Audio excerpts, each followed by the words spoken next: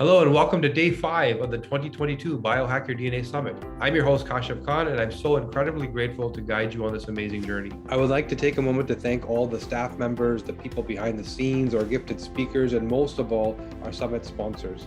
Please be sure to check them out with the links given in the videos because they have helped us make this incredible event possible. Special shout out to Eugenics, Living Proof Institute, Chili Sleep, because without them, this incredible event would not be possible. Welcome back, everybody. We're going to dive into another really cool subject today. We've talked a little bit about epigenetics expression. It's sort of popped its head through in some of these discussions we've had. It's been hard to talk about how to take action on it. And that's where we're joined by Harry Massey today. So first of all, thanks for joining us. It's a pleasure to be here, Kashish.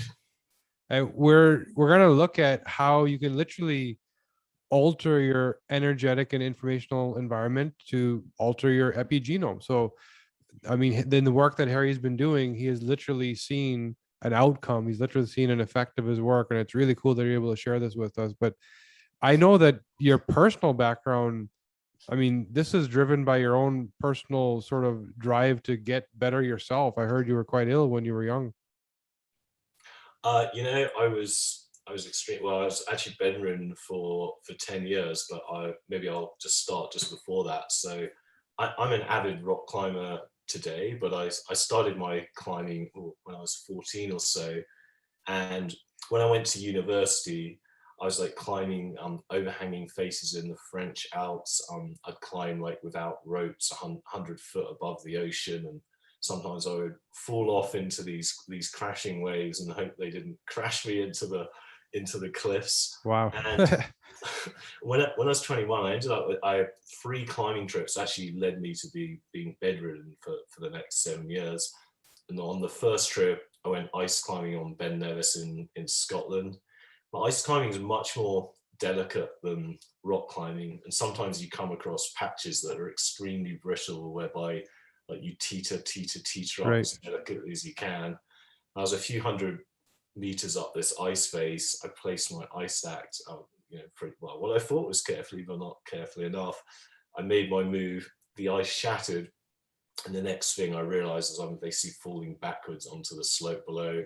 I managed to arrest my fall in this steep snow slope below, but unfortunately, although I was in pain, I walked off the mountain, and although I was in pain, it didn't really seem like anything that was broken. So I went to the local Scottish pub, had a whiskey, and it wasn't till a couple of years later, after I had a paragliding accident, that I was told that I'd fractured my spine during that fall. But I didn't stop climbing, and before that, just after that incident, I went to Chamonix in the French Alps. I got halfway up the Aiguille du Midi, it's another big mountain, started getting this fever where I'm shaking and shivering. So I got down the mountain as soon as I could, checked into a hotel.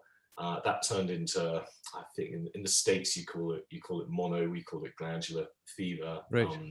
Which basically, I had that for like the next couple of weeks. But I didn't know what it was. And after that, I just became sort of increasingly more exhausted.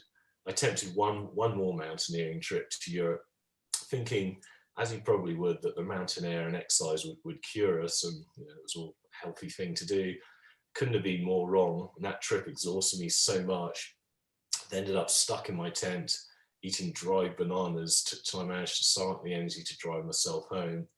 And really, that was really the beginning of having bed-bound chronic fatigue. And really from that moment, my days spent flat on my back, staring at the ceiling. It was really like living in a dark cloud.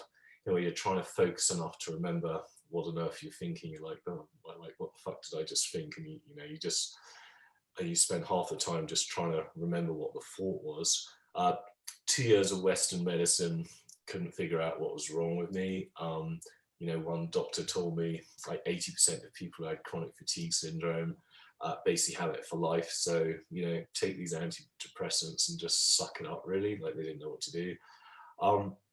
I just thought, honestly, I don't mind if I swear, but I just said, fuck that. And then I researched and tried everything to get my energy back, following every protocol to letter. I went to Africa to do a water fast, lost a third of my body weight, so while fasting is good, I wouldn't recommend extreme fasting. And the next thing I know, I was in a wheelchair. I tried IVs, supplements, all sorts of diets. I didn't try the meat only diet. That one wasn't popular 20 plus years ago. Ozone, coffee enemas that depleted my adrenals. And basically just trying to get well with just biochemistry. Honestly, it was extremely exhausting, and I was just getting worse, not better. So I laid in my bed, staring at the ceiling, like not climbing, not going on dates, not having a career. And it wasn't 1 year, not two, not even five. It was 7 whole years trying all those different therapies until finally I thought to myself, if I don't have energy, why don't I study where energy comes from? And that led me to bioenergetics, the study of energy in living systems. So I ended up, I wrote to the leading professor in the field with, I was using Yahoo because Google actually didn't exist then, who was Peter Fraser in Australia. He sent me this paper on quantum biology. I reckon I understood like about 10% of it. I was totally fascinated. And that's when I felt, honestly, something I hadn't felt in the last 6-7 years, which was hope. I volunteered to become his research guinea pig. So like I was a bit like the guinea pig in a story, like the mouse in a lab.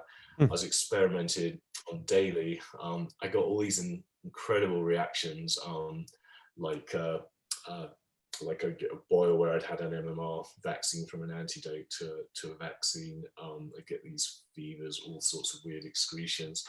And little by little, I ended up getting my energy back and slowly started living my life again. Being able to go on dates, go rock climbing again for the first time, rebuilding friendships. And perhaps more importantly for this conversation, I ended up starting our bioenergetics research and development company. And today that company that we started with Professor Fraser has turned the research into many different technologies that are able to detect and correct your health and energy. And really for so long, we've been using chemistry or mainly actually drugs to treat symptoms.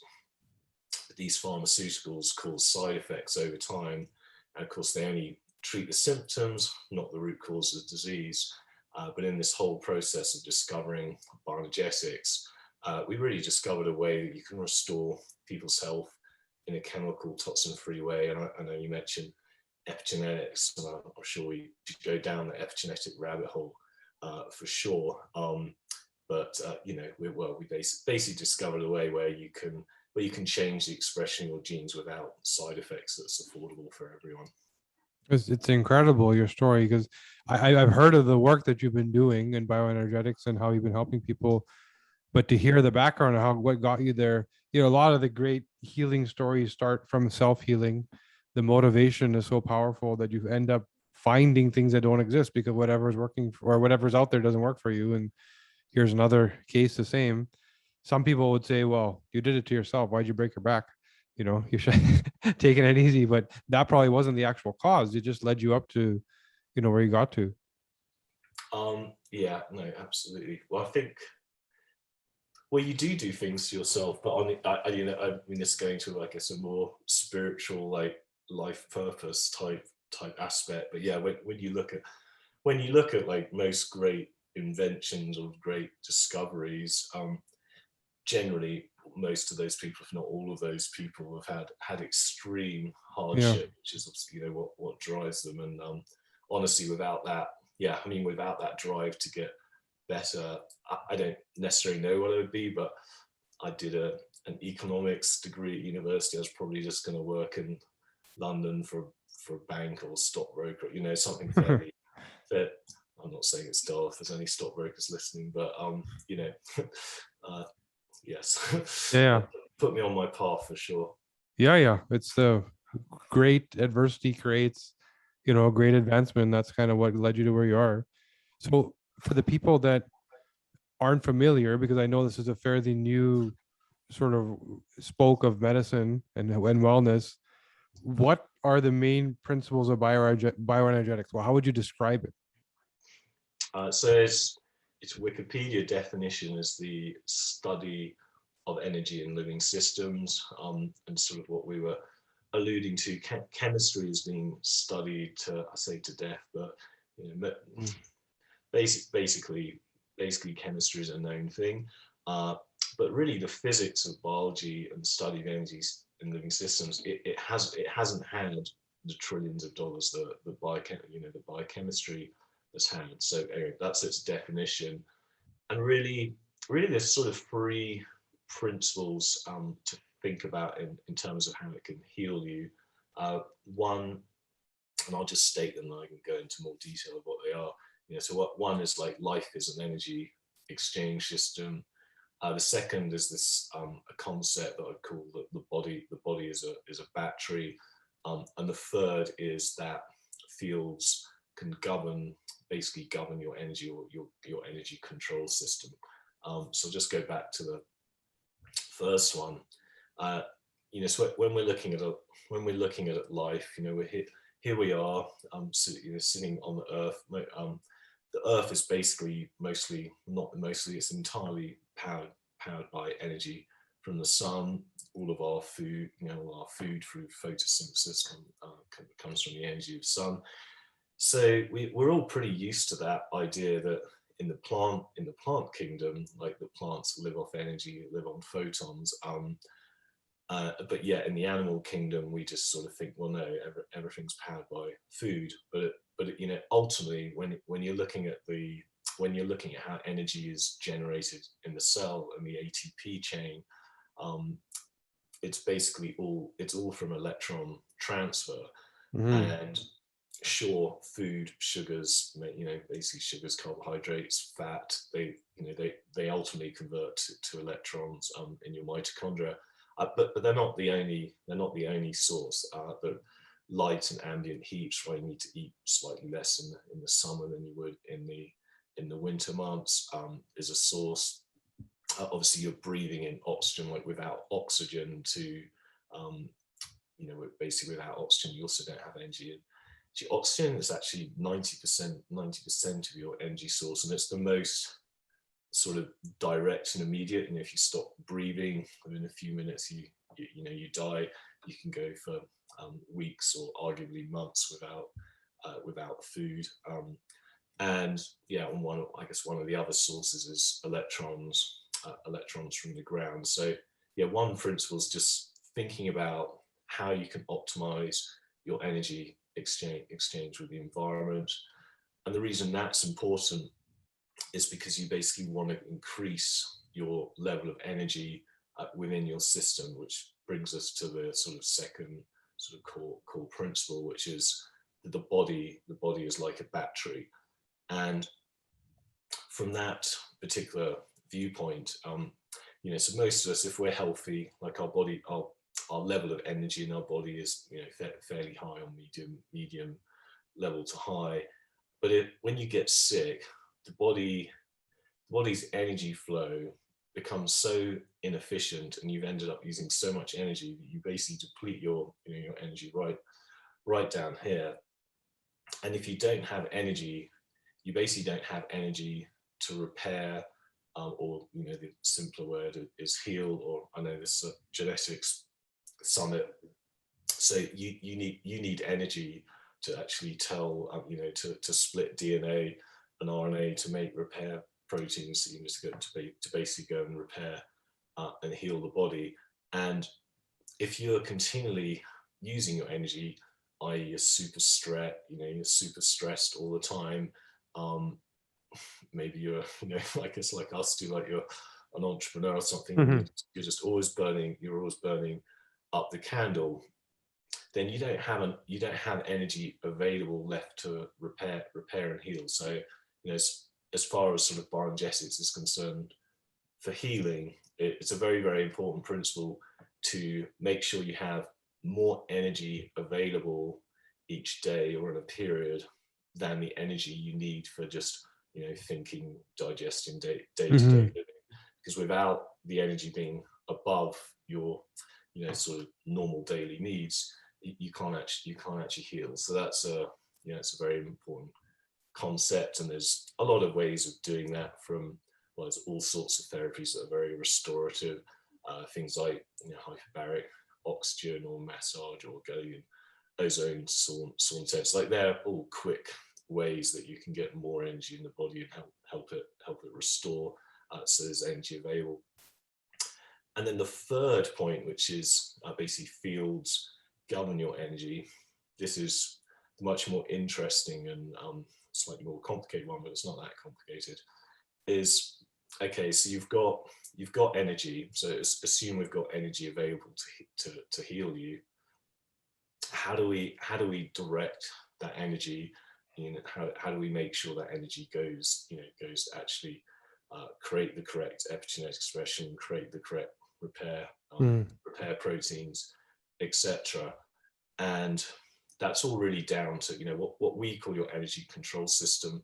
But really, if you like, it's like the master control system of the body.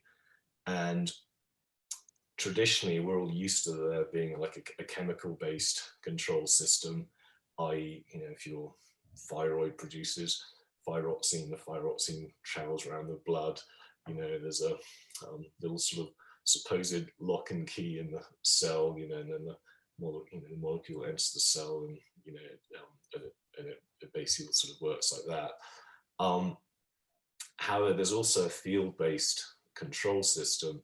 And obviously, when you're comparing a chemical-based control system and a field-based control system, where a chemical-based control system is a little bit, not wrong, is not quite the right word, but where it breaks down a little bit is that it's not as efficient as a field-based control system, because it's basically slow, or a lot slower, because the chemical has to travel through the blood to get to the particular receptor. And if you're in a car crash and you're instantly reacting, that's basically, that's your nervous system information traveling through your nervous system on a field-based type control system. Or while we go down the nervous system, the nervous system actually travels at all sorts of different speeds. It has different thicknesses. That's why it travels at different speeds. It's disjointed, and even like a conventional nervous system can't really control the body instantaneously at once. And the majesty of the body, it's like this 3 trillion sort of reactions happening at any one time in the body.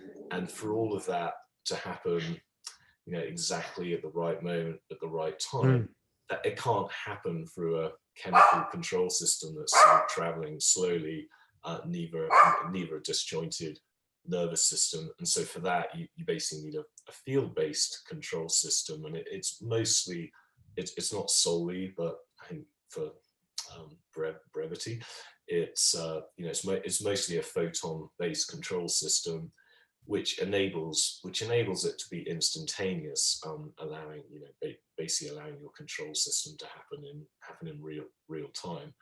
And the bottom line is, if there's a distortion in your control, Abby, sorry, if I'll shut the door. Abby, go upstairs.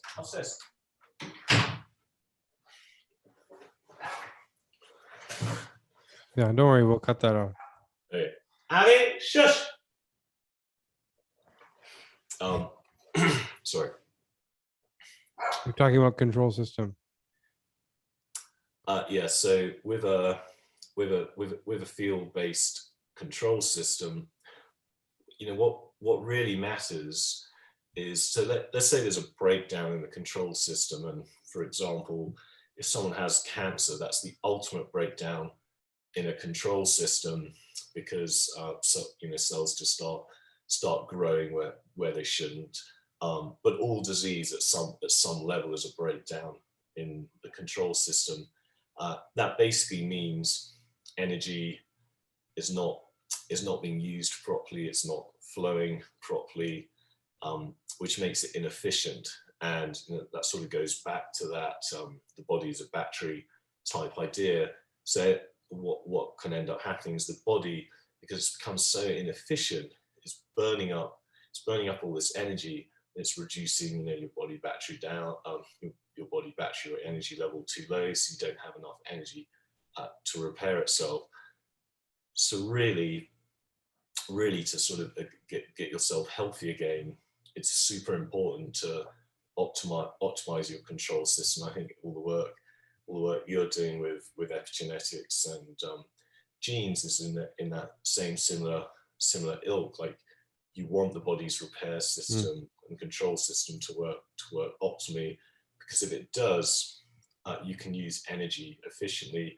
If you're using energy efficiently, energy in the end is the currency of life, as in, very, very directly. Like, there wouldn't be life on Earth if there wasn't energy. So yeah, it's really those three principles combined that's sort of at the core of bioenergetics and how you can get people well.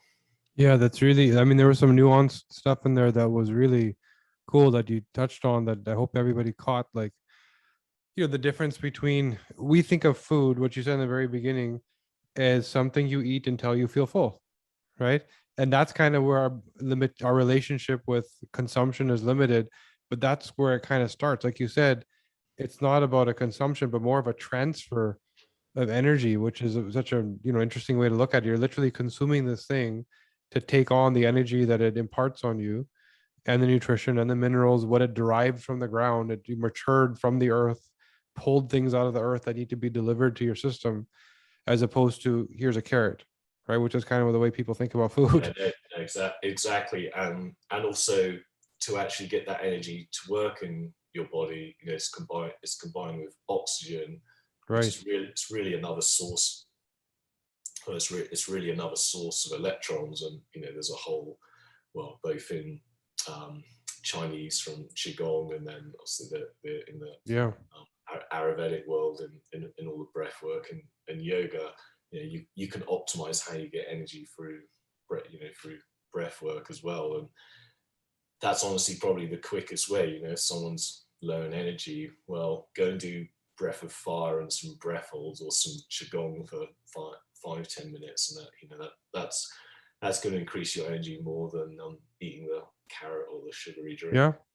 And the funny thing is that people hear that and they think, well, my doctor hasn't told me this, and this isn't science, but science already will tell you that every cell in your body takes in oxygen and nutrition to create energy. That's basic biology, right? That's taught in high school and university, but we don't consider the practical implication of that you need to take in nutrition and oxygen to create energy, which means if you take in more oxygen, you'll get more energy. And that's what breathing is. And when you put it in the context of breathing, it just sounds too easy to be real, but it is that real. That's why you see people, like you said, Qigong masters we Well, talked to. honestly, yeah, you just think, I mean, if I go back to when I was really sick, you're just like, yeah, that's not gonna heal me. Like, what's all this woo type stuff. Yeah.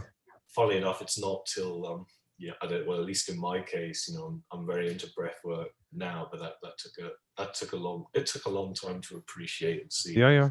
how it works. Yeah. And it's hard to measure. And that leads us to the other area that really resonated in what you said about where our interpretation of outcome is based on biochemistry, right? And we have this sort of funnel that forces us down that route of thinking, because all of what we're measuring in healthcare is chemicals, right? All the blood work we're doing, everything is around biochemistry. So of course, the measure of success is also going to be around biochemical intervention. And nobody's asking, this is the same difference between symptoms and systems, or illness and root cause. If you're only looking at the biochemical measure, then you're only looking at the outcome of whatever you did wrong 10, 15 years ago and kept doing wrong for so many years, that finally led to that chemical imbalance that you now measure and treat, which really is a symptom. And the way you put it was, sort of made it easy to understand in terms of, well, there's biophysical or bioenergetic before that, like many layers Well, before that. even matter, matter ultimately comes from energy, and there's a very famous Einstein equation, which is E equals mc squared. I mean, it's literally says it right there. Yeah. Energy equals matter. And this is probably going to be horrible to pure biochemistry people, but there's been experiments where they'll take chickens and won't feed them any calcium, and yet they're still making eggs. They're not as calcified for sure. Right. And then when they burn the chicken and all the eggs, and then they calculate all the calcium at the end. The bottom line is somehow the chicken was able to manufacture calcium, and really the only explanation is it's basically making it out. Well, it's basically making it out of energy. So anyway, in the body, you don't necessarily need all these absolutely super precise amounts of every element. It's actually, well, at least from my point of view, it's more important to optimize energy, because if you're deficient in energy, that's when you really are sick. And increasing energy it's actually to me, it's the quickest way of recovering. So Definitely the second thing you said about the concept of the battery, I heard recently, and I don't even remember where I heard this, that we have 10,000 times the light of the sun as energy in each individual human being. Yeah, maybe if you're 6'2" or 5'2", it goes from 9,500 to 10,000, who knows, right? But it's in that range, and it's all compressed within these like walking black holes that we are. That's condensing all this energy. So through bioenergetics, are we saying that, okay, first of all, we're breathing and we're taking and we're creating, but how do we tap into all that exists? The next level of that question is, or I say of explanation is, so I just said it's a battery for simplicity. Right. It's closer to a water battery, and so there's a scientist from University of Seattle called Joel Pollack. And he studied structured water and EZ water. He also just before he did that, he was a cell biologist. But the bottom line of all of that is water inside a cell is different to the bulk water we have in a glass. Right. And that water is more like a gel. It's H3O2 instead of H2O. And when it's H3O2, to what you were saying there, it's able to absorb, basically it's infrared. You could call it light or heat, however you like to say it, but it's basically an infrared wavelength, and it's able to store that energy, and it's also able to release. Well, it basically it basically transforms photonic or heat energy into Right. electrons, and that source. Those electrons can then be used by energy in the body. And that, I briefly said at the beginning, like in the summer, you don't need to eat as much as in the winter. That's why, is because you're actually converting heat and light into a source of electrons that your body uses, which, you don't read that in any diet books, but it's true. Yeah, it makes a lot of sense. So then, okay, so earlier on you had said that, during your healing journey, you had tried things like, HPOD, like oxygen chambers and different things, and you kept struggling, and then eventually you got things right. So what did your protocol look like? Like, what did you do to go from bedridden to back to rock climbing? So originally, I think when I was 26, I ended up meeting this scientist in Australia who's called Professor Fraser, and he was the one who, like before I met him, he'd spent the previous 25 years basically mapping out what we now call the human body field, but basically the field of energy in the body, or in other words, that energy control system. And so he made, I've got one on the table. So he was making, he called them magnetic monopoles or something in those days, but we call them an infoceutical. It's basically this idea where we've recorded the information of like it could be a healthy liver, healthy kidney, etc. But it's basically it's basically the information that will help the body's control system go back to homeostasis. And it's sort of related to the idea, it's related but exact opposite of the idea of homeopathy. Whereas in the idea of homeopathy, you can take a dilute substance of something that will cause the symptom. But the insight we had and Peter had was like, well, why get the body to attempt to react against something? Because it goes back to the body battery idea. That takes too much energy if you try and get the body to react against something, a bit poisonous. Why not just give the body, no, look, your liver or your brain or your emotions should look like this. And if you tell the body in what direction to go, and it has the energy, like, sort of to answer your question, my two ways are very simple. It's like one, I was exchanging energy of the environment so I could recharge my body battery, and two, I was directing that energy within the body, basically optimally. So I was and if you do that, the body will heal itself in the end, because you're telling the body how it can be, like, this is the optimal blueprint, or how you can be when you're functioning properly, and you've got available energy. And if you put the two together, the body's healing system gets activated and you heal. I mean, that's the bottom line of how I got healed. And there's a lot of ways you can do that. I mean, hyperbaric chamber is a way that you can increase the energy in your body while you're resting. Ozone steam tents might be another way. Breath work, qigong, yoga, all these things are other ways. Gently walking is actually a great way, because if you walk for 2-3 hours, which sounds quite hard if you're sick, but you just build up to it, because just in moving, you're exchanging so much energy with the environment that ends up recharging your battery. But of course, if you are trying to go on a fitness type thing of like, well, I'm gonna run, bike, or have all these goals in your head, that's actually, you don't want to do that, because that's depleting. It's just from a pure, I'm not talking about from a pure healing aspect, which is different to peak performance aspect. From a pure healing aspect, you just want to optimize the exchange of energy without depleting yourself. So that's why things like walking are great.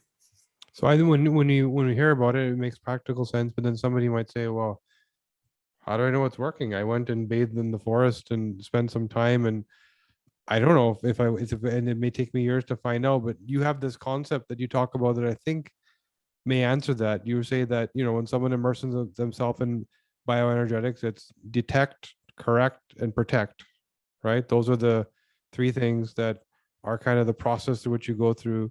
So how does somebody know they're doing it right? And what do these three things mean? What should they be doing?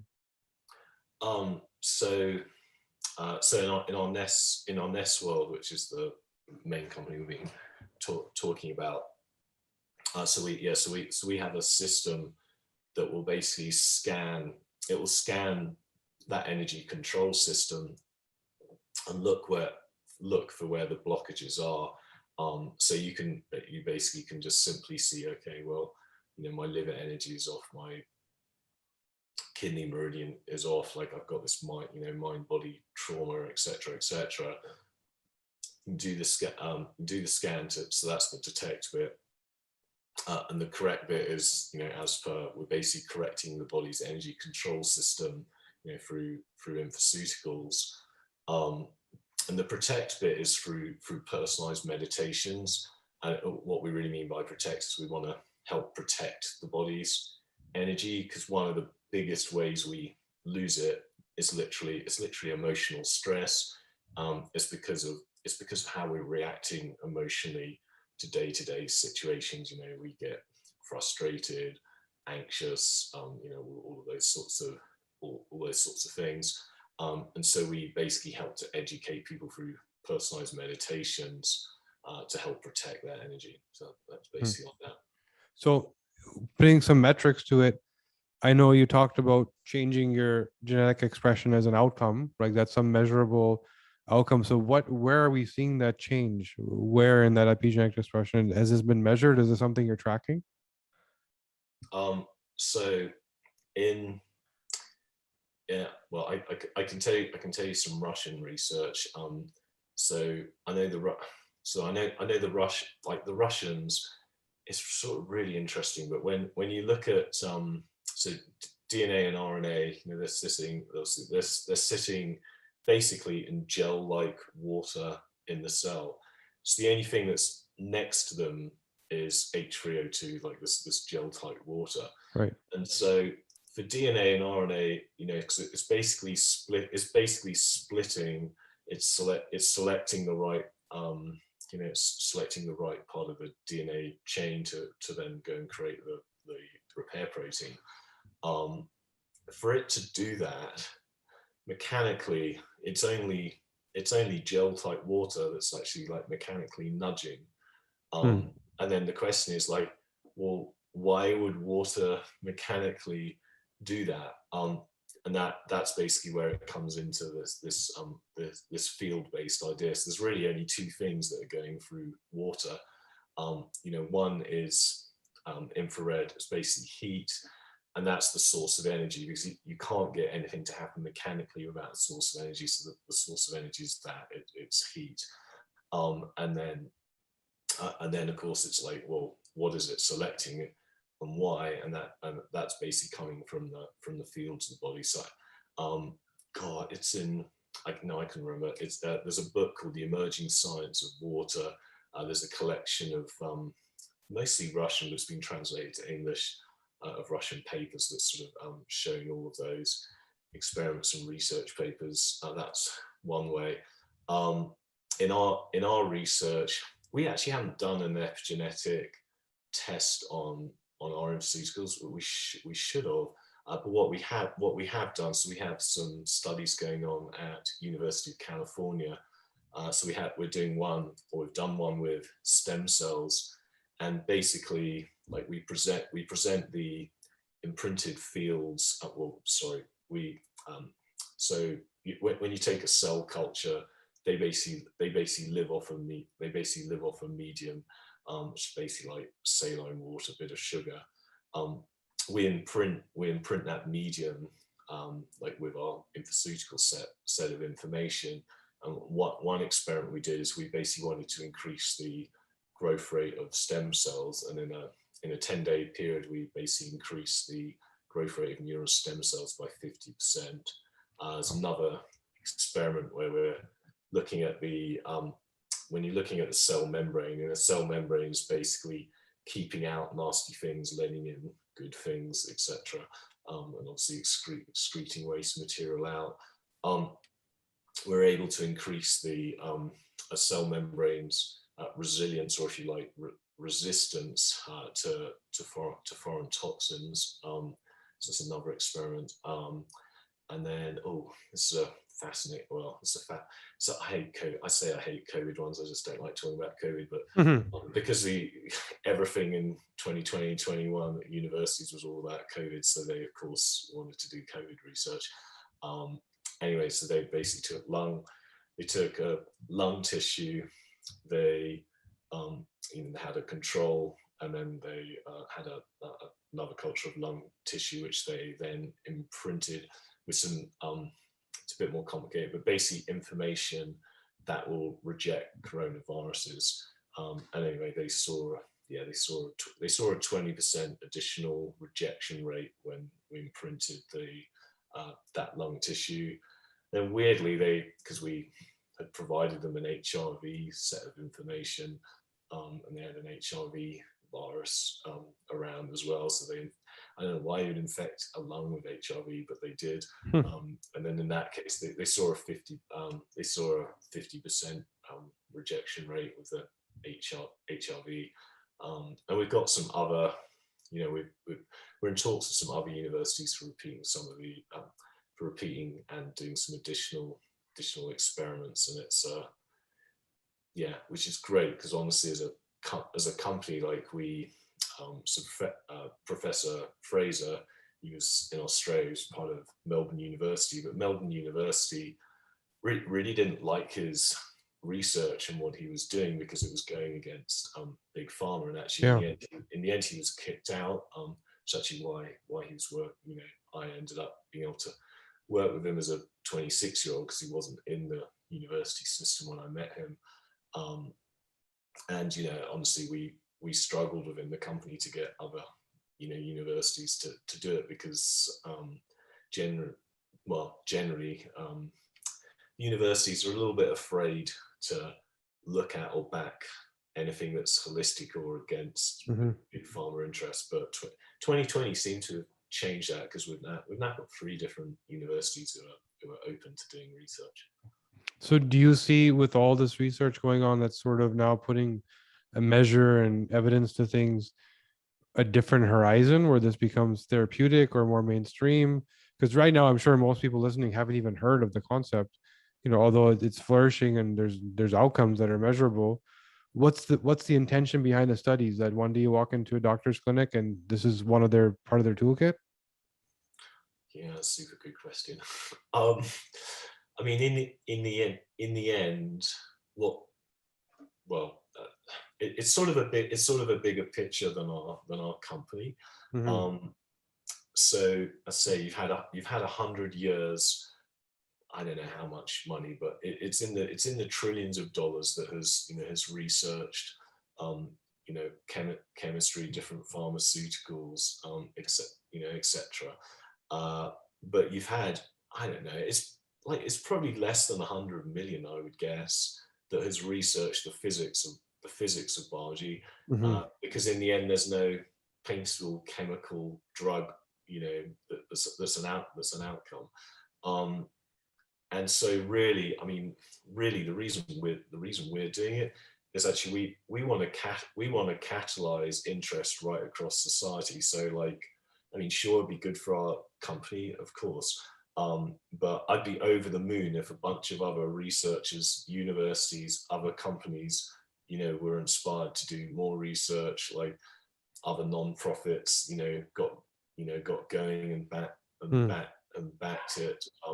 Because in the end, the promise to society of what, but I mean, honestly, it's like literally, we're missing 50% of the picture. Like we know the biochemistry part, and it's super important, um, but the physics of biology, it's a whole other 50% of the health or biology coin that we don't know much about, but its implications for, you know, reducing costs in healthcare, for increasing the effectiveness, for obviously for healing people are huge, and that, you know, they're way beyond the company. So, you know, yeah, we're just trying to get the ball rolling. God, I mean, if people want to help with that, I mean, we do have a non-profit of the Institute of Biogenetics, and 100% of the money, like we don't take any admin fees or any of that rubbish. 100% of the money goes to the universities that are researching. Um, but yeah, I mean, it's a really important project for me. Yeah, that's very cool that you're actually working towards the advancements outside of your own company. Like it's just the general wave, all, you know, they say all boats rise with the tide, so you're creating that tide, right? And with things like this, we think because we don't have access to the solutions that the sort of powers that be haven't researched them, but typically they just haven't been able to commercialize them, so they understand just as much as you or whoever's working on them that how effective this stuff is. So it's not that they doubt that it works. And a It's lot of people are afraid, honestly, in this space. You know, sometimes you come across, you know, I definitely come across people every, whatever it is, every couple of years, you know, got some amazing invention, you know, cured a lot of people, yeah. with something in this space, but they want to stay under the radar because they think, I don't, yeah, they think the FDA is going to put them in jail or whatever, but you know, or they just get too protective, which is a shame because, well, I mean, generally, like anything, you know, as long as you don't make a direct, you know, as long as you don't make a direct product claim, that isn't really true, you know, and it's much better for society if people get the word out. Yeah, and that's the reality is that the research and the publications allow you to make claims, FDA clearances. But what we can see is that the people in need no longer are judging, any product or service by the standard mainstream yardstick. They want the anecdotal data. They want to know that somebody got better. That's good news to me because on the stuff that I'm told is evidence and science based, I'm not hearing about people getting better. I'm hearing them staying in some form of treatment with a disease for some number of years and just managing it. But hearing about reversal seems like a miracle when the only miracle is that people like yourself go out there and access and unlock knowledge, which really is ancient knowledge that our ancestors knew that we forgot, right? Because we went down a different path. In So the end, the body wants to heal. I mean, in the I mean how would I describe it? But the magic of the human body. I mean, I don't know. I like to say like the body basically is its own miraculous doctor.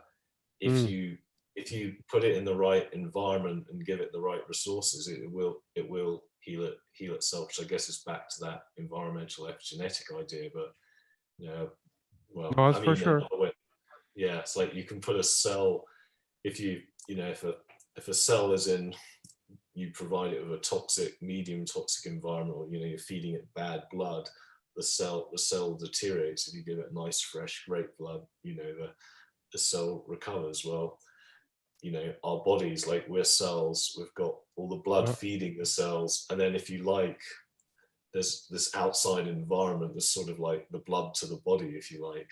yeah. Yeah, if you optimize the environment, you can optimize your blood that optimizes your cells. So your business with the interest in infoceuticals, or I've never actually said that word before. That was the first time. So your intention now is that with what you've discovered in terms of root cause, you now have a suite of products called it that solve these things. And I think I heard you say like organ based or system based. How does that all work? Yes, there's 82 infoceuticals. There's basically 16 organs, 12 meridians. There's different ones that affect different tissue terrain. Which can correlate to different viruses and bacteria. And then we have like there's 12 or so ones for all the emotions and sort of mind body type correlations that happen. And then yeah, all of those are selected by the overall scanning system, which we call the biogenetic wellness system. So people go through some form of an assessment to personalize and help them navigate and select what they actually need. Yeah, exactly. Basically, if they go to our site, which is neshealth.com, on there they can either, well, yeah, they can basically find a practitioner, and the practitioner can work with them remotely, so they can do the tests remotely, and then the infoceuticals are just drop shipped to them. Very cool. And this term of infoceuticals, I mean, it's such a cool name. Is anybody else doing this? Because I literally haven't heard this term before. We are the only ones. I say, I mean, the rest of either like the homeopathic or energy medicine world, um, they're all in that reverse idea where they're either testing for viruses or toxins, or and again, or they're presenting something like a homeopathic where they want the body to respond to it. We we're the only people, and the reason we're the only company is because of our co-founder was Professor Fraser, and he'd been mapping out the information of the human body field for 25 years before I met him. That was 20 years ago, so it's like 45 years ago now. That's why, basically, because we're the only one with that map. Hmm. So before we leave, I know this is But I don't awesome. think we won't be the only people in the future, because researchers are going to get on this idea. Yeah, yeah. That's for sure. And you're sharing research with the world, which, it's kind of like Elon Musk opened up his patents and said, well, if everybody starts working on this, then the whole industry is going to get better. There'll be charging stations everywhere, etc. You need infrastructure to change the world, right? So So Yeah. before we go, I mean, this was really awesome. It was insightful for me because you took some things that I had sort of seen in bits and pieces and put them together, made it easier to understand. For someone that, is hearing this and believes that this is something they want to work on, what's two or three things they can do literally like tomorrow just to get started and start working on how they influence their energy? It's probably honestly those three things we started with Same at the three. beginning. So just think about how you can optimize your energy of the environment. So things that are free, I say, would be like breath work, qigong, go for a walk. They're all free. In terms of, obviously I would recommend having a scan, because then you can actually see where all the blockages are in your energy system. And from that, I say it's pretty inexpensive. They're like $30. What kind of scan is that? It's called the Biogenetic Wellness System. You can do it through voice, so hence you can do it remotely. Okay, very cool. I say it's on neshealth.com. Oh, so they can actually access it through your website. They can access, yes, they can access a practitioner or coach who would then take them through, because we as a company don't offer it direct to the public. So Right. we're working via practitioners. But on all that note, I don't know when I think the summit's coming out in August, is it? Yes. Yeah. In August. In November, we're actually coming out with a wearable that will detect, correct, protect your energy, basically all based on a wearable. And that is a direct consumer product. If you want to look up that, that's energyforlife.com, although it won't be available till November. Very cool. So this wearable is going to track your current state in terms of, call it, your field. It's not as detailed as the practitioner system, but it does track your energy, different emotions, and obviously it does basically correct what it's detecting in real time. That is awesome, man. The work you're doing is incredible. I'm sure people appreciate hearing this today. I urge people, go to the website, check it out, at least get the scan done and start to understand where you're at, maybe make some changes. Thank you again, Harry. This was awesome. No, thank you. Thank you very much. It's a pleasure. If you're enjoying these presentations so far, consider taking home lifetime VIP access to the entire Biohack Your DNA Summit at a special discount right now. You're not only getting on-demand access to all 40+ interviews and bonuses, but you're also helping support our mission and getting this wonderful health information out to as many people as possible. We're back and we're talking to Andrea Donsky, who I've known for some time, and we should have spoken to earlier. We actually got connected last week because you're hosting a big summit coming up. I am, yes. We're going to talk about that a little later. So Andrea is a nutritionist. She runs Natural Savvy, which a lot of you have probably already been to and seen and heard. Been on TV all over the place trying to help people with their health. And in that journey, you became an entrepreneur because you said that here's something that I need to fix and I need to do myself. And we just looked at your brain genetics. We understand why you went down that path and you decided to build a business out of it. So first of all, thanks for coming. Yeah, thanks for having me. I'm excited to be here. Yeah, it's good. So now you, Andrea, the nutritionist turned entrepreneur, running Natural Savvy. We literally were just looking at your genetics before starting. Yep. And what we saw was that you are a binger. So you go down this path of like, I find this thing that I like and I enjoy, and I kind of get stuck on it. And for you, it didn't happen to be pizza or drugs or whatever. It was work. Yes. And you've been doing it for, like you said, 20 years. Yes, right? Almost 22 years in March. It's unbelievable. And yes, I am and it makes sense now. So I'm so happy that we talked about that before, because it makes sense. I am literally 24/7 learning. Yeah. And the more I learn, the happier I am. And when it comes to learning, it's always health and wellness related. And I remember, I don't know, it was 10 days ago, I mentioned somebody to you, and about an hour later, you're like, oh, I just listened to his podcast about that thing. Exactly. I was like, what are you talking about?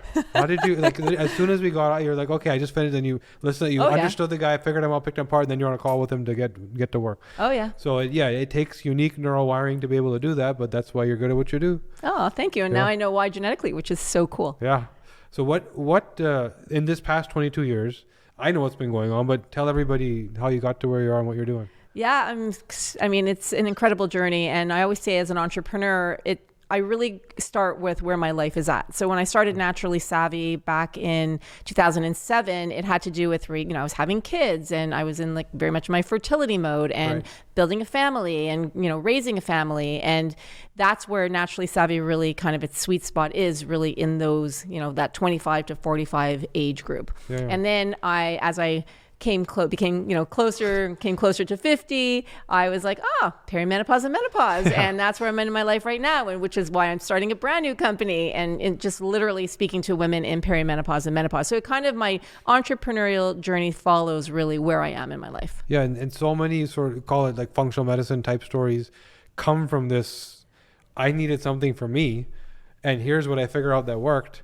And I noticed I'm not getting this advice from anyone else. And I noticed that the other women don't know about this thing yet. And that's, with your entrepreneurial mind, would drive you into, I'm going to help more people. Oh, yeah. I mean, that is literally my pleasure. Like we were talking about what drives pleasure. And for me, it's helping people. And helping myself understanding it so then I can explain it to others and help others on their journey. Yeah. And I remember working with you earlier on. In fact, when we weren't even the DNA company yet. We didn't even know what we were. we were researching, learning. We knew we had something, but we didn't structure it yet. I met with you.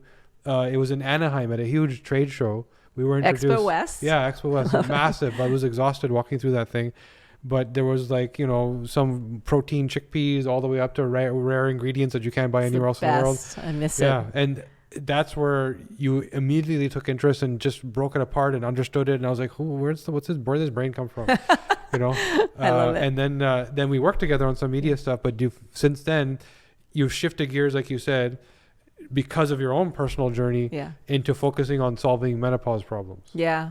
Right. So, it's interesting. I have 3 children and I had my first 2 when I was in my 30s, 33, 35. And then I had my third when I was 41. Okay. And in my mind, I was like, okay, so I'm 41 and my mom had a hysterectomy. So I don't even know when she would have went into menopause naturally. Right. And I had my third at 41.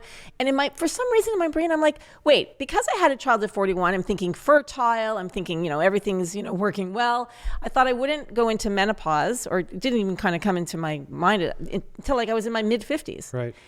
So when I turned 42, things started to happen. I started gaining a lot of weight. My mood started to become really erratic. I started to get, night sweats. Like things just were kind of shifting. And I didn't really understand what it was until I was 47 when I got my first hot flash. And that's when I was like, hot flash. Yeah. Menopause. That's what made the connection. I never thought, weight gain. I never thought mood swings. I never thought all those other things that come with we now know more than 85 different signs and symptoms of menopause. But really what did it for me was that hot flash, because that's the most common one. We know like more than 75% of women in menopause have hot flash. So that's what led me down my journey. And I remember thinking to myself, like, first of all, I couldn't function. Like the hot flashes were so bad. They were many, many times a day. They would last for like 30 seconds each. They'd go in and come back again. And I remember looking at my husband and I thought, I'm a nutritionist. This is what I do for a living. Yeah. How is this happening to me? Like I was so confused. I didn't understand. I felt like I had no one to talk to. I felt really alone and embarrassed. And I thought, okay, so I have 2 choices. And I looked at my husband and I said, I can't go on like this. This isn't going to happen. This is not a quality of life. I am miserable, miserable. And I tried everything under the sun, natural supplements. I didn't at that time, I didn't know much about hormones, and I tried supplements. Nothing was working for me. And I thought, okay, I'm going to take matters into my own hand and I'm going to do my own research. And this is where I put my binging to work. I'm going to use that terminology now because I absolutely love it. And that's when I put it to work. And I literally haven't stopped researching like since that day. Since I was 47, now I'm 52, just turned 52 recently. And I have figured out how to help my hot flashes, how to help my night sweats. And obviously as time went on, more and more symptoms started to appear. Right. But that's when things started to make sense to me and said, okay, now this is going to be my career. So when you talk to the average person, you go down the street, talk to 10 people about menopause, they're going to talk about hot flashes. They're going to talk about maybe aging or a hormonal change. That's kind of it. That people know, unless you've been through it. But you're saying there's 85 symptoms. Yeah, I mean, so one of the things, part of my personality is tracking. And when I do my research is I really love to learn from as many people as possible. So I always say I learn from myself as that N of one, right? So that I'm that one person. But then I also listen. I do a lot of social listening and a lot of listening to people who are in this actual phase. And what we discovered was that there are, in fact, more than 85 different signs and symptoms. And that's literally by me going into this doc on Drive and like, well, of course we had somewhere to start. We knew that there were about 40. You know, it's very common signs and symptoms, but then going in and literally listening to people and going, oh, okay, here's another one, here's another one, here's another one. So now the list is really way over 85, but I kind of use that as our terminology of like more than 85. So we know the most common, we call them our, well, we call them need states in terms of how we want to help them, but we know that the most common are anxiety. So anything like brain related anxiety, mood swings, brain fog, any of that, memory, all of that plays a really big role. Sleep, massive issue for women in menopause and perimenopause. I mean, I'm on TikTok. I'm very active on TikTok, and my best performing videos are all around sleep. It is such an epidemic. It's unbelievable to me how we have so many, and again, the whole women and women's health thing, that's a whole other conversation, which we can or cannot get into. But, sleep is a big issue. We know that, so I talked about anxiety, brain, sleep, hot flashes, like we just talked about, right? And then night sweats come with that. So the hot flashes during the day and then night sweats at night. Energy is another big one, right? So there's so many big categories where women are suffering a lot. Inflammation, pain in their body. So we now know that there are so many different areas where women need help that's why I'm on a mission. I'm on a mission to help women, but also get rid of the stigma around menopause, right? Like it's not an embarrassing thing. Kids go through, teenagers go through, or preteens go through puberty, right? Then we go through our fertility years. Then if we're blessed to live long enough, we go through menopause and perimenopause. So if we're blessed to live that long, we are all going to go through perimenopause and menopause at some point, right? So it's talking about it. It's having the conversation. It's getting rid of that stigma. It's a way of life. And I remember when I was turning 50, I was super embarrassed of turning 50. So when I turned 47, 48, I was like, oh my God, I'm like a few years away from 50. 50 is so old. In my mind, I'm like, wait a minute, am I like, I'm so old. It's like crazy, the thought of it. But even though I felt like I was 30, and I remember listening to an Oprah podcast, and she was saying, I don't understand why women are afraid to tell their age. And she was talking to 3 supermodels. They were supermodels who were in their 60s at this point. She said, because as we get older, it just means we have so much more experience behind us. And something just clicked, and I thought, aha, Oprah and her aha moments. I was like, I got it. No more embarrassment. I'm going to own my age. And ever since then, I tell everybody how old I am. Now I'm like, even people who don't ask, I tell them how old I am. That's awesome. And those 85 symptoms, when you go, the average woman who has the average medical experience, who has her pain and her hot flashes, goes to the doctor first thing, right? Yeah. Help me with this.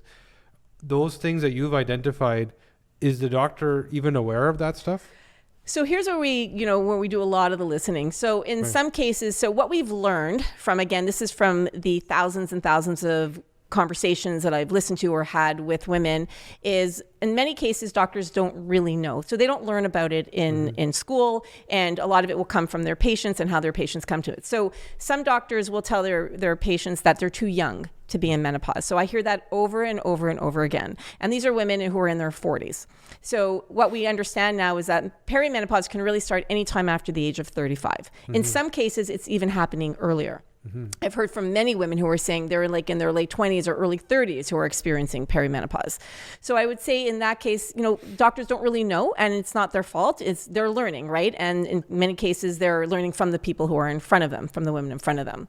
So I just feel like as time goes on, that, the more I always say we have to empower the people around us. And that includes our healthcare professionals, is to say, well, here's what I learned. So here are the symptoms. We know that there can be these symptoms and, perimenopause and menopause. Here's what I'm going through. And here's, take it to your healthcare professional to explain it to them, because they'll need explaining as well. So unfortunately, I feel that, we're not listened to as much as I'd like. We're not there yet, I think. I think it's going there, but I think it's not there yet in terms of, understanding fully what women are going through. I think a lot of what you're talking about also in terms of, it's supposed to be this way, meaning that the perception of the doctor, right, 25 too young, 35 too young, is based on sort of old data, meaning that, here's what a woman is designed for. But guess what? Here's the environment we actually live in today, right? Endocrine disruptors, chemicals, something as simple as a Teflon pan that's coated in chemicals that were never meant to be in your body. You're on hormone therapy, you take a birth control pill for 15 years, right? So none of that, what we refer to as like the epigenetics, that load that you're putting on whatever your map is taken into account. And why all of a sudden does a 35-year-old woman have a 55-year-old problem? Yeah. Because she's accelerated by 25 years, not of her own doing, by not understanding that the water she drank or the chemical she was, or wherever she worked was an additional catalyst. 100%. Right?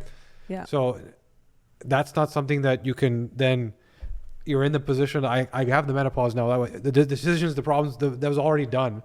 Yeah. So that's more education. People need to know. They education. Yeah. And genetics play a big role. So how did your mother go through menopause? And many of us aren't speaking to like our mother about that. We're speaking to our mother, but I'm saying we're not specifically about menopause. Yeah. So we're always encouraging, speak to your mother, your aunt, speak to somebody in your family. You know, if your mother's no longer around, you know, did she talk about it? And I'm very open with my mother, and even on my TikTok, I have my conversations with mom. And I'm like, okay, mom, so what was it like for you? And my mother's generation, nobody spoke about it, right? My grandmother, nobody spoke about it. Taboo, it was like embarrassing. It's about having that conversation and having it with your kids too. So I've got 3 kids. I have a boy, an 18-year-old. He wants to shrivel up and like go into a ball about embarrassment, the fact that I'm on TikTok talking about menopause. But he told me recently, which I thought was super cool. So he's at university and he's in residence, and he was telling me that the girls on his floor, so these are 18-year-old girls, love my TikTok page, and they love the fact that I'm talking about menopause. So I said to him, I said, you see,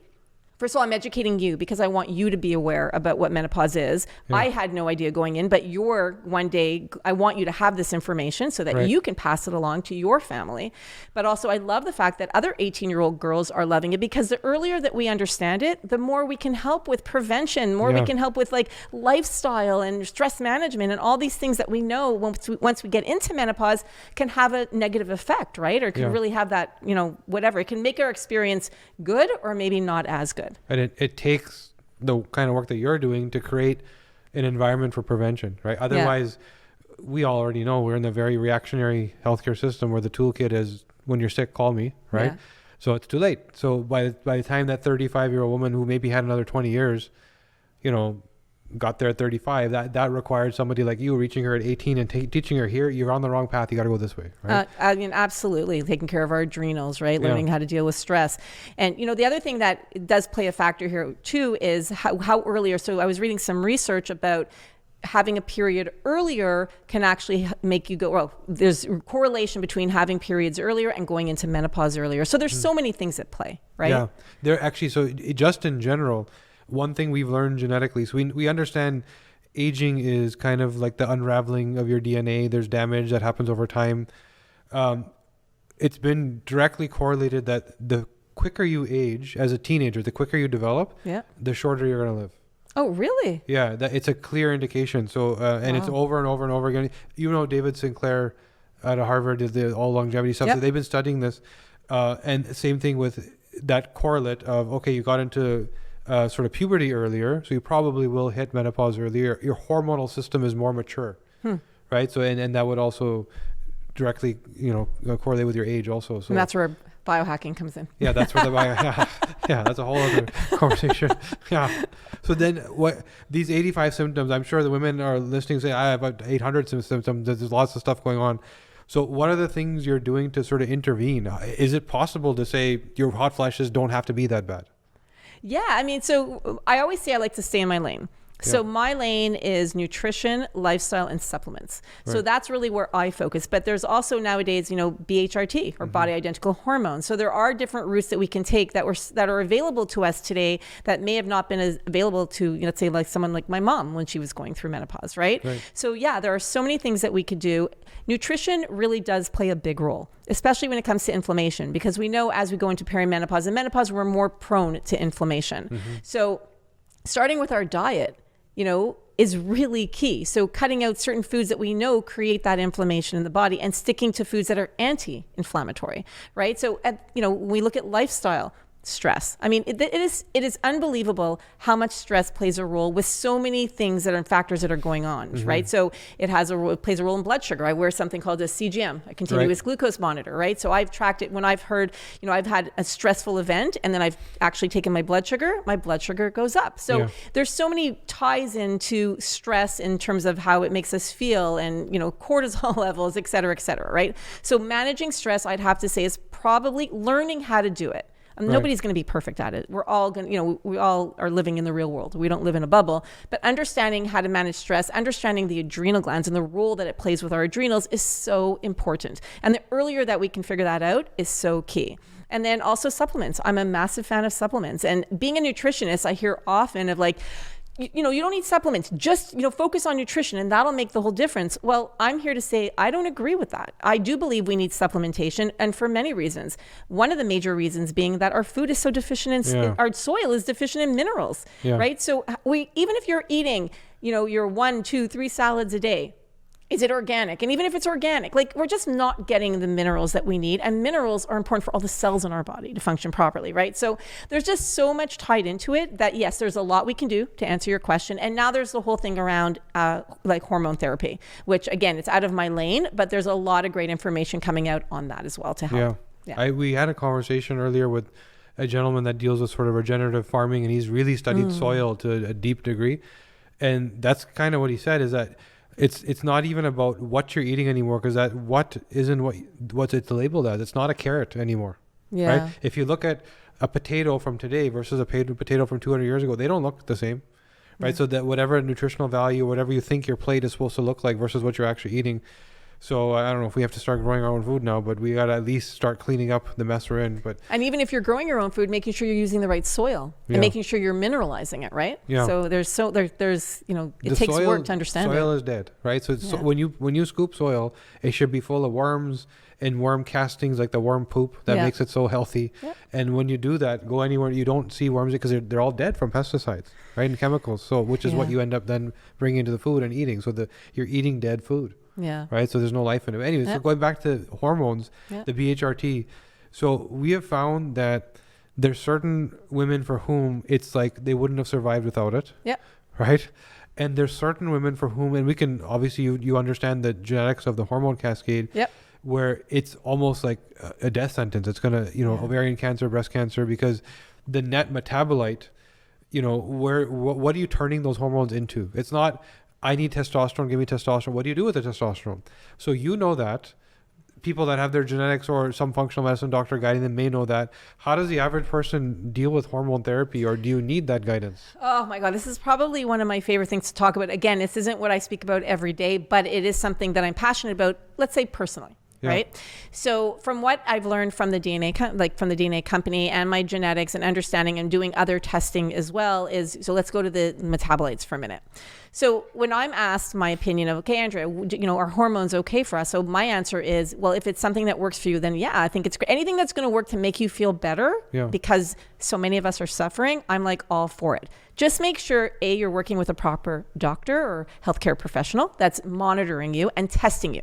The most important thing is they understand testing and genetics, and how your and also how are your estrogens metabolizing, right? So not just to put you on something blindly. And I did a great interview with an OBGYN this week, and I was, we were chatting openly about it, and she was like, absolutely, every single patient she works with, she is testing and testing often. So I think when it comes to hormone therapy, specifically, let's say body identical or bioidentical hormones, is what's important is when we talk about those estrogen metabolites is our estrogen breaks down into several different metabolites. And then, this is more sciencey, but it goes into the 2, the 4 is 16, one of the types of estrogen in our body. They go into the 2, 4, 16. How are those metabolized? We know that the 2 is more protective, the 4 and the 16 is not. I know for me, for example, most of mine breaks down into the 4, which is not the good type of estrogen. So we need to hack it, for lack of a better word, is to get that 4 to go to the 2. So if you're working with a doctor and you want to go on hormones, you need to understand how is your estrogen breaking down, how's it metabolizing, but also how are you methylating and how is your liver detoxification? One of the other things we find with women in menopause is that their liver can change up to 40% in volume.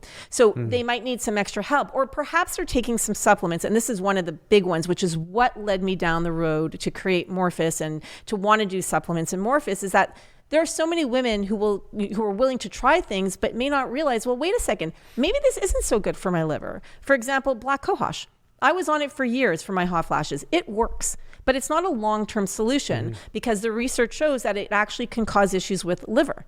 And I went and I go, because I'm the tester that I am, I actually have my blood test often, and I found that it actually caused higher liver enzymes for me. Right. And that's when I kind of went down that, wait a minute, let me go into the research. And it shows that it actually can cause that. So yes, obviously supplements are huge and I'm a big advocate, but also understanding what you're taking and just making sure that it's safe for you at this phase of your life, and taking all the factors into account. So, I hope that answers your question. Yeah. And I mean, you have the knowledge, somebody working with you or on your products, which we'll talk about, they're going to get that. But for the most part, people don't have that. Right. They don't, it's hard to get, they don't even know that they should be looking for that information. Yep. So when you finally get it and you land on something, how do you deal with that challenge of, well, I need my doctor to cooperate. How do I take this information to them and actually get them to use it and not tell me to, that's foo-foo science, or that's, and that's a constant challenge people have, that it's almost an ego battle, right? I mean, so the thing about finding the doctor who understands is, so there are a lot of doctors who will be open to learning from their patients, right? So those are amazing doctors. So if you go in there, you're educated, you go in there, okay, here's what I learned, here's what I've discovered, and empowering yourself to do your own research. That's one way.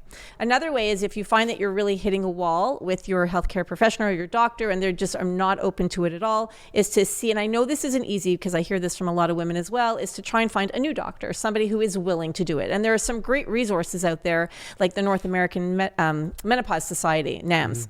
And so there are resources there they have menopause, specific healthcare providers that can help them, right? So they're trained and they're menopause certified. So that's another way to go. So trying to find a practitioner who understands what you're going through, because I am a believer that you need to work with a proper healthcare provider when it comes to this, because especially if you want to do, you have to, if you want to do hormones, right? Yeah. But I think if you find the right practitioner or the right person to work with, then you're golden, because then they'll listen to you and then they'll help you, they'll test you, right? Because some of these tests, any type of blood tests, you need a doctor to order for you, or in many cases, for the most part, you would need a doctor to help order that for you.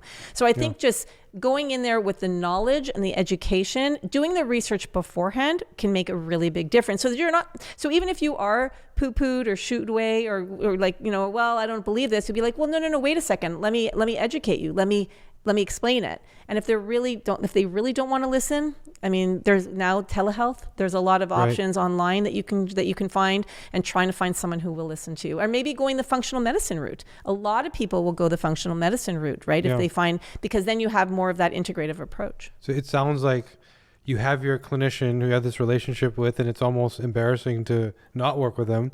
But consider that person your quarterback, right? That's like the triage where you start. Yeah. But if you have a Ferrari, you don't take it to Ford or service, and vice versa. Go to the specialist who knows that topic, that subject matter. You're dealing with menopause, whatever it is. Find that person. It's your right to do that, right? To go find that specialist. And absolutely. Like you said, go to the NAMS website. They're there. They're there for this purpose. You don't need to have that struggle or problem. In fact, when you talked about testing, right?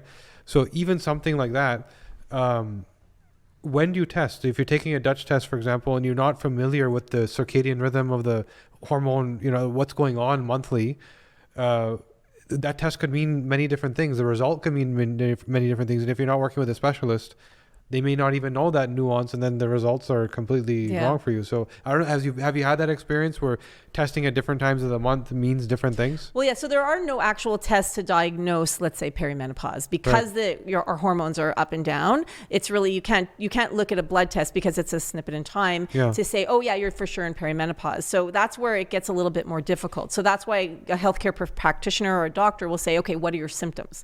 So it'll be, and I don't love to use the word diagnose because it denotes a disease, and menopause isn't a disease. It's a time in our life, right? It's a phase of life, but we'll use it for the ease of vocabulary, right? And understanding.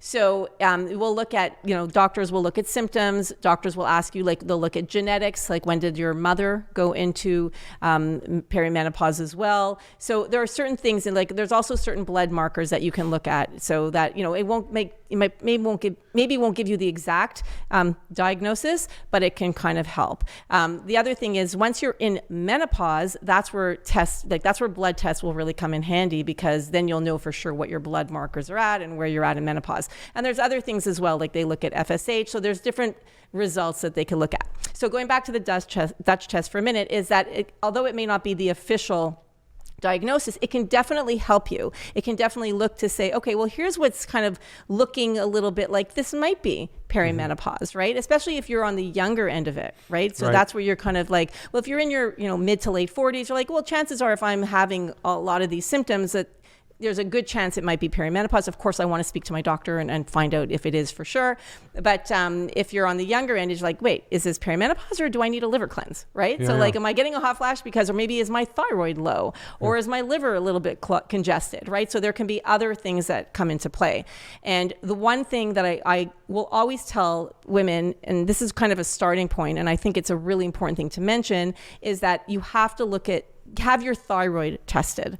Because thyroid is crucial, obviously, for men, for most of what's going on in our body. But have your thyroid tested and do 6 different types of thyroid tests. So don't just look at your TSH, which is your thyroid stimulating hormone. Look at your free T3, your free T4, your reverse T3, your TPO, your TG, which are your antibodies, right? Look at your ferritin levels. Look at your iron. Where's that at? Look at your vitamin D levels. So these are definitely, if you're in perimenopause and you're like, hey, is this the stage I'm in? Ask your doctor for these tests, because these tests can be, they can tell you a lot, even with there's not even that many tests, right? But it can tell you a lot with just those alone. Plus, doing something like a Dutch test, plus getting your genetic test done, so you understand exactly what am I more genetically predisposed to, and how is that playing out epigenetically, right? Right. And how can we help it if are things that we can do, like detox genes, which are my favorite things to talk about, the DNA company. I love the detox genes. What we've been talking about up until now has been, kind of diagnosing this thing that it's not meant to be diagnosed, right? It's a time in your life. And we're saying that we now know that this happens, it's meant to happen, it's natural. From there, we've understood this better, but you've been researching now what to do about it, which is really what everybody wants to know. I know I got this problem, I can feel it, I got the hot flash. What do I do? That's the challenge. So that's what was sort of the impetus or the genesis for Morphus, which you just built, right? Which is your years of working with yourself, with other women, finding the best stuff, going to shows like we talked about in Anaheim, and finding the best thing, putting them together into here's what women actually need. So talk to us about that. What did you build? Yeah, so Morphus, the reason why we wanted to start Morphus was to have that education for everybody. So women, if they're starting in this phase of life in perimenopause, or a lot of women don't even know, like I didn't know perimenopause. I didn't even know what it was, or if I was in it, right? So giving them that resource. So we are Morphus.com. Our website is really a resource. It's kind of a starting point to get people there. And then the reason why we came up with our supplements is because I was at the point where I'm like, well, wait, now I understand a lot more. Like, to your point, is we all need foundation products. So we have so what do I mean by foundation products? Well, we all need to have digestive enzymes, because we know as we get, older, over the age of 35, our digestive enzymes are decreasing, which is a lot of women complain at this stage of gas and bloating and digestive issues, right? So we need omega-3s. We know omega-3s, there's over 8,000 different, studies on omega-3s, important for hair, skin, nails, brain health, heart health. So you look at minerals, like we talked about before, right? So we've got these foundations that we need, that many of us, one of the questions I'm often asked is, okay, what do I take? Like, you're telling me, you're talking about supplements, which is amazing. Where do I start? What do I take, right? So that's when I'm always like, well, let's get the foundation right first. And that's why we have a line of foundation products. Then if you have specific things, like you have a sleep issue, or you have, you need a little bit more energy, or you find that you have your hot flashes and night sweats, what can you do? So that's where it came to us to be like, okay, let's help as many people as we can in specific need states, let's call it, because the biggest ones, like we talked about, the anxiety and like all of that. And then also, what are people really lacking? So another really big one that is a huge passion of mine is magnesium, because we know 75 to 80% of us are deficient in magnesium. So, and these are things that are easily fixable in the sense of course, I'm not a doctor, I'm not diagnosing anyone. All I'm saying is we know from the research that if 75 to 80% of us are deficient in, let's say, something like magnesium, then we know that something like magnesium can probably help a lot of people. And we know that stress depletes magnesium from our body. When magnesium is depleted, it creates more stress. So like, it's just like this vicious cycle, right? So, magnesium and those minerals, all of that play an important role. So just understanding what it is that you need, what is the need state that you're looking for, and then also understanding that we have that foundation for you should you want to start with those as well. So having your magnesiums, and I say magnesiums because there's different types of magnesium. So if you have an issue, let's say for sleep, you're having trouble sleeping. Something as simple as taking magnesium glycinate or bisglycinate can make a really big difference. That's because the glycinate is an amino acid that helps to relax us, right? That's attached to the magnesium. So something as simple as that can make a really big difference for a lot of people just to help them sleep better. Now, if that you need and I'm also a believer in coupling, right? So like you start here, and then if it's not working or it's helping a little bit, okay, what can we add from here? So my other favorite magnesium is threonate. I love magnesium threonate. Why? Because it crosses the blood-brain barrier. And it helps to relax us. It helps us. It's amazing for sleep, right? So now you can try threonate with glycinate and see how that works for you, right? And then if you want a little bit more, well, you can add to that, try something if, let's say, for example, that you're finding that you're waking up to pee a lot during the night, right? Or to go to the bathroom a lot. I don't know if I could say pee, I guess so, but if you can go to urinate or a lot, you can go to the bathroom, exactly. Go to the bathroom a lot during the night. Well, maybe that you need some other support, so things that are going to help with, to turn off the hormone or to basically bring down or bring up the hormone that helps to stop the peeing, right? So like all of that plays a role in it. So there's a product that we have that's called Relaxis that helps with that will help you sleep throughout the night. So all of that plays a role. And fiber, soluble fiber. We know that we need to have soluble fiber in our diet. So we've picked products that we know that are crucial for women at this stage. And we've done the research to make sure that it's going to help them. And nothing's 100%, right? I mean, obviously we do the best that we can, but from the research that we've done these are products specifically for women in perimenopause and menopause. So what's really cool about what you've done is you've built this foundation, like you said. Here's what everybody needs. Right, let's get you at least to some better level. And then you have this sort of bespoke approach to, and then we can stack your personalized as opposed to go buy your menopause supplements. Yeah. Right, which I've seen formulations where we understand the genetics of what these ingredients do. And we've seen formulations on the shelf in major stores where there's two ingredients that literally renege each other out. Like they cancel each other out. The one's up regulating a gene and one's down regulating the same gene. This brings you back to where you started. Yep. Right? Because what you believe is this is good for menopause, this is good for menopause. Let's just put it all in a capsule. Right? But you have to understand when you're formulating, which you're really good at, how does that homogeny, when you put it all together, what does it equal, the net? Right? Yeah, we call that the kitchen sink. And we're not big fans of the kitchen sink at Morphus. So we really are not. What we've learned is that more is not necessarily better. It's making sure that you're getting the right thing, the right ingredients, and also at the right dosage. And that's the key. Is not throwing everything in so that you have, so if there was research that was, and that's the other thing, we are big on the research. So making sure that we have ingredients that have been researched for women in menopause, right? At least as much as we can, because we still need a lot more research. Is it okay for a man to take that? Yeah, men can take it too. So there are products for example, our fiber, men can take it too, right? Our magnesium, men can take it too. But so it's a good point. So even though our products are for women in menopause, we're not really doing anything, we don't have any hormonal products, right? So we have no products that are like HRT or BHRT because A, we're not allowed, and B, that we just stayed away from that. We're really working on like we said, the foundation products are helping people sleep better. But it's more not that men can't take it. It's more that we've researched it for women at this stage. Right. So we know that it's okay for women at this stage. So it may be more effective for a woman in that stage, like you're very specifically dealing with why she has that problem. Exactly. As opposed to the man, okay, it's maybe 80%, right? Yeah, and men have a lot of issues with sleep too. I know a lot of men, so yeah, absolutely. But where my focus isn't on research for men so much. My focus has been on researching, for women. Yeah, for sure. Yeah, I mean, you're not like modulating hormones or anything. No. You're saying, here's the 85 symptoms. Yeah.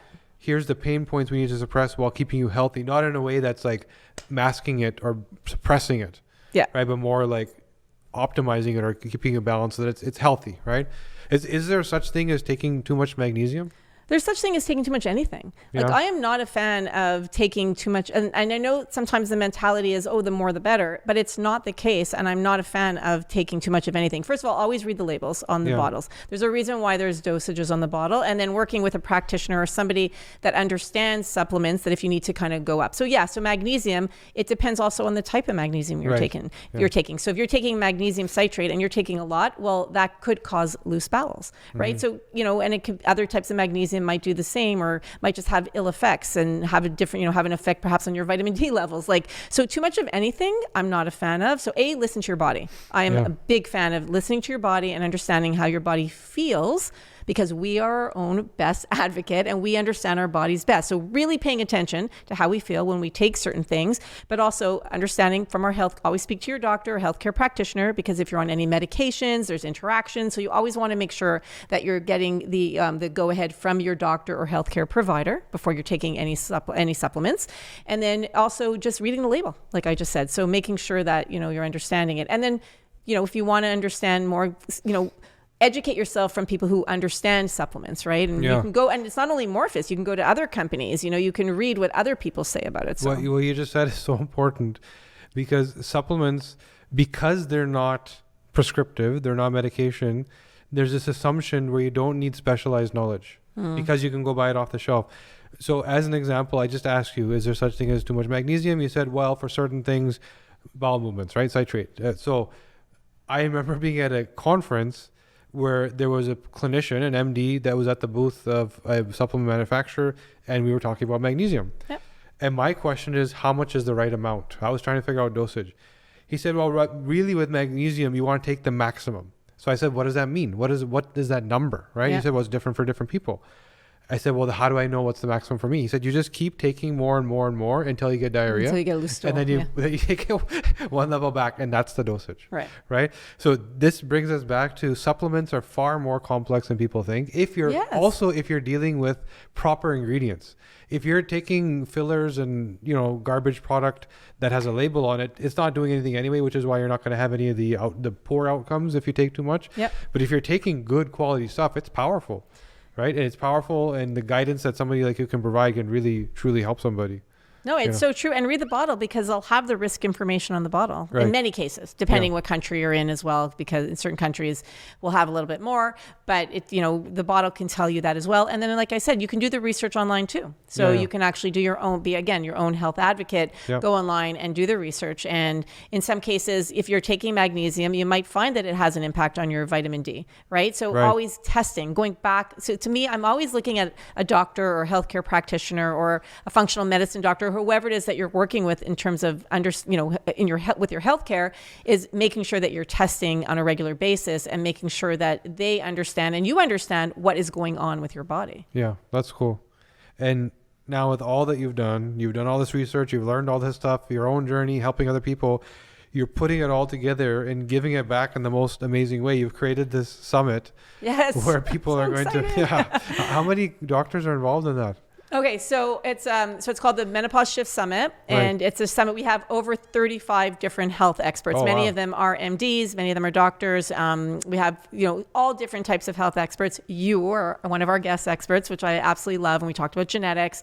So it's, again, another way to give back, another way to educate, and another way to bring it all to one place. Because that's the other thing we're finding, is that there's information, but it's so sporadic, and it's kind of everywhere. I'm like, no. We need to do it so that it's in one place, only about perimenopause and menopause. And it, again, because I'm so passionate about this topic, it's exciting that we can bring this to everybody in one place. So yes, I'm super excited, and I've learned so much even from the interviews that I've been doing. Yeah, it's awesome when I heard what you're doing, because it's literally what you just said, as opposed to this something that's so fragmented and misunderstood. Female hormone issues in general are treated as very gray area, right? It's almost, you're supposed to have problems. It's your hormones, right? That's typically the answer you're given. You're supposed to have hot flash. That's what menopause is. Right. So what you're doing is saying there may be a better way, and I'm taking 35 bright minds and putting them all together in one summit.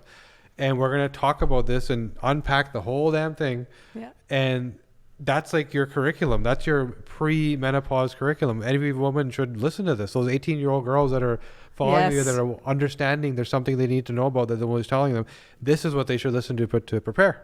Yeah, or send it to, somebody that they think that can benefit from it, right? So that's where I'm like, okay, as women, and even like like you're saying, like even men, like we all need to come together to make a difference when it comes to women's health, especially. And because it needs more research, and because we're still learning so much, especially in the menopause and perimenopause space, I find that we're often forgotten, or we don't want to, it's not even only us. It's like people don't want to talk about it. It's not very exciting. It's just menopause, so it's, they're over 50. It's like kind of like we've become irrelevant, right? So here it's like, no. Wait a second. First of all, Gen X women rock. We are like not going into menopause lightly. I always say that we are not going into menopause quietly. At least I'm not. And the women that we are speaking to, and making a difference. So making sure that we understand where we're going, making sure that there are options available to us, whether that's traditional medical route, whether that's the supplement lifestyle nutrition route, there are options, and they're all open. And I actually am a huge fan of using them all together, if that makes sense for you, right? So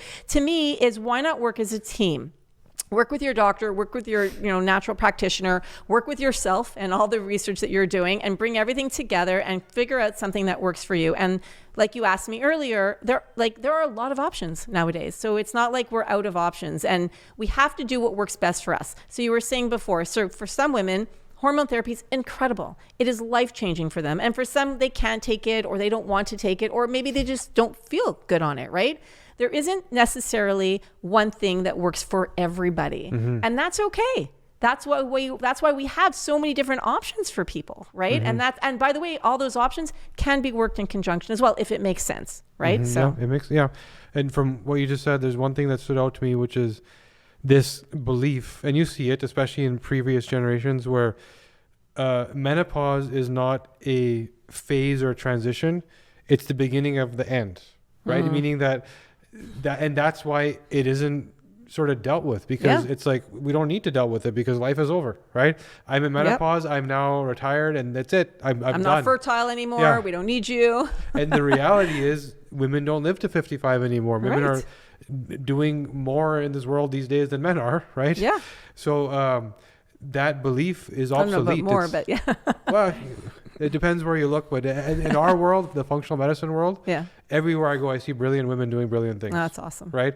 And that you see it everywhere, and it's quiet under the radar, but it's there. Yeah. So that belief that this thing is not a blip or a transition, or it's a marker for like, I'm done. Yeah. And that's literally what people believe. Yeah. I mean, even I was believing it when like I said before, when I was turning 50, I'm like, I'm old already. Yeah. I started a company at 50. I started my third company with my partner, Randy, who I've been partners with for 22 years. We started our third company at 50. Yeah. Like, it is like, I'm looking at it now, is that it is it's a new time for so many women. First of all, we're coming into our own. Yeah. And we're also learning to, how to say no. We're learning how to become empowered. Many of us I had kids later, but for many women, their kids are leaving the home. They're, it's just, we're getting to know who we are, as opposed to just being, who we were. And I think that's the key. And that's what I always say to women, at this stage. When you're in perimenopause, my biggest message is be gentle with yourself. What does that mean? Our bodies are recalibrating. So if you think of a cell phone, and your cell phone, when it's doing an update on the software, you can't use your phone, or if you can use it, it has to do its thing in order to get the newer version, right? Yep. Same thing in perimenopause. And a lot of us are very hard on ourselves at this time. I was as well. Because this is it's like, well, wait a minute. Who am I? Who's taking over my body? I'm so and we'll be really our biggest critics, right? Yeah. So like, where's my memory? Why do I have no motivation? Why can't I focus and concentrate? Which I always say, when I was in perimenopause, I went from a type A to a type F minus, and that's like my biggest joke, because I'm like, wait a minute, I couldn't get out of bed. I couldn't focus. I was a workaholic for so many years. I didn't even want to work, Cash. Honestly, I was like, I can't do this for many years in perimenopause. Once I got into menopause, it changed again. I'm still not who I was prior to perimenopause, and I'm happy about it, actually. Now I have this new version of who I am in menopause, and it's awesome, so it has this negative connotation. It has like this, ooh, you're old. Heck no, man. We are just starting. And it's awesome what you're doing. The summit, I think, is really going to help. Doing all this great work, and now you're going to make the whole thing we just talked about, where women need to learn and engage, and you're making this summit, and I heard it's free for everybody. Yeah, right? So it's a free summit. You could register if you go to wearemorphous.com, right. morphus.com. If you follow me on TikTok, there's a link in my link tree as well that you can register. Social media at Andrea Donsky or at We Are Morphous. You could find it there. And I know that you're going to put a link below. Yeah, right? We'll add the links to your social and to the summit itself. Nice. So, but I mean, what more could you ask for? You're getting an entire menopause curriculum, and it's free. You're giving this back to the world, and in terms of the research you've done. Yeah. And so now, to find out more about your brand and the work you're doing, it's We Are Morphous. Yeah. So we are morphus.com. So you can visit our website, and then follow us on TikTok. We always laugh. So women on TikTok, we are like the Gen X women on TikTok. It is like becoming huge. So at Andrea Donsky on TikTok, which is really where I spend a lot of my time. Awesome. Well, thank you for being here. This was truly mind-opening, and like I learned, I feel like maybe I have menopause. I don't know. I got to go work on it. I'll get diagnosed. I might have some of the symptoms, but thank you again for coming. This was awesome. And there is a male menopause, by the way. I did an interview with Bryce Wild about andropause, which is male menopause. Yes, and that will be an interview in the summit as well. Yeah. Oh, cool. Awesome. Thank you for coming. Thank you for having me. All right. Before we start the next interview, who do you know that needs this information? By sharing this summit with others, you could literally change someone's life for the better. So please click the share buttons below the video to help us spread the word and empower your friends and loved ones with this empowering health information. All right, everyone, welcome back. So today we're going to dive into something that direly needs to be dove into deeply. And I say this because the work that we do, we experience that of all of the sort of patients and different problems that we have to work with, the area that straight out sucks the most is female hormone health. It's taken for granted that you're supposed to have problems with your hormones. What are you worried about? And over and over again, we hear this, and then we take this very gray stuff, and it can actually be very black and white if somebody knows how to work on it and truly help somebody and understand why these things are happening. And so we're joined today by Kristen Johnson and Maria Claps. It's a tag team today. Thanks, guys, for joining us. Thank you for having us. It's a bit intimidating, I have to admit. I'm talking to two women about female hormones. But we'll get through it somehow. And it's awesome because you guys have this perspective for all these women out there. They're just sitting there waiting. What is menopause going to be like? It was horrible for my mom. How bad is it going to be? So if we dive right into it, why does this happen? Why do women get into this sort of stage of what is this painful aging and painful, call it menopause, and hormones change, and what's going on there? Well, I think it's a mix of things for sure. So we're not going to deny the biology of change that happens in the female body for sure. But if you speak to, say, positive women who say, well, my grandmother went through menopause and she did just fine. It could be that your grandmother grew up in a different environment. So, 21st century living certainly doesn't make it any easier. But that's something we all just have to contend with instead of just fixating on the fact that that's where we are. We just have to realize that that is where we are. And then the changes in the functional declines of organ sufficiency, they happen. And I think that's something, Kashif, that nobody really wants to acknowledge, is that the body does change with age. And if we're speaking from a purely physiological perspective, it's certainly not for the better. And I think that's where Kristen and I just bring this sense of gritty reality to healthy aging instead of just fluffy, positive. I mean, we're positive women, and we always believe that you can do you can do many wonderful things on a spectrum of, kind of low intervention, low cost to medium to high. So you can always do something. I mean, we just worked with a client who was 85 years old, and she was interested in improving her health, like yay her. But the reality is aging takes a toll. So. Yeah. I mean, I think a lot of women think that their body is failing them or rejecting them or somehow, kind of revolting against them. And Maria and I just try and get the point across. This is normal. The ovaries age, our hormone rhythms of our youth change, they go away. And I think the biggest problem is that women do not realize what a homeostatic regulator our female hormones are way beyond fertility, right? We're focused on kind of the fertility piece or some of the, other vibrancy that comes with that youthfulness of having sufficient hormones, but then our hormones disappear and it's a bumpy transition to go from having hormone replete body to a hormone deficient body. And we focus on that as this failure of some sort. And sure, it's ovarian failure, but we would see it as not that your ovaries are supposed to remain vibrant and producing in age. It's a normal aging. And so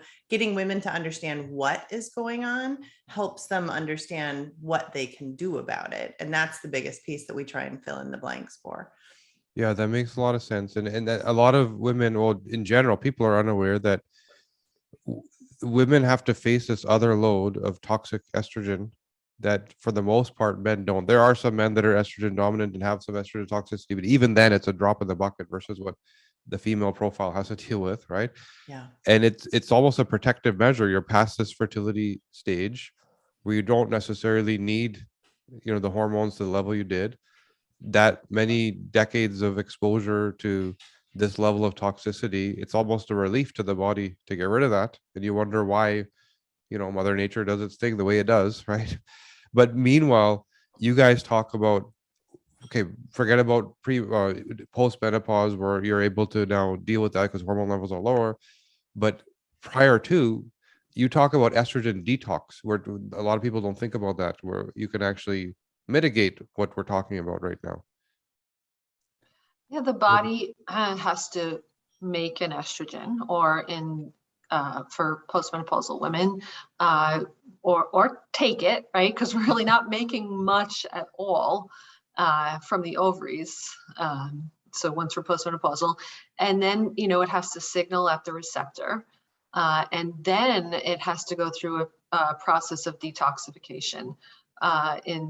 Really kind of the liver is primarily where that happens, and then we excrete it in the stool and the urine. So that's actually a really important process, and it kind of can determine our feeling of estrogen in the body depending on how well the body handles it. Yeah, estrogen's super potent. I mean, look at all the things that it does, and maybe some of your listeners aren't familiar with all the things that it does, but it literally is triggering everything from our bone remodeling to our heart health to our cognition beyond just what's happening in our ovaries and uterus. And so that's a pretty powerful molecule in the body, and it needs to be broken down and gotten out. And I think women focus on these early years where they think they make too much of it. Right. And then in the perimenopausal and postmenopausal years, we're not making that much of it, if any.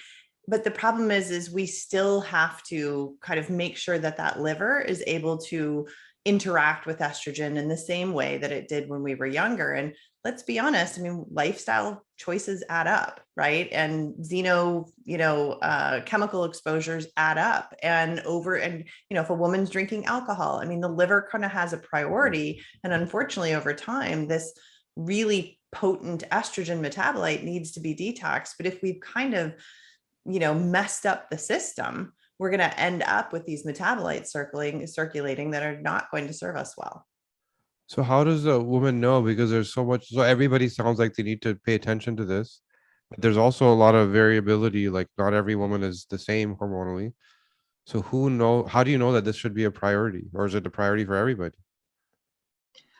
Well, it's definitely we tend to focus on midlife women. So it's definitely a Okay. priority. We think, I mean, it is a priority for everyone if they can afford it, but for midlife women many of whom are taking estrogen, right? Especially if you're taking estrogen, you do want to make sure that you are able to handle it correctly. And if you're not, and most women are, but if you're not, then you want to take some steps to correct that, because that's important, and that can determine your kind of experience with hormone therapy, which we are very much in favor of.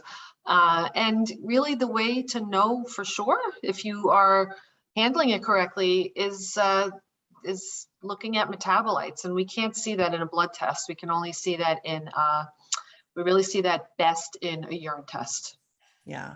I would say any woman who has GI upset, who doesn't have regular bowel movements, who drinks alcohol regularly, who isn't using, clean skincare and clean cosmetics and things like that, maybe has a smoking history, any sort of mold exposure, toxins, it's almost a given that you're going to struggle a little bit with your estrogen detox. So the bare minimum is, if you're not, sorry to be TMI, if you're not pooping daily, you probably have an estrogen problem. And it's not the estrogen problem that caused it, but it's the lack of essentially getting rid of your excrement that is going to cause the estrogen problem.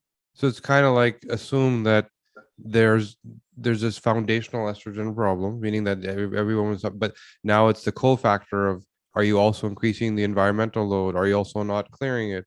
Are you also exposed to, like you said, mold or Lyme or whatever it is, any other inflammatory insult? And that combination takes you over that sort of threshold. Yeah. Yeah. That makes a lot of sense. And then we understand that genetically you can look at profiles and understand who is more estrogen dominant, like what is the actual pathway, who produces more of a toxic metabolite versus like a 2-hydroxy, like a clean estrogen, right? And be a little predictive about it. But even then, you could have this clean profile. Like you said, the reality of how we live today, and what we're exposed to, and all those hormone disruptors are pushing us over the edge anyway, even for the cleanest profile out there, right? Yeah. And we rarely see women, because we run a Dutch test on every client, and Dutch test is a dried urine analysis, looking at these metabolites, looking at phase 1 and phase 2. We rarely see someone who doesn't need a little bit of support. And it can be, as Maria said, low hanging fruit, such as just better B complex sufficiency and magnesium. But some women, either have that toxic load, or they need the digestion support and, bowel support. Or there's just basic things like, are you a COMT, slow methylator? So that's an enzyme SNP that some of us have. And, little things like that we have to look at, because wouldn't you say, Maria, unless a woman who's been using like liver herbals and compounds like DIM, we rarely see someone who comes through with a great profile. Yep. Yeah. So I know you mentioned that you're a big proponent of hormone treatment or hormone replacement therapy. So the typical first question I always hear is, what is it for? Why do I need it? Not me, but a woman, right? You might need it too if you're married to a woman. Yeah. you might need her to take it. Well, I mean, for men, it's funny because it's kind of call it rudimentary. It's like, I want bigger muscles and I need libido, right? Yes. And that's why men are taking hormone therapy. And there may be other benefits that they don't even realize. They don't care, right? Yeah. Yeah. But for women, it's so much more complex. So why do women need it? Well, that's a very nuanced question, but Kristen and I actually bring women through sort of like, what do we call it? Like a hierarchy of evaluation. A lot of what is focused, like, so there's a big push for the eye space of menopausal women. Okay.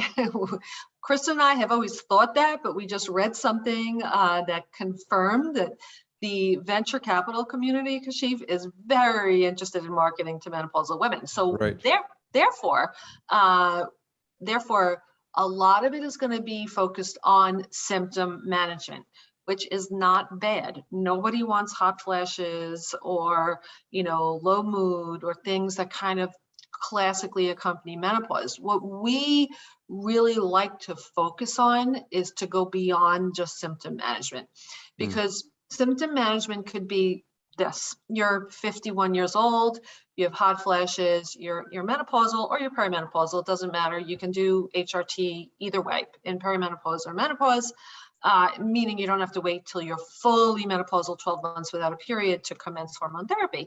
Okay, so you do the HRT because you want to get rid of hot flashes because they're very life disruptive. But you know what? Doc says 5 years now, you're 55, you're 56. Let's come off the HRT because your kind of experience with hot flashes is probably over with if you're like 80% of women. Okay, but you know what just happened? She comes off the HRT, maybe Doc weans her off because we should never stop estrogen abruptly, and she doesn't have hot flashes, all good. She thinks everything is fine, but she's lost like the other protection and that continued HRT usage is going to give her. So we focus on like, how can we be healthy and vibrant for the lifespan versus just like symptom management. Like I said, nothing wrong with symptom management, but we want women to think beyond just that.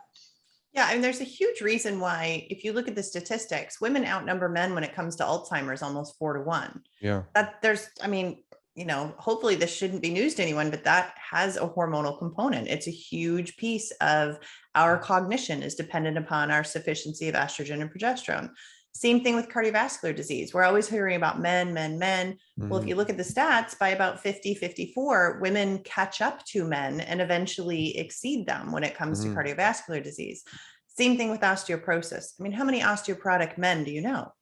Not many, right? No. It's always women that we hear about. And these are the imperatives that we try and get across to women, is that this is all related to your hormonal sufficiency. So while that hot flash at night, or the lack of libido, or the crepey skin, or, again, dry vaginal tissue, which is why you don't find intercourse satisfying, these things are relevant. They deserve your attention. But what really deserves your attention is locking in that health for your 60s, 70s, and 80s.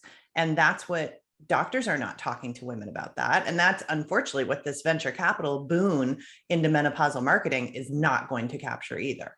Yeah, there's no concern over overarching wellness. It's more like resolve that symptom, this silo 100%. done, bucket removed. Then let's move on to the next one, right? Right. Yeah, we see that all the time. And even the sad thing is, the women that we see believe that that's also the way it should be, because that's what, right? And it's unfortunate, not understanding that you can ask for more and you can look for more. Well, like you started out saying, maybe they associate kind of how their mother experienced menopause. And so it's like, oh, here I go. This is my turn. And Maria and I call BS on that. Nobody has to live that way. Just because it became so common that it's defined now as normal does not mean that that's your only option. And that's the biggest thing is, particularly women of our age, our mothers were the ones who were essentially started on an imperfect hormonal therapy and kind of abruptly taken off of it because of some science that came out in the WHI. And they suffered. I mean, they suffered horribly. And so any woman who's in that kind of perimenopausal transition or post-menopause, she's looking ahead at her mom, just thinking like, oh, ugh, here I go. And, we're here to say, no, there are, so much has changed. We understand the whys, we understand the what forms better, and we have options, but, we also have to make sure that we're living a life that is going to be a healthy host to those hormones. And that's the part of kind of that toxic burden that we're bringing into this phase of life and everything else that should be addressed. I mean, women cannot be sitting up on their phones all night and not sleeping and, having a glass of wine 3 nights a week and everything else and expecting any experience with hormones, whether from her own or from hormones added, is going to be pleasant. So when you mention toxicity, does a woman have to consider, okay, I'm not going through my natural cycle of hormones going down, so less sort of risk from estrogen toxicity. Now I'm keeping the levels high. Is that a concern? Is there something that needs to be done in tandem with it, like supplementation or something to manage toxicity, or is that not something we have to think about? You mean if she's taking HRT? Yeah. Yeah. Yeah, no, it absolutely has to be considered. I mean, Maria and I kind of say you look at things from where you're starting and you try and address those with targeted lifestyle interventions, which may include some supplementation, but many times there's low hanging fruit with diet and exercise and sleep and stress management, right? But then once you add HRT, we're always of the mindset that just check it once a year. Look at how you're metabolizing these things. I mean, none of our lives are kind of lived in a static silo, right? We're always engaging with stress and, toxins and whatnot on a regular basis. Hopefully a woman has tools that she uses on a daily basis to sort of mitigate the effect of those. But either way, checking once a year is always a good thing. Okay. And just, I have to ask you one dumb question. The HRT, hormone replacement therapy. Then there's BHRT, bioidentical hormone replacement therapy. What's the difference and does it matter? Okay, so we just call it HRT. Okay. But for us, so hormone replacement therapy, there's so many ways to say it. There's HT, there's MT for menopausal hormone therapy. I mean, for us, it's just a kind of a Big 10 HRT, but we are fans of bioidentical hormones. Absolutely. So when we say HRT, we do mean BHRT. And that's bioidentical it's a molecular kind of identical copy of what your ovary made. Right. Okay. So there's some work done preliminary to figure out and try and personalize a little bit. In terms of what a woman might be getting from her physician. I'm not... Sorry, when you say that you're sort of mimicking the natural hormones of the woman, and that's what you mean by bioidentical. Sure. And, yeah. Okay. Understood. Yeah. Okay. And then, so have you seen adverse outcomes where women don't feel right after, or is it pretty consistent that this is like the fountain of youth and it's got to happen for everybody? Yeah, I mean, that's another nuanced question because HRT can be done, as we call it, kind of on a spectrum, right? There's imperfect and inferior forms of HRT, even BHRT. And that's the biggest problem, is that too many providers, they're either afraid of it, so they kind of dabble in it. And, it's almost a worse experience to give a woman a little bit of hormones, but not enough, because her body's kind of like starting and stopping on these breaks. But, if you go back to how did we produce hormones, right? We produced hormones as women in sort of this rhythm over the course of 28 roughly days. And it wasn't progesterone and estrogen every day, all the time. We have this nice, beautiful flow with peaks of estradiol.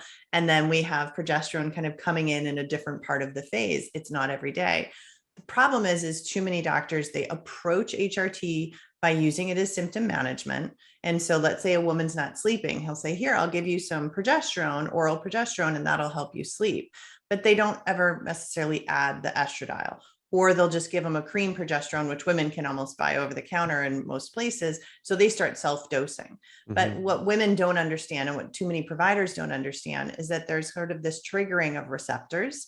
And there is this interplay, this sort of gas and brakes response between estrogen and progesterone that needs to be honored. We need to be honoring the body, not just with chemicals that molecularly look identical to what we produced, but also that reproduce the rhythm that we had, and that we honor when we were exposed to these hormones at what times during the cycle. So, women, unfortunately, they hear BHRT or HRT and they go to their provider and say, I want some.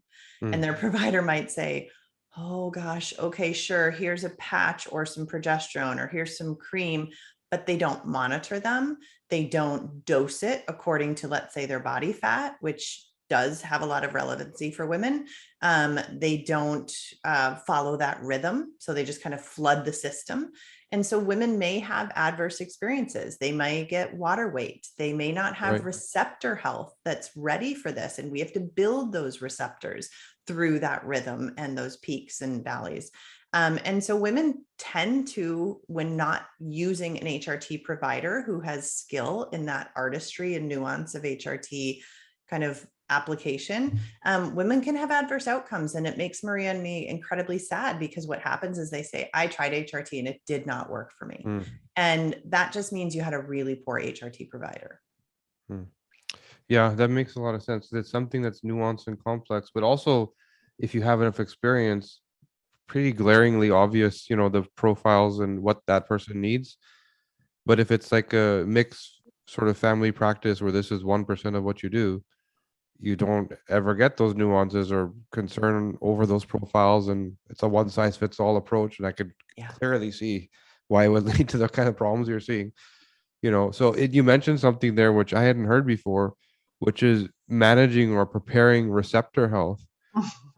And that's a really cool concept. We've seen that. We do some work with athletes, and we're often working with the androgen receptors to help them bind more testosterone. And something as simple as stretching, for example, literally activates the androgen receptor, and all of a sudden these people are doing better. So what are you doing there? I've literally never heard this before. Receptors are kind of the forgotten aspect of the hormone replacement therapy conversation when it comes to midlife women, for sure. And we cannot micromanage receptors. So we have two main receptors for estrogen, alpha and beta. So alpha receptor is going to be the growth receptor, the proliferation. And then the beta receptor is going to be the brakes receptor. Let's put the brakes on that proliferation. And quite frankly, we need both of them, right? You'll find, Kashif, that there are doctors who will give ByD, which is a combination of estradiol and estriol, usually in a cream. It can be compounded into a capsule as well. And they like it because estriol stimulates the beta receptor, and we want beta because we don't want too much control, too much growth from estradiol. And this is probably a little bit more than you bargained for in terms of an answer. But the truth is that we need to signal both the alpha and the beta receptor. And receptors in general, as a woman ages, will probably, the best way to put it is flatten and kind of become deactivated. And when that happens, HRT is just not as effective. So how we can build back up receptors is using the right amount of hormone therapy, and as Kristen was describing, in a rhythmic fashion. Yeah. So dosing, I mean, this is where I guess we get into when doctors are kind of this low dose, almost afraid of HRT. That's when that's not going to be sufficient physiologically to build back up those receptors. And so these women sort of dump hormones into the tank, but there's no place for those hormones to go. And they either have a net neutral, no effect, or they can have a negative effect. And so finding a provider who's willing to address your physiologic needs, and every woman comes into it in a different place. I mean, this is where that individuality becomes relevant, and why a doctor needs to be really digging into what is her health history? How were her cycles when she was younger? How long has she been without these hormones? That's all going to kind of determine what her receptor sensitivity is starting HRT. And then it should dictate, does she need to start out at a lower dose and build up slowly? Is she someone that you can just kind of pour on and put a lot of estrogen into the tank and she's going to take it up really quickly? All of that is, really determined by sort of the health of the body coming into HRT. Now, women aren't going to necessarily know that out of the gate, right? And so that's where Maria and I say, look, you have the opportunity to influence the way your body is poised to receive these things. And these are the low hanging fruit. This is where the nutrition and the lifestyle factors come into play. You can't necessarily wake up receptors through great nutrition, but you can sure as heck make your receptors, your body have fewer priorities and allow the priority to be receptor, growth and waking up, if that makes sense. It does. So you're essentially saying there's a bit of a hack where you can actually do things to change the expression of your receptors, and it may not necessarily be like a supplement or a food, but activity. It really mostly centers around usage of hormones and usage of hormones in the right amounts and in the right rhythms. But I'll kind of introduce one other receptor thing into the conversation, which I think is fascinating and I think more women need to know about. And that is, so the main HRT for midlife women is going to be estrogen and progesterone, right? Testosterone can certainly be part of it, but That's a different conversation. Let's just focus on estrogen and progesterone for the moment. Okay. A lot of women will say 47, 48, perimenopausal, symptomatic, they'll start with progesterone. All right. Because, you know, they just, that seems to be the good thing to do, or an applicable thing to do for a lot of women of that age group. That doesn't mean that they won't benefit from estrogen as well at that age, but that's a different conversation, a bit too nuanced. But so they start with progesterone, and they may feel great on progesterone for a year or two, and then they hit 50, 51. And again, these ages are variable, so no one should take this as ultra specific, but now they're menopausal, and that progesterone, it just flat out does not work anymore. Wow, it works so amazing in the beginning. It doesn't work. The reason is because progesterone needs to go into a receptor, okay, to work. And what creates that progesterone receptor is estrogen, and estradiol specifically. And when we don't have that estrogen in the body anymore, the ovaries have stopped making it, and whatever is made by peripheral conversion from the adrenal glands, it's just not adequate enough. So now we have a woman who's 50, 51 taking progesterone. She's discouraged, it's not working anymore. It's because she doesn't have estradiol to create those receptors. So Kristen and I mean, this is in the scientific literature. We know it by working with tons of women. Kristen, I don't know about you, but it kind of surprises me how many physicians don't know this. Yeah. So and then what happens, Kashif, is they'll start them out with this low dose estrogen, right? They'll kind of take it as like, oh, now might be the time that you could use estradiol. So then they'll start them out, but it'll be super low dose. Well, that's not enough to stimulate the progesterone receptor. And that's the part that then now we have estrogen in the tank and progesterone technically going into the tank, but no receptors to take it up. And so now we've lost that yin and yang sort of relationship between the hormones. And that's why, you know, we always refer to HRT as it's an artistry, and you need someone who's skilled in those nuances, because any doctor who's willing to shove a pellet in you, stick a patch on you, and, you know, hope your hot flashes go away, they're not serving you, and they're not understanding the kind of physiology that needs to be honored within the female body with these two hormones. Yeah. And you're right that this is not something you hear even in people that focus on this, like HRT is a big part of their work. The preparation through, sort of managing the receptor and making sure even binding and utilizing the hormones you're putting into the body, I guess, in the proper doses, it's just happening anyway. It's kind of a fluke, and randomly they got it right. But when you're actually, proactively thinking about it, it's part of your plan may be a little different. And that's really awesome that you guys are doing that. I think about, everything we've been talking about is about the estrogenized woman. And last week we were speaking to this young lady who, I think she was 21 or 22, cystic acne, hardly ever has a period. She was ripped, like she had a six-pack. Her arms looked like I was intimidated. I wouldn't want to go into an arm wrestle with her. But she had no clue that she was highly androgenized, right? And her testosterone levels, maybe even DHT, were really high. Her hair was horrible, skin was horrible, but like I said, like ripped, like not a drop of fat on her. So we have an industry that's all talking about the estrogenized woman. Does this profile need something else? Is the right tool even available for someone who's highly andronized? Yeah. Well, she probably needs some body fat, to be perfectly frank. Yeah. Yeah. I mean, there's still, she would be someone who would benefit from understanding the testing, right? Like, right. Is it her DHEA? Is it her androgen profile generally? Is her estrogen and testosterone kind of interplay down-regulated or too up-regulated, depending on which way the arrow is going? And then what is the health of the hormones that she has in there? How is she detoxing them?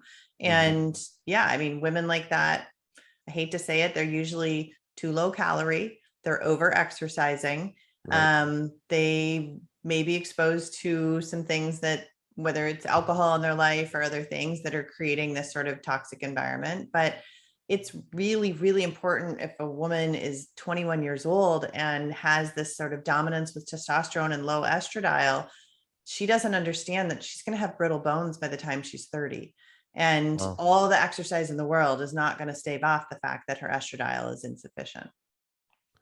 So is that somewhere where you would uniquely put somebody onto hormone therapy at that youthful age, where they would need that support? There are providers who will do that. Definitely, that can be an intervention, but usually there's some basic lifestyle interventions that can help kind of nurture ovarian function to be more on point. Mm-hmm. But, people like that, sometimes they get wedded to their physique and, this kind of identity, and it's going to take some change. I mean, we like to say to women, you have to change, but yes, I mean, there's women who they never quite get their period, right? Or they're just always so thin, and you can nurture the ovarian function through the use of a well-designed HRT. And they may only need to be on it for a few years, but they need to finally get back into that rhythmic production at physiologic levels of those hormones. And so figuring out why this is happening would be the first step. But yes, HRT can help in a case like that. Okay. I'm going to ask you about another lady that walked into the office. So another profile that we hear about often, and I don't even know if there is a relevant sort of intervention, but I just wanted to ask. So we have women that come in that have breast cancer, and the breast cancer is hormone positive cancer, and so they're put on treatment to block their estrogens, right, and to prevent that binding, the cancer feeding off the estrogen. So for that woman, obviously there's damage being done, beyond, yes, there's this acute response that's required to help her get past this potentially terminal condition. But then there's all this other damage that's going to cause, and then you're kind of left with the bag, now go deal with it. So is there an equally acute HRT protocol to resolve what she just went through and get her back, or is that kind of like damage done and her life has changed?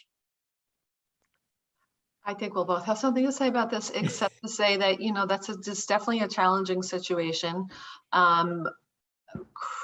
Kristen and I know of several, well, actually, let me back up. Let's just say that, because the biggest elephant in the room with HRT, and maybe just with being a female in today's society, is whether one uses HRT or not, is the fear of breast cancer. It is unfortunately very common. Women using HRT will get breast cancer, and women not using HRT will get breast cancer. So we don't believe it's the HRT that causes breast cancer. We do know women that have had breast cancer, some on HRT, some not on HRT. And even the women on HRT will, come off for a season and take care of the cancer, and then they will go right back on their HRT. We've known several, actually. Sadly, and again, this is not kind of wide berth recommendations, but sadly, so many women think, oh my God, I either have cancer in my family or I had breast cancer, and they think HRT is not for me.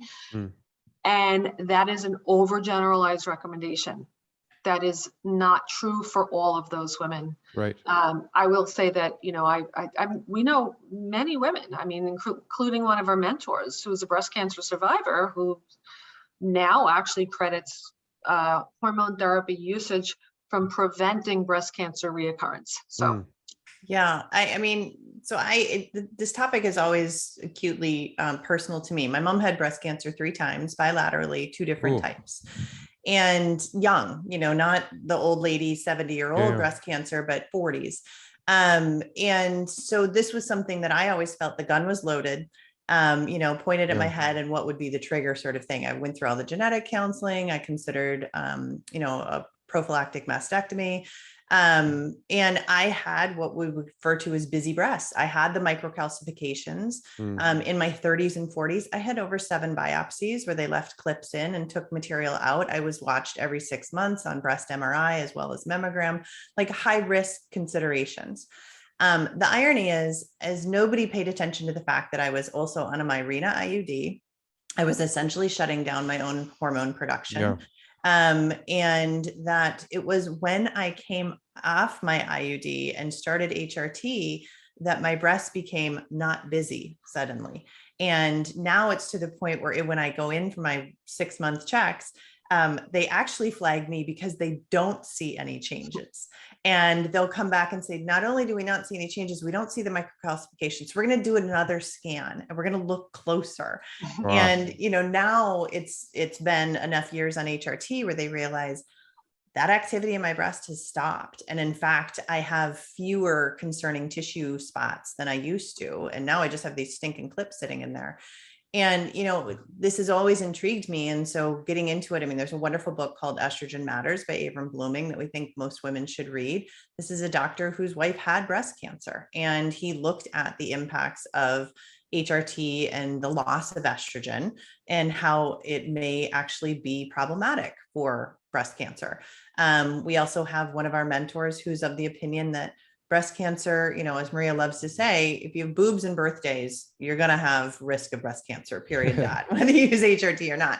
But one of our mentors will say that she believes there's sort of a dysregulation in hormones that predates the development of this damage that triggers the breast cancer. So, yes, there is obviously a need to shut down some production or shut down receptors when a woman has estrogen positive breast cancer, but did her estrogen cause the cancer, or was it a problem with her, regulation or ratios of her hormones that were the issue? And I think, if you look at what we've learned about estrogen treatment for breast cancer, I mean, there are doctors or programs in Boston even where they are using high dose estrogen as a treatment and intervention for breast cancer, because high doses of estrogen will actually shut down the receptor. So instead of shutting down the estrogen production, we can shut down the uptake of estradiol and sort of close down the food, so to speak, for that breast cancer, but yet not turn off a woman's estradiol. And so, there's some wonderful oncologists who work in this space that Maria and I know, and we would say, just don't assume that you don't need your estrogen just because you have breast cancer. There are some big picture considerations for kind of a short term, maybe shift in things while you're undergoing treatment, but long term, we all need that estrogen. Yeah, that's the outcome. I mean, it's horrible that women have to go through this, but the fact that there's new interventions like adding estrogen and having a completely different experience, it's really cool that work is being done. So everything we've talked about up until now, well, not everything, but most of it has been about, HRT and hormone replacement therapy, which was eye-opening. There's a lot of things that people have been, I'm sure, wondering, which you've helped them now understand. Outside of that, what else should women be thinking about as they age, to age gracefully and the way they want to age? What else could they be thinking about or doing? Well, these are the things we say are right in their control. I mean, super first thing is we would say ditch the alcohol. Women don't like to hear it. It's a great coping mechanism as we age, but it's not serving you. Alcohol ages you on top of everything else physically, in appearance. But it does really impact the way your body's handling your hormones, and your liver health is key for so many things. But then we would say, stop over exercising, start sleeping, start managing your stress. And then nutrition is a huge part of it. And Maria and I got loud about some of these issues because we see too many women trying to address the body composition and some of the vanity changes that come with aging. And they do so in ways that actually exacerbate it. So they'll go plant-based and they'll up their cardio, and, they'll essentially create this sort of calories in, calories out punitive cycle of just chasing these numbers and depriving themselves. And that is aging you. We hate to say it. I mean, we need to start doing the things that the guys do, which is lifting heavy weights. We need to be eating animal protein. That means a steak. We need to be eating enough calories. If Maria and I had a dime for every woman who comes in and we look and we're like, how are you not starving when we look at your food journals to death? And, they'll say, but I need to lose weight. And women don't understand that when we underfuel our body, we trigger responses within the system that actually will add weight because our body is under stress. It's protecting us. So things like that, these are all within our control. Whether or not you use HRT, we want women to be, eating enough, eating optimal animal protein, strength training, ditch the Peloton and the Orange Theory Fitness and all of that stuff. Get your sleep dialed in, turn off the phones. And, we have clients who are like, but I can't. We're like, yes, you can. All of us can work on our sleep hygiene. And then stress is obviously a huge place. And the last couple of years have been stressful for everyone, but we can't get rid of it. So we need to learn how to kind of embrace it and manage it better. And you mentioned over exercising. That's a concept that's maybe new to some people. How do you know what's too much?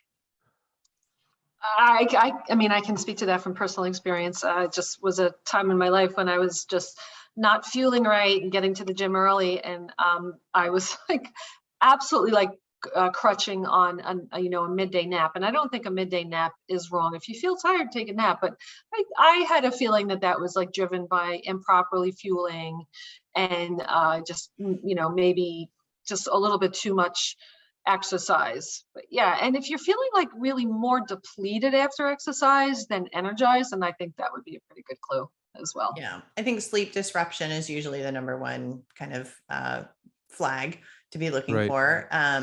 And like Maria said, the recovery piece is huge. And I think it's not just if you're depleted, if you also feel like the Energizer Bunny and you just got jump started, that's kind of a sign that your body's on this really dysregulated roller coaster of ups and downs. I mean, we should not be having these almost manic forms of energy after exercise. You may have just overdone it a little bit. So, we look at, are you recovering?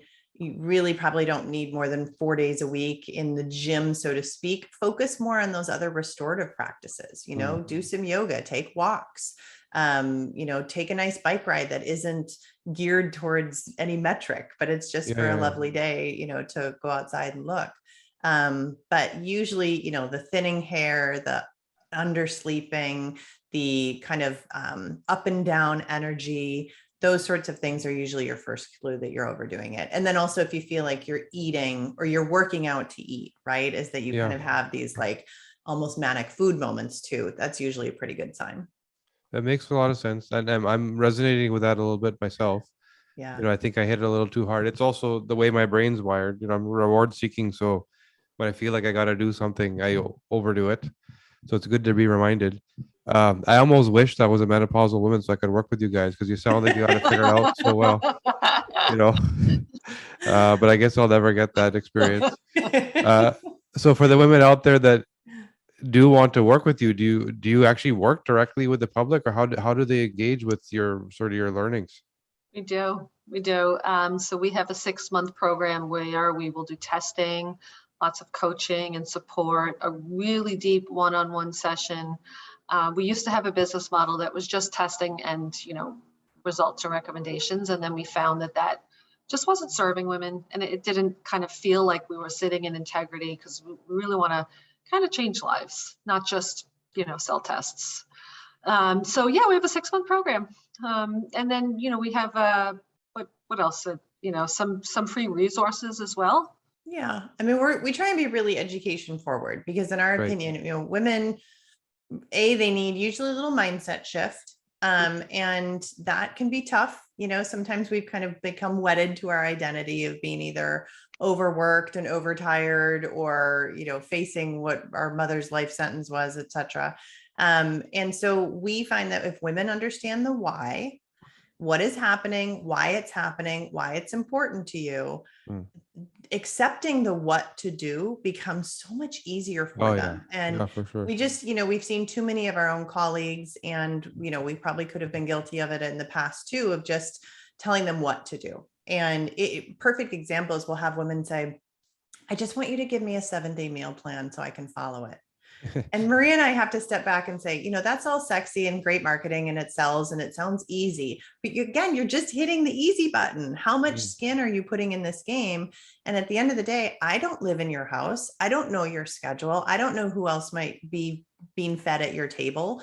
I don't know what foods you like. I can help you once I know those things. But if we just give you something that's prescriptive, have we really served you? At the end of the day, you need to sort of build your toolbox up, understand what's at play, and then act accordingly. And that's what we try and do with women, is just really teach them so that they feel empowered. Because if there's anything that every single woman would agree upon in this midlife transition, it's this overwhelming sense of loss of agency.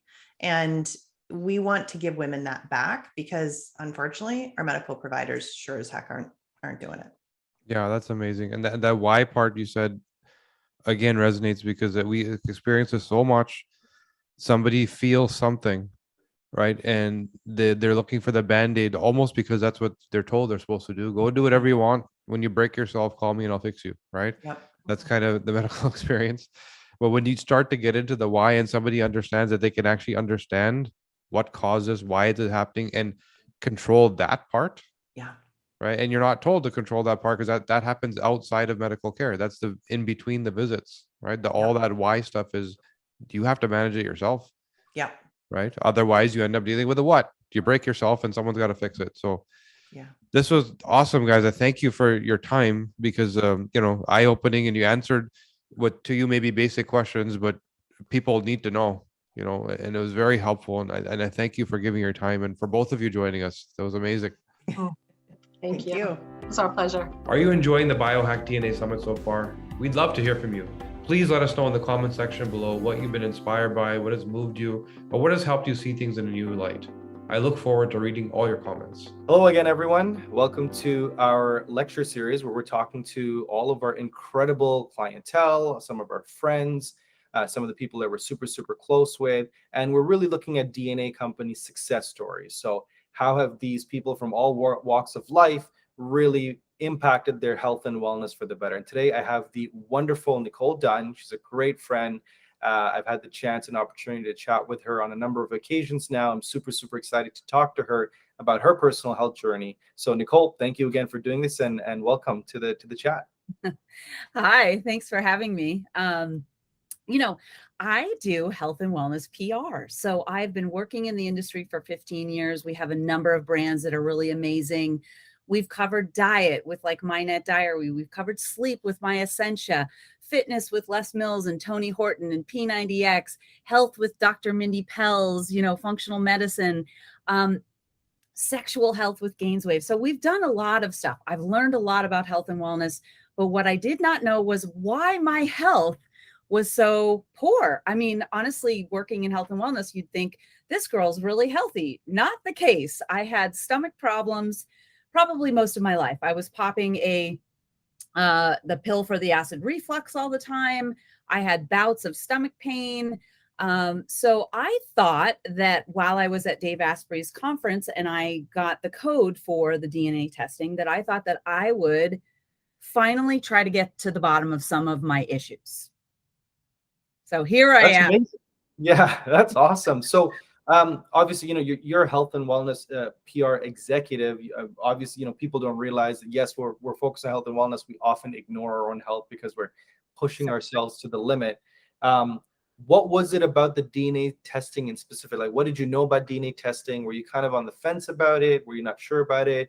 Or did you feel like, obviously, because it was coming from Dave, someone you trusted, you were like, you know what, this is a company that I want to try out and really test and see what they give us?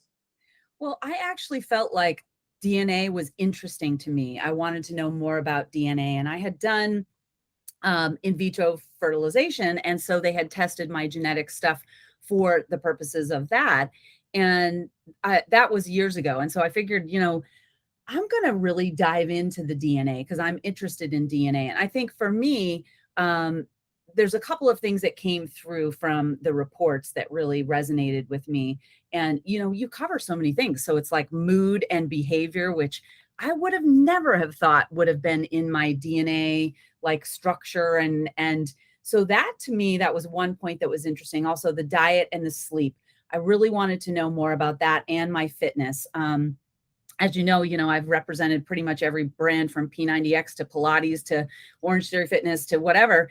And I've done all those workouts, but never really found a workout that's really right for me. And when we were talking, you said, Nicole, you should be doing strength training. And since I started doing the strength training, I've felt a lot better. My stomach has felt a lot better. But I'd say, in general, I was very interested in DNA and my own DNA as a person. That's awesome. So, let's dive in, right? Let's talk about some of the interesting things you've learned. You mentioned mood and behavior. Mood and behavior, we always like to say, like, this is sort of the entry into your mind, right? Everyone, I would say, has a pretty good intuition about how their mind works. They know that they are a certain way, maybe they just don't know why it happens. And one of the things we've been able to do with the genetics is kind of answer the question of the why. So tell us a little bit about the things that you learned that maybe you were like, oh, that makes sense. Now I know why. And then maybe some things that surprised you about the DNA when it came to your mood and behavior.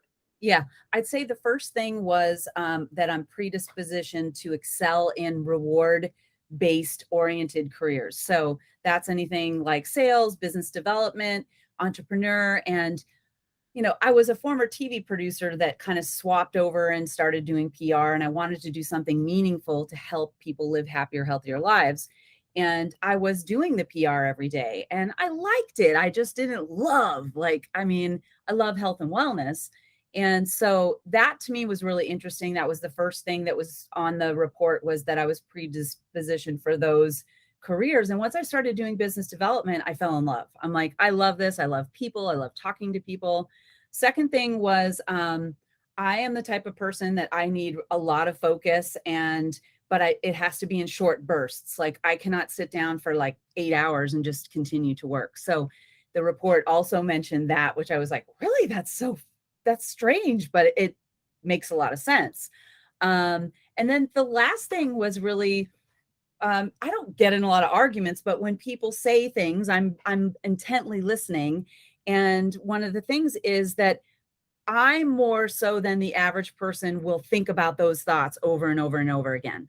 And it can be something really silly. Like someone says something like, oh, well, you wouldn't know how to be a mom. And I'm like, wait, what? And then I start thinking about, because I don't have children, they weren't meaning in a bad way, but, then I start thinking about it. And then when I go to sleep, I can't sleep because I'm thinking about that thought. And I'm like, what could I have said to that person? And so that was one of the things that I was really surprised about. And you could probably give more insight into that specific. Yeah, and it's so funny, it literally comes down to how do we as individuals attach an emotion to a memory, an event, or a task, right? And so some of us, I always give this example of, we're walking down the street and you hear a dog bark, and so you turn around to face the dog, and things happen in your body physiologically. You were surprised by it, and so your fists clench and your heart rate increases and your pupils dilate, and you're like, okay, am I going to fight or flight this dog, right? I'm going to figure out what I got to do. And most people, when they realize that there's a cage in front of the dog and there's no crisis, then you're like, okay, crisis averted. They calm down and they move on with their day. But for some people, literally, because their receptor for that kind of, that fight or flight response is staying on for a longer period of time because of a genetic variation, they bind their noradrenaline, that's like fight or flight response transmitter, they bind to a longer period of time. And so these are your people, they stay in that emotionally charged state for a little bit longer than the average person. And so that plays out in different aspects of their life. They are more likely to they're great empaths. So you're probably you empathize really well with others. But as they say, you may empathize a little too well, where their struggles, their negativity might kind of leak over into your life. And you'll be like, my friend told me this, and like you're sitting there thinking about, man, that's tough, and that's impacting you. So you have this superpower of being a super empath, but that can also present its own challenges. And that leaks into things like sleep, right? So you mentioned that, for you, your sleep problem is not like everyone else. It was specifically over the fact that you ruminate. You're a ruminator. You think about things at night and try to figure out the hypothetical ways that conversation is gone. But I'm also a light sleeper. So that was one of the other things that came through on the DNA report, was that I can be, waking up really easy, and I can awake very easily. And, and this is true. Like last night, I just couldn't sleep. The air conditioning's broken in our house. And all I could think about was, the air conditioning's broken. I'm sweating. I'm hot. And, then I wake up, and then it's hard for me to fall back asleep. So that was interesting. And then the thoughts and struggling to get back to sleep. And I think that's my biggest problem of even trying to get some deep sleep, so that I can have a productive day. That's awesome. I mean, now that you've known, you've learned these things, what have you started to implement right away in terms of, especially on the mood and behavior aspect? How do you manage some of those tendencies? Well, I have a coach, number one. So my coach has helped me to coach some of those things, the little things that I don't need to worry about in my life. And the second thing would be meditation. Every day I do meditation. So twice a day, once in the morning, once in the evening. I try to do 15 minutes. I think that that's a good amount of time to really just think of nothing. I mean, of course, you're thinking of things and they come in and they go out. My meditation teacher was, of course, Emily Fletcher, who's an amazing woman. And she said those thoughts are just going to come in, but then you just let them go out. And so I've done that. I've also changed my fitness routine. And that was the other interesting aspect of the test that we kind of went over in London. And, you know, I really feel like I have done so many workouts, but yet never found the one that really makes me feel good. And you said to me, you need to do strength training. And I started doing the strength training when I came back from London, and I feel fantastic. I actually missed my day yesterday because I had too much going on. And I felt restless about it. I was like, oh my God, I got to get to the, you know, and it just didn't happen. But I think for me, you also suggested more mindfulness techniques, which I was implementing, but I'm now doing more of that. I'd like to incorporate breath work because I think you said that was really important for me. And then using a sauna. I really know the benefits of like an infrared sauna, that kind of stuff, and practicing intermittent fasting, which I have not done yet. I have a consultation with my client for a session to learn about intermittent fasting, Dr. Mindy Pelz, and I'm definitely going to try it. I like food. And that's the other thing, I like to snack. And you said, are you a snacker? And I said, yes, that's in your DNA too. Yeah. Yeah. And it's in, you know, and we'll get into a little bit of the details, but I want to really touch on one point that you made that's super important that people need to understand. And that's the value of having a coach. You know, as people think, oh, do I need a coach or not? That coach that you end up bringing in, you know, we do a lot of behavioral change coaching. We teach clients sort of how to implement. Having a coach is it's an accountability factor. It's like, hey, I'm accountable to someone, because when people try to be accountable to themselves, they let themselves off easy. You know what I mean? You don't really need to go, and you're kind of convincing yourself. But when you're accountable to someone, you're like, you know, I'm people are relying on me, or I'm expecting. I don't want to let anyone down, and that psychologically can be very influential in some of our decision making. So good on you for really identifying that, you know, and bringing that coach in, because to your point, in your genetics, you will do better with a coach. When you have someone you're accountable to, you're more likely to be like, no, I'm accountable to this person. So that's wonderful. Now, you know, diet, right? So we really love to people always, when they think about diet, they're thinking, what do I eat? That's the first question they ask. Well, diets go beyond what you should eat. And your nutrition profile, I don't like to use the word diet because diet means it's temporary. But what we're trying to teach people is, how do you change the way you eat as a lifestyle? This is going to be how you're going to eat for the rest of your life. So a person like you, when you're exploring intermittent fasting, because of your snacking, most people, when they do intermittent fasting, they're eating once in whatever their first meal is, and they eat a second meal. But a person like you might actually end up doing 4 or 5 small meals to address the snacking component just within the 8 hours that you're allowed to eat. Do you know what I mean? So that way you address the snacking, but you're also being able to find that sort of 16-hour, you're putting the sleep into it as well. And obviously when you meet with Dr. Pelz and whoever your functional medicine practitioner is, those are some of the things that are influenced by genetics. Should I start in the morning with my first meal, or do I skip the evening meal, right? That'll come down to sort of your factors. So really, really interesting. And I'm so proud that, you know, you're out there, you're lifting your weights and you're doing the mindfulness meditation, because guess what? And I'm sure you'll agree with this. It's the knowledge that you understand why I'm doing it that's driving the compliance. No. I know based on my genes, like strength training is great for me, and holy crap, I feel great. So like, you know what I mean? It's kind of that like reinforcement.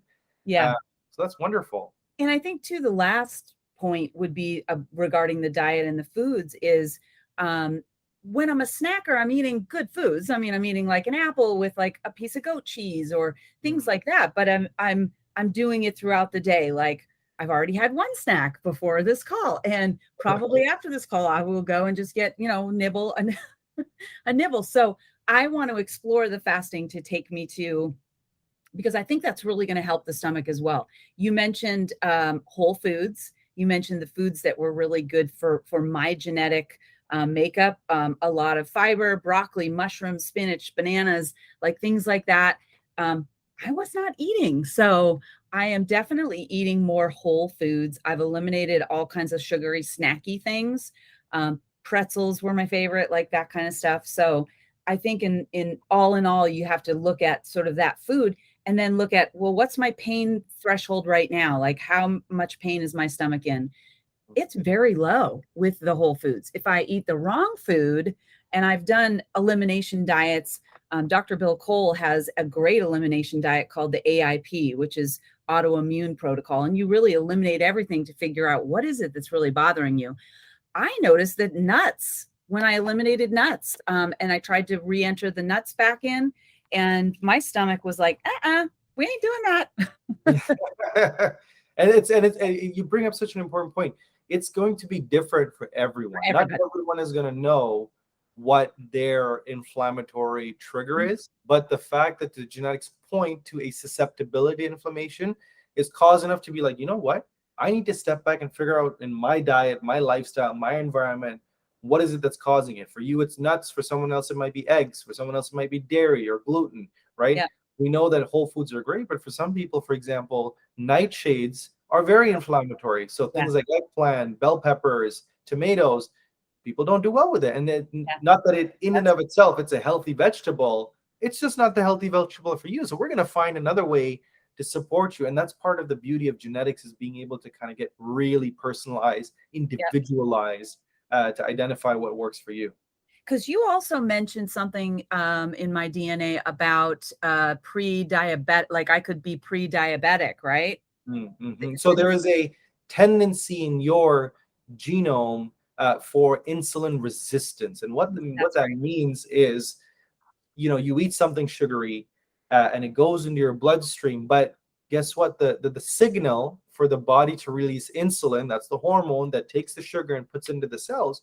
Well, that they didn't get out enough. They're snoozing the alarm, right? So alarm's going off, you're snoozing the alarm. And so over time, anything that's high in sugars, high in calories, high in carbohydrates, that can trigger that sort of elevated blood sugars. And over time, elevated blood sugars are a factor of type 2 diabetes. Now, what's important for you is based on that information, when you shouldn't be eating is later at night, because that's when metabolic dysfunction is worse. You can have more metabolic dysfunction. So we talked about your evening meal, if you're going to do it, is very, very specific. It's lean protein and it's those complex carbohydrates, green leafy vegetables, really dealing, removing the sugar and the fat consumption later on at night. So yeah, I thought that was super interesting. And because I was like, oh no, when you said it, and then, but it is, I am trying to eat my meals before 6 o'clock, because I feel like it hits 7 and then you're in bed at 9 or 10. Your food doesn't have time to digest. And also that has an effect on me as well. And the nightshade thing is big as well. I feel like anytime I eat any of those foods, they really hurt my stomach. And I'm struggling, and sometimes I slip up. Sometimes I want a little something, or a little macaroni and cheese. And I'm like, it was so good. That little bite that I had. And then the next day I'm like, oh. Yeah. Yeah. And that's, again, it's important. Remember, we don't want to build a plan, especially for people with your profile. Like for you, that diversity is important, that happiness of food is important. If you tell someone like you that, hey, you got to eat boiled chicken and broccoli for the rest of your life, it's just not going to be a sustainable diet for you. Like, you have to understand that sustainability is more important than being that rigid structure, especially if you're not a person that already thrives in rigid structures. It's going to be difficult. So again, it's about not just what you eat, but how you're eating it, when you're eating it, where you're eating it, why you're eating it. Those are all important questions that the genetics helps answer. Yeah. So Nicole, you've been wonderful so far. Thank you so much. I appreciate, sort of sharing your genuine, true experiences with us. And what would you leave listeners here who perhaps have never taken the test or considering it? What's the kind of parting words you'd want for people who are listening to this? Well, I really feel like if you want to learn about your body and your DNA and your structure and what's going to work for you, this test is for you. I think a lot of people wonder, and then they have problems, then they go to doctor to doctor to doctor. I would start here, because then you can learn the basic genetic stuff that might be your triggers, right? And then you can go out and then address them, with some of the DNA data that you get back. I mean, for me, look, you've got all the buckets covered. You've got the mood and behaviors, you've got the diet, you've got sleep, health conditions, the workouts. Those are the 5 key essential things that every person thinks about and wants to do better at, wants to improve. So I would say if anything in those 5 categories is bothering you, or you need to improve upon, then you'll have the insight to be able to then go out and find a solution and really start working on implementing some of those into your, daily routine. Yeah, wonderful. Thank you so much for your time, Nicole. I appreciate your wealth of experience and knowledge. And for those who are listening, tune in next time. We'll be doing this with a number of people, so we look forward to sharing more success stories, more insights on the power of DNA and functional genomics. Thanks again, everyone. Take care. If you're enjoying these presentations so far, consider taking home lifetime VIP access to the entire Biohack Your DNA Summit at a special discount right now.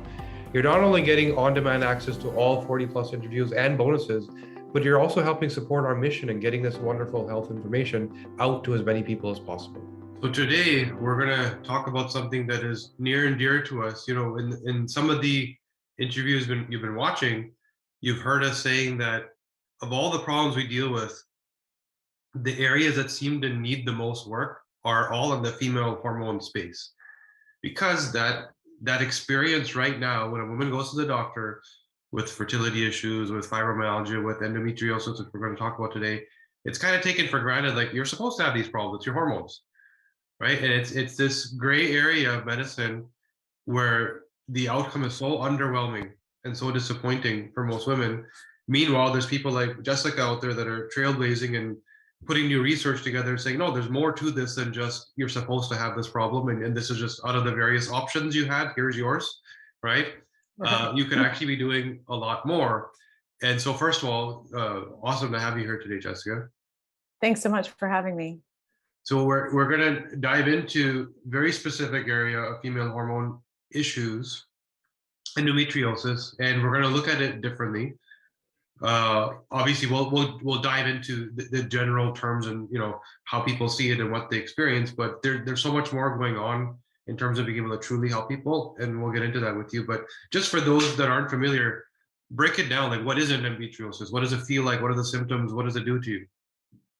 Yeah, so endometriosis is a disease process that's about 50% genetic, and it's also inflammatory and likely autoimmune. I would say definitely autoimmune, but I'm a little aggressive when it comes to looking at the literature.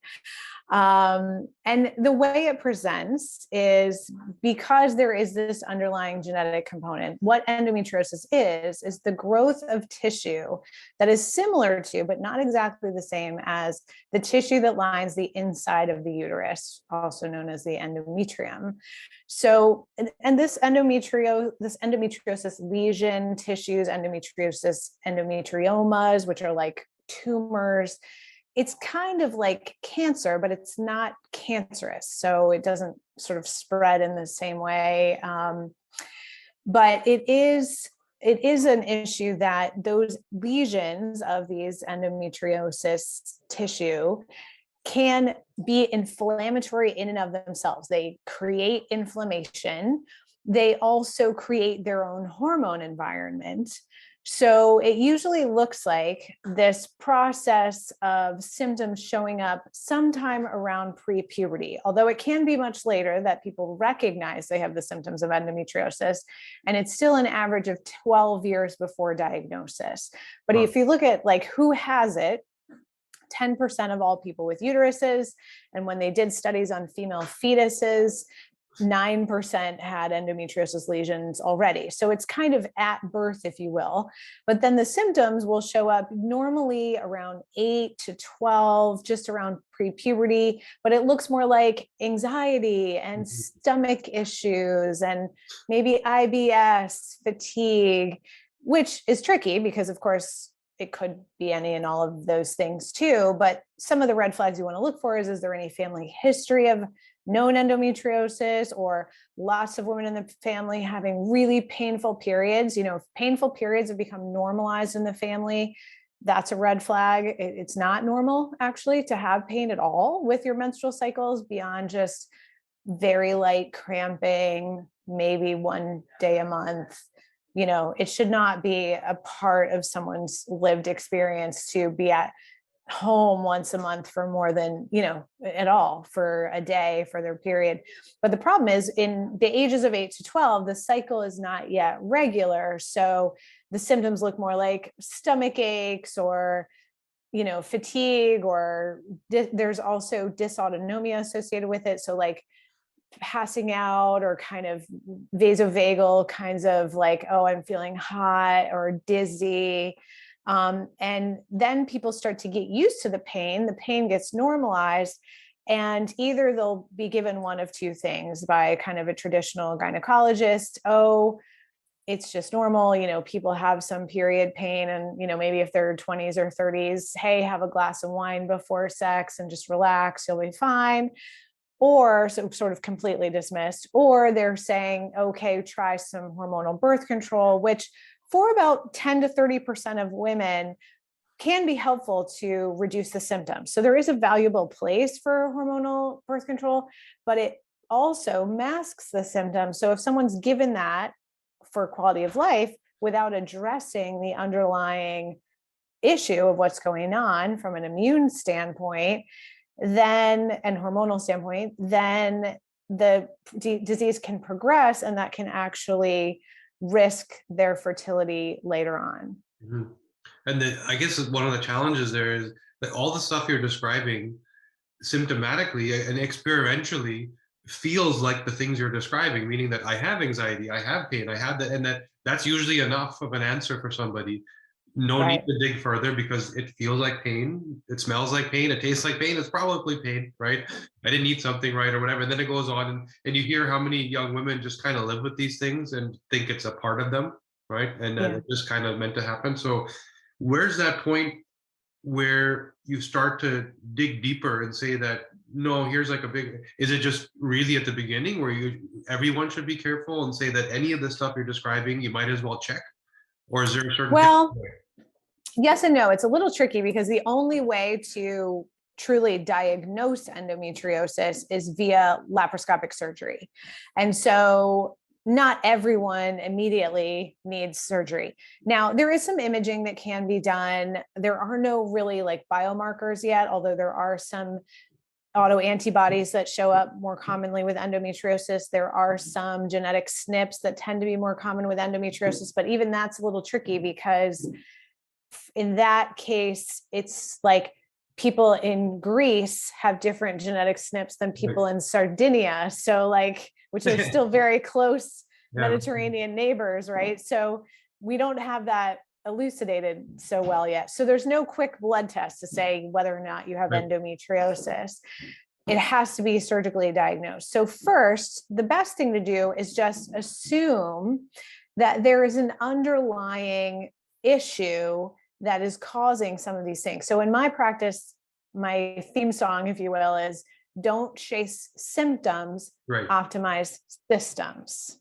So let's look at how's the nervous system functioning. We start every single one of our endometriosis clients with a fitness tracker to track heart rate variability. Are they living in fight or flight, which may be driven by a biochemical inflammation? It's not necessarily an emotional stressor, although often there are layers of these things. But it could also be, environmental toxins, chronic viruses, the endometriosis itself triggering inflammation. So we start by lowering stress. Then we can layer on things like looking at digestive function. So is someone mindfully eating, but then are they having regular bowel movements? How's their intestinal lining? Are they absorbing nutrients? How are the inflammatory markers? So you can start with quote unquote treating endometriosis, even if you don't really know if that's 100% sure the issue. I think the big thing that raises my red flags, if you will, that we really want to scope out endometriosis is that familial component. So if there's any family history or family lore of painful periods, of infertility, of, you know, if a girl or a mom kind of finds herself on the floor in a middle school bathroom, there's a big red flag for you. Like there's a nonprofit organization called Endo What that is starting to distribute training to school nurses.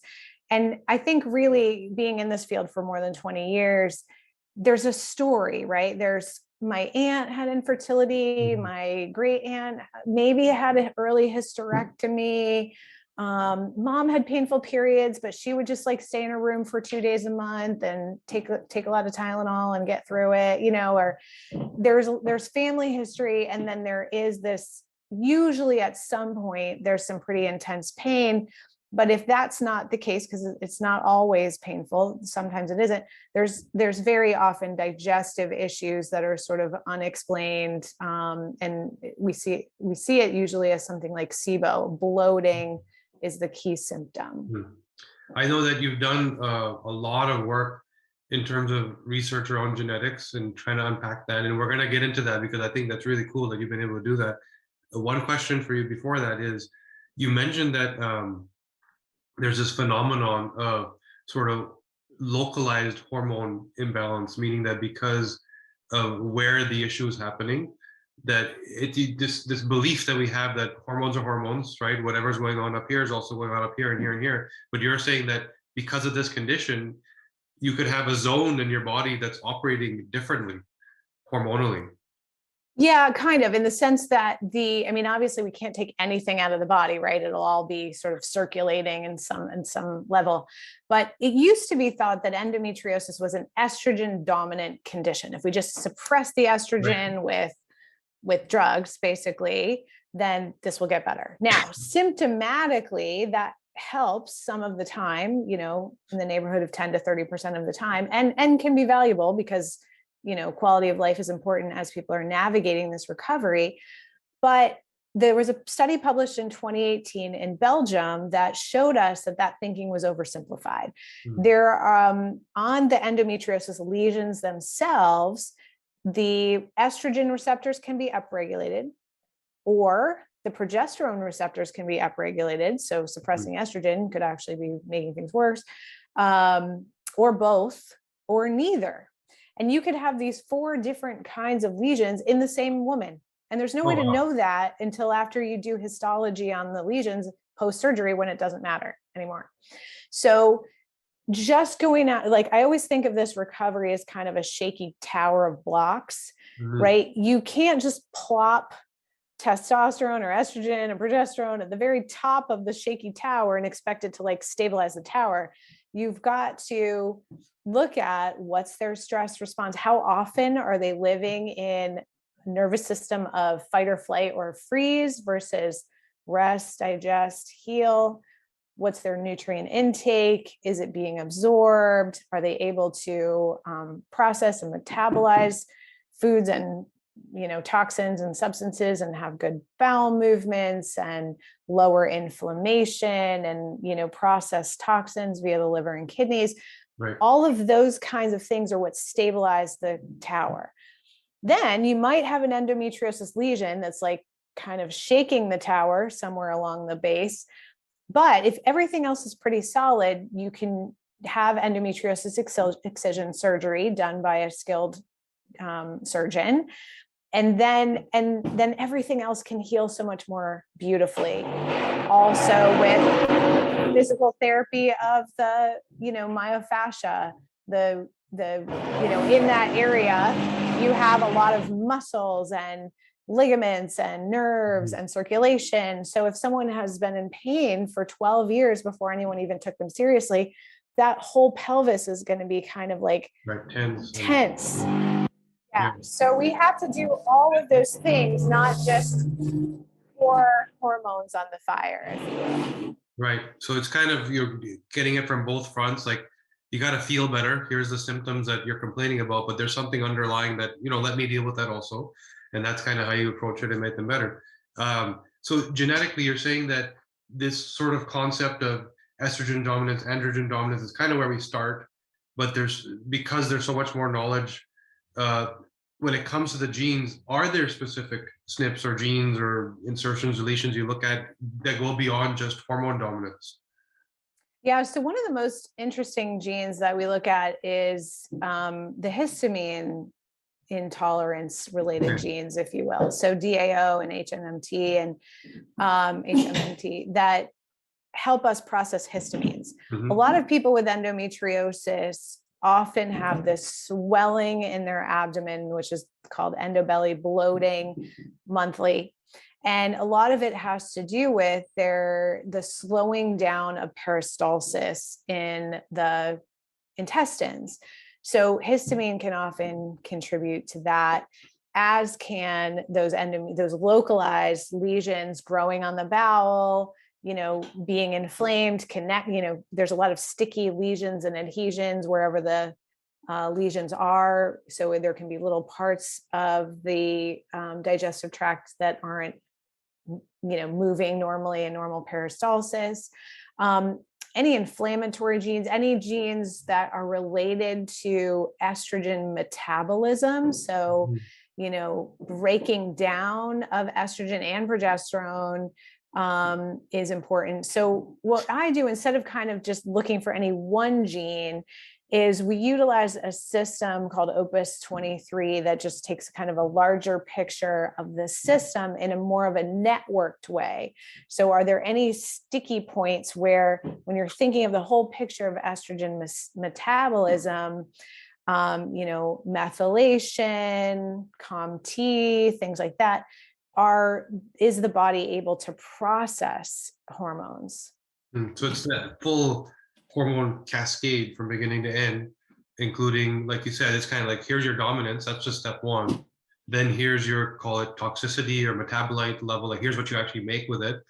And then here's how well you clear that stuff. It's just sitting around, or do you get rid of it? And then between these three combinations, or combinations that can be made from these three, you can be a lot more precise in terms of why things are happening. Yeah. And just, things like people will tend to need more nutrient support. If they have more inflammation and they're unable to clear it themselves, they may need more antioxidants, for example. Things like curcumin are really valuable for endometriosis, just because they're so powerfully anti-inflammatory. So I think we have to look at the layers of the hormones as one piece of the puzzle, but the immune system is maybe even more important. And then even more important than that is the nervous system. So looking at genes that we might originally think of as related to mental health, also have some physical health components. Like, is someone able to create, and we talked about creating and processing and breaking down not just the hormones, but also brain neurotransmitters. GABA in particular is a really common one. People that have anxiety, that's also created co-presenting with like muscle tension, we talked about in the pelvis, more so than serotonin deficiency, although we see that too. But low GABA is, I would say, one of the most common things that my patients with endometriosis struggle with. So that's a lot why things like CBD can be so helpful. It actually helps to modulate, GABA release. So that's why we really want to take this like full body approach and not think of this as just a women's reproductive disease. So when you're getting into, so it sounds like a lot of the intervention has to do with nutrition. And when you're doing that, are you looking at nutrition in terms of, is this about genetic expression? Is it more about, you kind of know, you've done enough of this where you know what's needed and what's going on? Or is it more at an individual level? Here's your genome. Here's where you're not doing so well, and here's where we sort of need to turn the dials on the expression of your genes. Is it something like that? Well, I would say with most patients, we don't get that granular anymore. I don't feel that it's necessary to what we're going to do clinically, but I certainly can. I do work kind of privately, one-on-one with people as they need it. And so so I think that if we think about this more like globally, like what do most people need? Right. If I'm not going to look at your genetics, by and large, the two key things that people need are really learning the process for how to shift their heart rate variability and be in that calm state while they're eating, and then eating in a way that's pleasurable. Most people with endometriosis are so afraid of eating because they've had so much digestive and, abdominal pelvic pain that they actually drift into eating disorder behavior. And so then we layer on kind of a functional medicine, aggressive elimination diet, which makes that worse. So instead, we want to think about how can we start nourishing the system with delicious food. So I start really simply with bone broth or vegetarian broth based soups that are high in vegetables that are cooked and blended, easy to digest, slow cooked proteins, animal proteins, sometimes plant proteins. That depends a little bit on what they better tolerate. And just keeping the food at first easy to digest and just full of those nutrients that turn on those supportive genes and the genes that help with detoxification. Things like rosemary, oregano, olive oil, some nuts and seeds, like almonds, for example, for magnesium. So if we think about adding anti-inflammatory and easily digestible nutrition in an environment where someone has activated their ventral vagus nerve and their parasympathetic, so they're in that calm, rest, digest state, and they're really enjoying the experience, the body can absorb better and it's not so inflammatory. So nutrition, but also kind of that practice shifting into that calm state, getting comfortable with the varying discomforts that come along with these symptoms and not being so kind of anxiety triggered by them, which will then sort of exacerbate the cycle again, right? So sometimes with each client, we have to see what kicks off the cycle. So one example is I had a client who had endometriosis. She had higher stress scores on the days she had to commute to work versus work from home. Mm-hmm. So that was step one that we noticed. Then it was worse on the days where she felt just a little bit of nausea first thing in the morning. That would kick off her kind of pain cycle. Okay, so now we know this. So instead of powering through that nausea, which a lot of people who've had chronic pain for 12 to 15 years are super good at powering through intense discomforts, right? Yeah. Let's slow it down a little and be like, oh, this nausea is my like little red flag, my little yellow flag. Okay, let's step outside. Let's do a mindfulness practice. Let's have some chamomile tea. Let's slow my breathing. Let's get the nervous system back down to a calm rest and digest level and quiet the nausea before I even eat breakfast and get dressed and head off to work. Then that changes my entire day because I haven't been trying to power through that stress and inflammation. And instead, I've kind of gotten everything under control, had some nutrients that my body could absorb to help with supporting me that day. Change the environment of the car, listen to different music, feel more comfortable. And then as we change each of those little patterns, so this isn't about like mega dosing of one nutrient supplement. It's about like over a period of 6 to 24 months, changing all of these little behavioral patterns that have developed for people to survive this illness, if you will, and kind of get through their day, but have become maladaptive. Change them all in a way that makes the day less and less and less uncomfortable. So, I mean, as I'm listening to you, it's very clear in terms of why did this problem happen and what to do about it. I think that when you take the average woman who's maybe doesn't even know that that's what the problem is, she's thinking about this pain and I have a gut problem. How do you take them from, this very disease-centric sort of isolated view of the problem to here's all the stuff you need to do to get to this pinpointed, I have pain here, but we got to start with your diet and your stress and your brain and how do you stretch someone from this far down, like just get rid of my pain to it? There's a lot more going on. Well, I have very slow conversations. So every time I meet with someone, I always meet with people for the first time for an hour. Okay. We have a conversation. I've also written a book. Outsmart Endometriosis is my book. You can get it for free at outsmartendo.com. And it really kind of walks through the step-by-step. But the first thing we do is we really listen to their unique story, because every circumstance of endometriosis, almost every case that I've ever encountered, because it's so difficult to diagnose and it's hardly taught at all in medical schools, has a lot of experiences of being dismissed, of people thinking you're malingering, you know, trying to get out of a test or whatever. And so I think it's really important that as practitioners that are trying to evolve how we deal with illness from I have an issue, I need the cure, to I have a vulnerability or a disease process going on or an injury, and I want to, over time, get more and more and more healed and functional, because literally everyone does, right? Like if you look at every human right now, each of us has some vulnerability. We probably have some environmental toxin load. We might have some symptoms some days, right? It's just, that's part of being a human. And so if we think about, let's change this conversation from how do I fix this, or how will you fix this? Because I don't really have the power to fix anything. I'm not really a mechanic, right?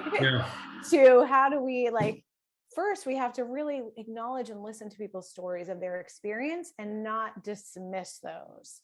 And then we show them the path. Look, you can live healthier. You can feel better most days. You can have symptom resolution almost all of the time. You may still have some aberrant endometriosis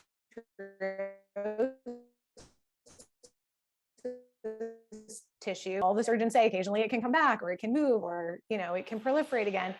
But if you don't think of it that way, if you think of it as, let me get healthier and healthier and healthier and healthier in the body in which I currently have, and I'm willing to commit at least 6 months to a year or two to do that, my life can be completely changed from really restricted to defining what I define as health, which for them, like I have a client who thought she could only ever be a freelance writer. She could not go get a job at like a magazine or a newspaper or something, because the requirements she would have to be there, right?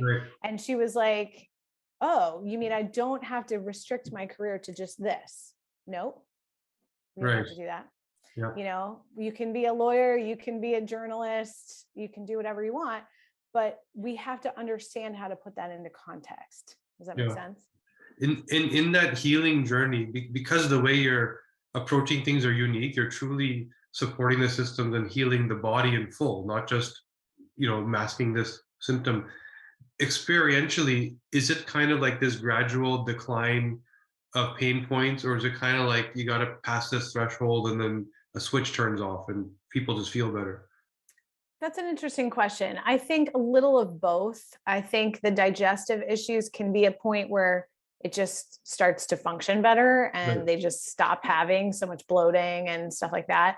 I think the pain, same thing. I think we can get to a level where pain is not a normal part of their day. There can be pain flares, usually related to like something changing, like, oh, I went home for a holiday dinner and ate totally different things and was under different stress and drank alcohol, and then I had a flare. But even that would be maybe shorter lasting, if you will. So I think it's a combination of both. I think there's some gradual decline, but there's also over time having just less and less experiences of flare days or bad days. Yeah, in general, I guess you're bringing their inflammatory load down, so they're not sitting at that tipping point anymore, ready for something to trigger. You mentioned chemicals and sort of hormone disruptors. We know that that's a major problem, like a hugely impactful problem. How much is it in people's awareness when you start to talk to them about like endocrine disruptors and what's going on in their frying pans and in their water? And are they even aware? And how do you sort of implement when sort of everything around you could potentially be a problem?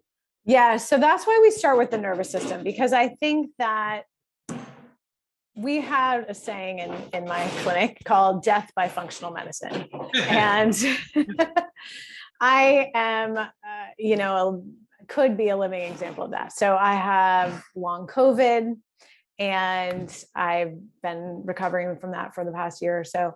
And I can see how having this experience of chronic illness, how it can be very tempting to still look for the thing, right? Right. There are hundreds of lab tests you can do. I'm going to be exposed to stuff like, so I did a number of toxin lab tests on myself with a practitioner, another colleague of mine who's great. And, sensitive to this and this environmental toxin builds up. And one of the things he said to me was, oh, do you ever drive your car with your windows down? Because one of the things had to do with like car exhaust. And I was like, of course, I'm 48 years old. I've had, at some point in my life, I've driven a car with the windows down.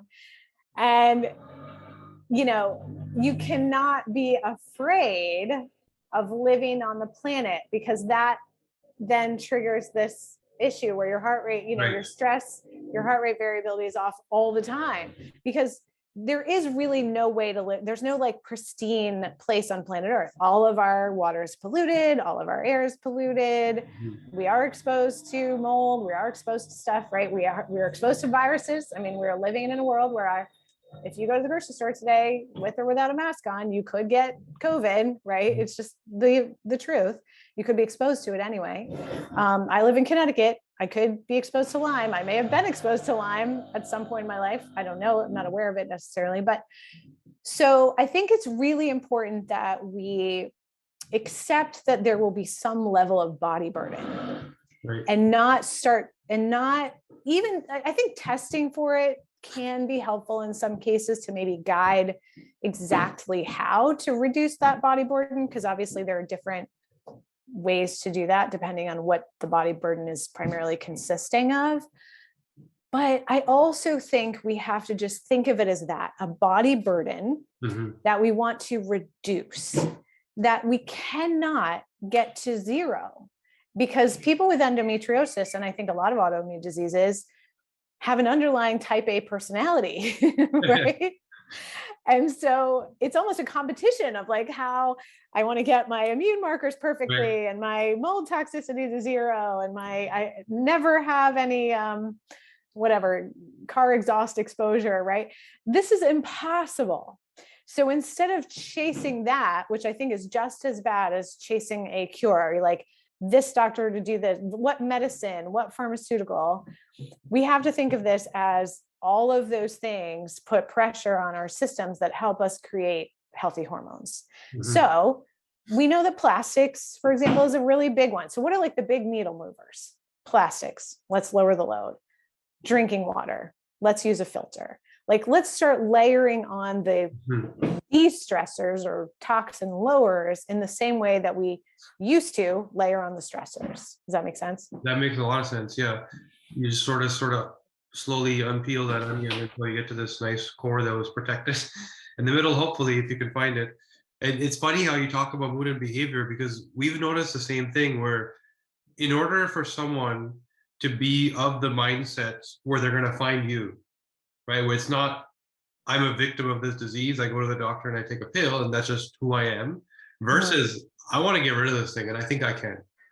Yeah. And it requires certain neural wiring, certain genetics that drive those neurochemicals. And then you end up with this sort of kind of high functioning anxiety, of like, I got to get it done. I got to get it done. I got to get it done. And then every little thing matters, and that sense of reward.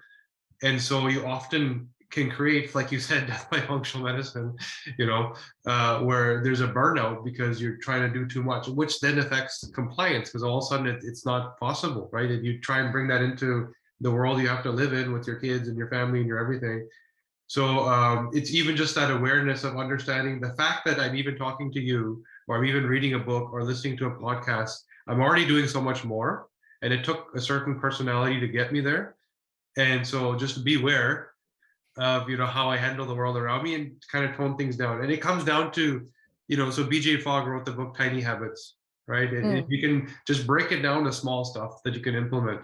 Don't try and, like they said, boil the ocean. Like, what are these 2-3 things I can do this week? And then how do I scale those things and carry them into work and carry them into my family and slowly get towards a changed identity, right? And that's key, I think, is to do it slowly in tiny habits. Yeah. Do you find that as you're working with people that there's ever a sense of loss of hope, or like, this isn't working, or do people generally find success when they start to get down the right path? Yeah, I really feel like they do. We very rarely have people just sort of give up. Now, what we do see sometimes is people get to a point where they realize that their trauma is blocking their progress. And people with endometriosis and pelvic pain in general have very high rates of history of sexual abuse and sexual assault. 80% of female physical therapists have been sexually assaulted at work or assaulted at work. And so it's super common to be female and have had some kind of trauma. You layer on a women's health disease, if you will, that likelihood amplifies because you probably also then had medical trauma and medical gaslighting. So sometimes as we're unpeeling the layers, that piece of it has to be dealt with before we can move through it. And we do that concurrently in a way, like where it's very trauma informed coaching, nutrition recommendations, and physical therapy recommendations. But sometimes we do need more direct trauma resources. So things like EMDR, mental health therapy is a good option, or things like that. So I think that's key. I think the other thing that can frustrate people is just if I don't sort of set it up well and really explain at the beginning, this whole process that we talked about a minute ago, it's going to be months to years of small habits. Atomic Habits by Jane Clear is very similar what you're talking about, like the little tiny habits, day-to-day habits. It's not really, I'm never going to give you like one supplement that suddenly is going to like relieve all your symptoms. So we have to really think about how you're living and practice boundary work and practice rest and prioritizing rest. And again, your personality that you brought me here, as you said, might be part of the problem. And hey, like, I certainly get that. I'm a working mom. I run a business. Like I feel you. And we have to see that about ourselves and start to unwind it. But I say to my clients all the time, look, probably 100% of my clients would get 100% better if for 3 months and maybe one skilled, really good endo surgeon if needed, or 6 months, we could go to like an island and someone was watching our kids and like feeding us all the food that we're supposed to eat. And we were doing meditation and breath work and yoga every day and just sitting outside, like everyone would heal. Right. But then you would go home and you'd have the same problem. Yeah. So we have to learn how to do this in our lives. And that's where occasionally people bump up against a thing. It's not usually that they can't or it doesn't work. It's that they either aren't resourced to do it. Financially, they don't have the support, or they don't have the family support, or there's trauma mixed in with financial support that they're receiving. It comes down to sort of life and relationship issues that make it difficult to implement a healthy lifestyle plan in a capitalist, productive world. Yeah. And that's where we have challenges. But, people are resourceful and very often we can work through that. Yeah, we see the same so it's kind of like these 3 pillars. So like you have your genetics in the middle, and then there's environment, nutrition, lifestyle. Here's these 3 prongs that can pull you in different directions. In the environment piece, nutrition, you can understand, food, supplements, water. Lifestyle, you kind of get exercise, what do I do with my family also. But this environment piece, often people don't realize how much more there is to it than just literally like chemical environment or toxic. It's where I work and the people, the mental shift. It's how I am with my kids. It's where I am with my kids, right? When I move to, say, grandma's house for Christmas break, the changes that happen, so that controlling your environment extends beyond yourself. If the people around you aren't participating in your kind of healing and understanding what you need, very hard to deal with the environmental factor. A simple thing of like Christmas break, we're going, the family's getting together. You're not going to control what you eat for that 10 days. It's very difficult unless you've had an open discussion with everybody and say, this is part of my therapy and I need to support it and be part of it. And maybe you can eat a little differently with me too for a week. It's not going to be bad for you. It's anti-inflammatory, right? So yeah. And that environmental shift that, is kind of out of people's controls, it can be, they just don't think of it. There's no cognition around, this type of thing. You just take, I have to do that. It's family, it's friends, it's work. It's no, you can actually manage this stuff if you push a little harder. So in the work that people do with you, how are they finding you? Like, where does it, all the women that are out there suffering, the lucky ones that actually, found you and ended up working with you, how does this happen? Is it like a clinic or what does it look like? Yeah, we have a virtual health coaching practice where I work one-on-one with people, but we also have a group program that enrolls periodically. They're sent to me by their physical therapists, their surgeons. I speak at a lot of conferences. I've published a book and hundreds of interviews and videos and stuff like that. So it's through searching and networking primarily. Right. And then experientially, it's kind of like, you're not here to put a Band-Aid on it. You're going to put them through several months of coaching to heal, truly heal. Yes, for sure. We a minimum of 6 months. Right. And I'm guessing in that journey, there's probably other things, other spokes of this central hub of a problem that kind of go away that people weren't even anticipating. Because if you're dealing with system support, then all these other, whether it's eczema or migraines or whatever, I'm sure you have experience with all these other things kind of dropping off. Yes, absolutely. Headaches, commonly, sleep issues, anxiety is a big one, fatigue. Absolutely. Because as you said, the root issue was the same, just showing up in a multiple different ways symptomatically. And how much overlap is there with other female hormone conditions, like the big common ones? Well, we do see overlap with PCOS. So if people have period issues and they have pelvic pain and sexual pain, it's very likely that they don't just have PCOS. They're much more likely to also have endometriosis if they have pain. Right. Infertility, absolutely. It's one of the number one causes of infertility. Any menstrual health issues are, very overlapping. Things like irregular cycles, long cycles, heavy, because is that endo is cured by hysterectomy, which it's not. Actually, hysterectomy doesn't do anything for endometriosis because by definition, endometriosis is outside of the uterus. But adenomyosis, which is similar to endometriosis, but inside the kind of muscle of the uterus, often people will have endometriosis and they can also have adenomyosis. That, in that case, hysterectomy is occasionally, or not even occasionally, that could be a reasonable treatment option. What else? PCOS, PMS, so any mood symptoms related to menstrual cycles can be related to endo. Oh, and the other mythology is that menopause cures endo. But again, endo is not really a hormonally driven disease. So menopause does not cure endo. Right. And so that is another myth that, we often have to unwind. And then it's challenging. It can be challenging to support people through perimenopause and menopause because the hormone replacement therapy conversation has to make sure that that whole tower of blocks is as stable as possible before someone even goes down that route. Right.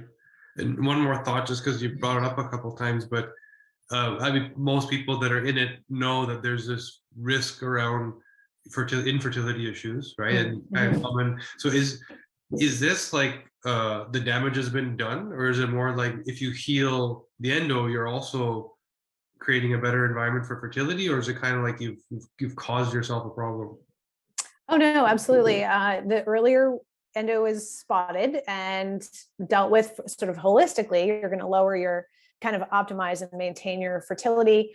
Also, early appropriate endometriosis excision surgery with a skilled physician is key. I have clients who we can completely eliminate their symptoms with everything we do, nutrition, supplements, lifestyle medicine, all of that. But I still have them consult with an endometriosis excision specialist, because without symptoms, the disease could still progress, and that may impact their later fertility. So especially if fertility is a goal for them and they're quite young, I want them to start that relationship with a surgeon. It may not ever be appropriate for them to have surgery, but I want them to at least understand that relationship with their fertility to optimize the preserving of that fertility as long as they want it. I'm guessing that this sort of fertility stage is a common place where people uncover their endometriosis, like this thing that they didn't realize was going on. So what is the common response from that, whether it's your primary care or fertility specialist? Like, are they giving people the right advice? Generally, no, absolutely not. They're using pharmaceuticals. Now, sometimes this is when surgery is done by someone maybe who doesn't have the skill, that this isn't their full-time life, right? They're not really doing endometriosis surgery as a full-time thing. They might, because there are sort of like, okay, endometriosis surgeries, they could just sort of burn it off. There's sort of like that perspective of go in, sort of clean it up for the sake of the fertility. It's a really bad idea, because you're not really looking at the extent of the disease. The person may end up having to have another surgery anyway. There's complications from that surgery. They either can be adhesions. So who does your endometriosis surgery, and the fact that they're really understanding of the whole process of endometriosis, that this is really one of their specialties, makes a big difference to the outcomes. I've been working with patients with endometriosis for over 20 years. And the first half, or so of my practice, it was very common to see patients with 16 surgeries, a surgery every year, that people would just go in and like burn stuff off and it would grow back or spread. They had no good tools. It was surgery and opioids, or Lupron, which is a medication that puts you into chemical menopause. I can't tell you how many of my clients call it like the Lupron years. Like, I was a teenager, had a huge mental health challenges. I felt terrible all the time. Like, it's just not normal to put a 16 to 28-year-old like into menopause with no plan, or go in once a year and just burn stuff off. Like, that is just malpractice. And then I'd see people with like stimulators, tons of opioid addiction. So if endometriosis is uncovered as a key contributor to someone's infertility, take that information and find a skilled excision surgeon. There are a few listed in my book as places to start.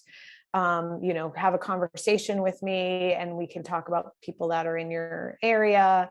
There are more and more available, there's more and more training available, but it's not a simple subspecialty. You want to choose your endometriosis surgeon exactly in the same way as you would choose a cancer surgeon. They should be really good. Yeah. And the options are there. And people often don't realize that choice can even be made. It's just, they told me they're a surgeon. I figure they know what they're doing, So meanwhile, there's experience to everything, especially when you're dealing with something that specialized in focus. That doesn't happen that often for the most part. So yeah, great advice for some people that just sort of shop that around a little bit. But you've made it easy because you put it in the book so people can just look it up. So before we go away, this is fascinating. We can keep going all day. What are sort of someone just getting started, someone that just hearing this for the first time, that, there's another way. What are the sort of top 2 or 3 things that they should do like today? Like, let's just get started and here's top habits for you. Yeah, I think first tiny habit, if you will, would be to start to notice any like triggers that kick off your pain flare cycles or your digestive cycles, and stop looking at food. Look at like sleep, stressors. Start with sleep and stressors, because we get over sensitized to food and we don't pay attention as much to our environmental stressors. And then second would be just if you can take one of those toxin stressors off the body burden. One of the simplest is plastic. I had a client one time in the Middle East she was wearing plastic flip-flops. Like she had gotten rid of the water bottles and a lot of other, storing her food in plastic. We realized in the heat, she was wearing plastic flip-flops every day. So less plastic exposure directly to your body. And the most common ones are drinking out of plastic water bottles or drinking like coffee out of a plastic top cup, or storing your food in plastic. So start just gently lowering the body burden and start to bring awareness to some of the stressors that may be triggering your pain cycles. Cool. That's awesome advice and so easy to do. You just have to be sort of aware and then start. So this was amazing. If people want to work with you, where do they find you? The best place to go is outsmartendo.com. They can also download a free copy of the book there and schedule a strategy session directly with me if we want to discuss their particular case. Also, you can follow us on Instagram at outsmartendo or at Integrative Women's Health. Amazing. This was enlightening. I'm sure anyone that needed answers got them. I would urge anyone that's having issues to go ahead, reach out, work with you. Thank you again. This was great. Did you know it only takes a few seconds to change someone's life? By sharing the Biohack Your DNA Summit with friends and loved ones, you're giving them a key to health, happiness, longevity that they may never hear about otherwise. All you have to do is click the share buttons below and help them spread the word. Thanks in advance. So everyone, we are back for another awesome conversation. We're joined by Dr. William Pollack, who I actually just met recently and was blown away. We were supposed to talk for a certain amount of time and we went way over because the conversation was so interesting. And we're talking about a topic that a lot of people aren't so familiar with how important it is and how much they need to look into it.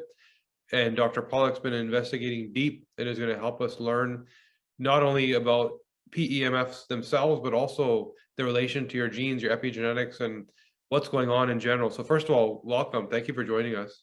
Thank you for having me on, and I look forward to sharing with your audience, your summit attendees. Yeah, thank you. It's, I spoke to you the other day and it opened my eyes because I've understood EMFs being used in clinical practice. And I understood that there's an evolution towards PEMF and there's some efficacy. And maybe first, let everybody know, when we say PEMF, what are we even talking about? That's a critical question, clearly, to understanding what it is, right? Because most people have heard of the opposite, right? Which is concerning, and that has to do with EMFs, right? So the way I distinguish between those, and you'll hear different things from different people about this. EMF stands for electromagnetic fields. I define EMFs as environmental magnetic fields. Right. And the fundamental difference between them is basically how it's produced. And EMFs are basically broadcast into the environment. You got this microwave tower, or you have a radio tower or television tower, and it's broadcasting the signal basically 360 into the environment. It can be directed, but essentially it's 360. That means there are wavelengths, right, and they go on theoretically to infinity. So that's EMF. It's environmental. It's not designed for us. It's designed for communication. Right. The body happens to get in the way. Right? The body is incidental to an EMF. Sort of intercepting the signal. Pardon me? And intercepting the signal. And essentially intercepting the signal. That's absolutely correct. So if your signal's coming this way and your body happens to be here, well, that signal is going to go into your body. Right. Now, if the wavelength is long enough, and there are wavelengths that are broadcast in the environment that are long enough, they'll just go right through the body. Mm-hmm. But the reason they get intercepted by the body is because the signal, the wavelength, is extremely short. Right. A body wavelength, say from head to toe, let's say a typical wavelength is going to be 3 meters. So that means the wavelength has to be more than 3 meters not to be absorbed by the body. Okay. And for that wavelength, you need a wavelength, let's say, bigger than 100 gigahertz. Okay. I'm sorry, take that back. 100 megahertz. So 100 megahertz signal is almost 3 meters long. Okay. Okay. Below that, smaller signals than that, let's say 10 megahertz, that'll go right through your body. Okay.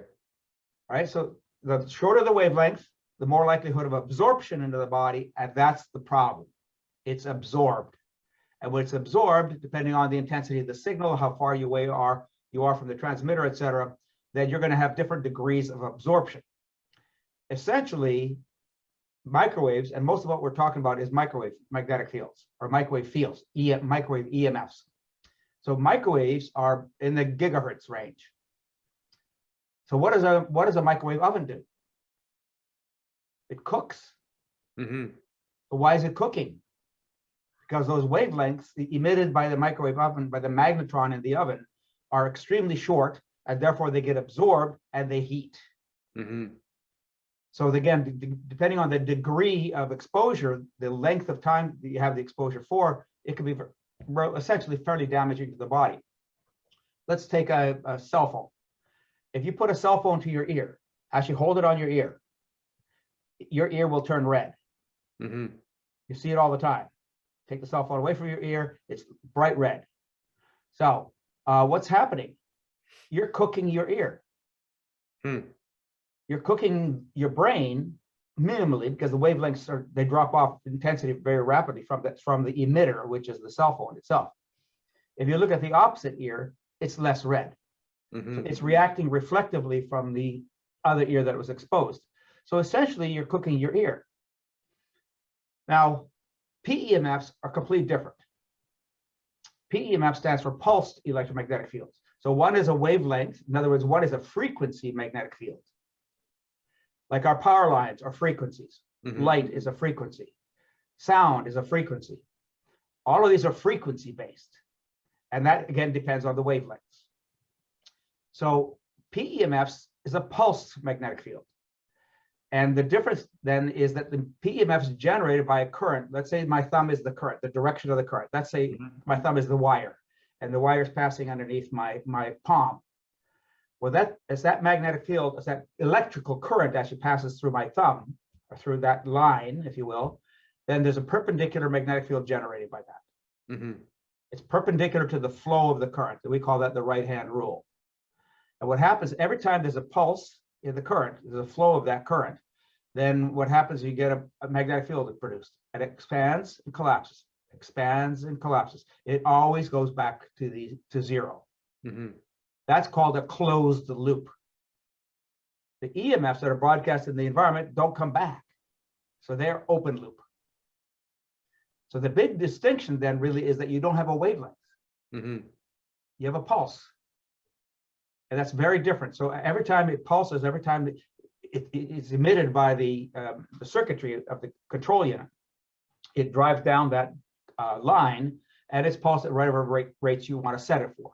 Typically, most PEMFs are pulsed at a rate less than 1,000 Gus, less than 1,000 hertz, as opposed to megahertz. So hertz is the frequency, pulses per second. So it's pulsed at a pulse rate, which some people interpret as frequency. Some people interpret it as hertz. But that gets to be dicey in terms of the blurring of the technical terminology. So a PEMF is really not hertz, it's pulses per second. But you'll see people talking about hertz, which actually, as I said, is very misleading. So a PEMF is still a wave. It's a wave that's coming into your body, coming back out, wave coming out, coming back down. So it's not absorbed. Because the wavelengths are too long. It's not a wavelength, as I said, it's just not a wavelength, but it still can pulse through into your body and through, depending on the intensity of the field. So that's the key. It depends on the intensity of the field. Mm-hmm. And the intensity of the field usually is much bigger at slower rates with high intensity magnetic fields. So a magnetic field that's pulsing at, let's say, the rate of 5,000 pulses per second. Because it's pulsing so fast, equipment most of the time, unless you've got huge equipment most of the time cannot pulse fast enough to get through the whole body. Okay, so the intensity drives the intensity of the production of that magnetic field drives the benefits and the values of the body, depending on how deep into the body you can pulse that field. So again, the weaker the pulse, the faster the pulse, the less penetration there is into the body. But because it's not a wavelength, it's not harmful.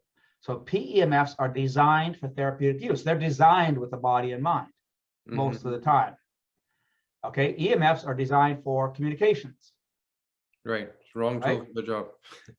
It's not, yes, it's the wrong tool, but it can be used as a tool in medicine, as you were saying. And doctors use that what it's called radio frequency ablation. So they use extremely rapid rates, high intensity, to burn lesions on the skin, or to even burn tumors or warts. In some cases, it's used to cauterize tissue. So that means it actually burns the tissue, so it basically causes a scar. And that has a purpose. That has a value. It's destructive on purpose. It's intended destruction. So in a sense, it's a form of electrocution. Wow. So we're going to get into now what the benefits are, why someone would even seek out this form of therapy. But I wanted to ask you, do you use a cell phone yourself? I do. You do? I do. I'm almost always on speaker. On speaker. So you never hold it up to your head? Rarely, very rarely, because I know the risk. And I don't even like the cable sets. Right. Because that bud still produces a magnetic field, but that's still a lot better than holding the phone to your ear. And how about people that are holding the phone in their hands all day, texting and scrolling on social media? Well, it's still going to do some stuff to the hands, but you could say, well, okay, well, that's not as bad. If you're holding it in your lap and texting it, it's probably going to be a bit more, have a bit more action on the thigh. If you have it in your pocket and it's on, ready to take signals all day long, well, it's getting close to parts of your body that you may not want to have that exposure to. Right. You got to think about this kind of mini microwave that you're carrying around. Would you put your head in a microwave? It totally is. Would you put your head in a microwave? Yeah. I had a friend actually who had a cell phone, carried it constantly in his pocket. It was always on. Right. And he developed this kind of interesting little neuropathic, buzzing thing in his leg. Right.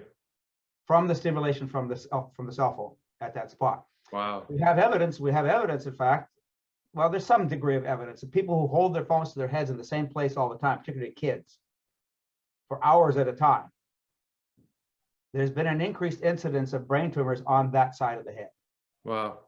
Yeah, we've heard this. In fact, I have a friend that has been for 2 surgeries and she is on her phone all day. She runs a real estate company, so she is constantly on the phone, had 2 brain tumor surgeries. But getting back to the PEMF, so you've explained the difference. So there's kind of like a scientific logistical difference between the 2 types, the EMF and PEMF. There's some people that maybe don't even know what is the benefit. Why do I even want PEMF? What does it do for me? So that goes back to basic laws of physics. And the primary benefit comes from Faraday's law. And Faraday's law says that a magnetic field passing by a conductor will stimulate charge. That conductor. The higher the magnetic field and the faster it rises. So if you have a magnetic field that goes like this, it's very wide, doesn't have a high peak. Right. If you have a magnetic field that goes like this, really rapidly, high and fast, then that induces more charge. So the faster the rise, the higher the rise, and the faster the rise, the more there is charge induction in the body. And that's called Faraday's law, and that is, the symbols for it scientifically are dB. So D stands for delta, or change. B is intensity. So the change in intensity divided by the change, the dt, divided by the change in time. So the higher the intensity and the shorter the time period that you get to the peak of that curve, then the more charge production there is in the tissue. And it typically is the leading edge of the charge. So it's like a wave. A wave's going to knock you over the front edge. It's not going to knock you over the back edge. Right. A wave in the water. So PEMFs are in a sense like that. And then what therapeutic benefit are people seeking when they go get PEMF therapy? All right, very good. See those books behind me? Yeah. Okay. So one is called Power Tools for Health. Okay. And that book, I wrote that book. It has over 500 references in it. And in that book, I talk about some of these basic concepts of PEMFs. And I describe 25 actions of magnetic fields biologically. Okay. 25 actions in the body. That charge production in the body that's caused, by Faraday's law, the induced charge in the body, then initiates all kinds of responses in the body. And those responses lead to at least 25 actions. And I've given references to those actions. So in other words, this is not just hypothetical. It's not just marketing hype. There's science behind this that causes all these different actions. So we'll get into some of those in a second. And in the second book, Supercharge Your Health, I provide concepts of how to organize and think about magnetic fields and then how to use them for different conditions. So in the first book, I have 50 different health conditions that I review, the science for those health conditions. In other words, the research backing for how magnetic fields can treat that condition. Now, why do I do the two? Why do I describe actions and why do I describe diseases or conditions? Because the Western mind thinks in terms of diseases or conditions. Those 25 different actions that I mentioned, the PEMFs, apply to almost every disease. Right? There's a change in the physiology of the body. There's a change in the way things are supposed to function physiologically. There's a change in the way the tissue looks and functions after that. So I describe basically 3 levels of function of healing in a sense.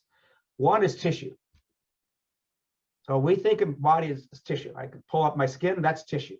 I poke it, I burn it, I punch it, whatever I do with tissue. So we don't think of that as molecules. Right? We think of that as tissue.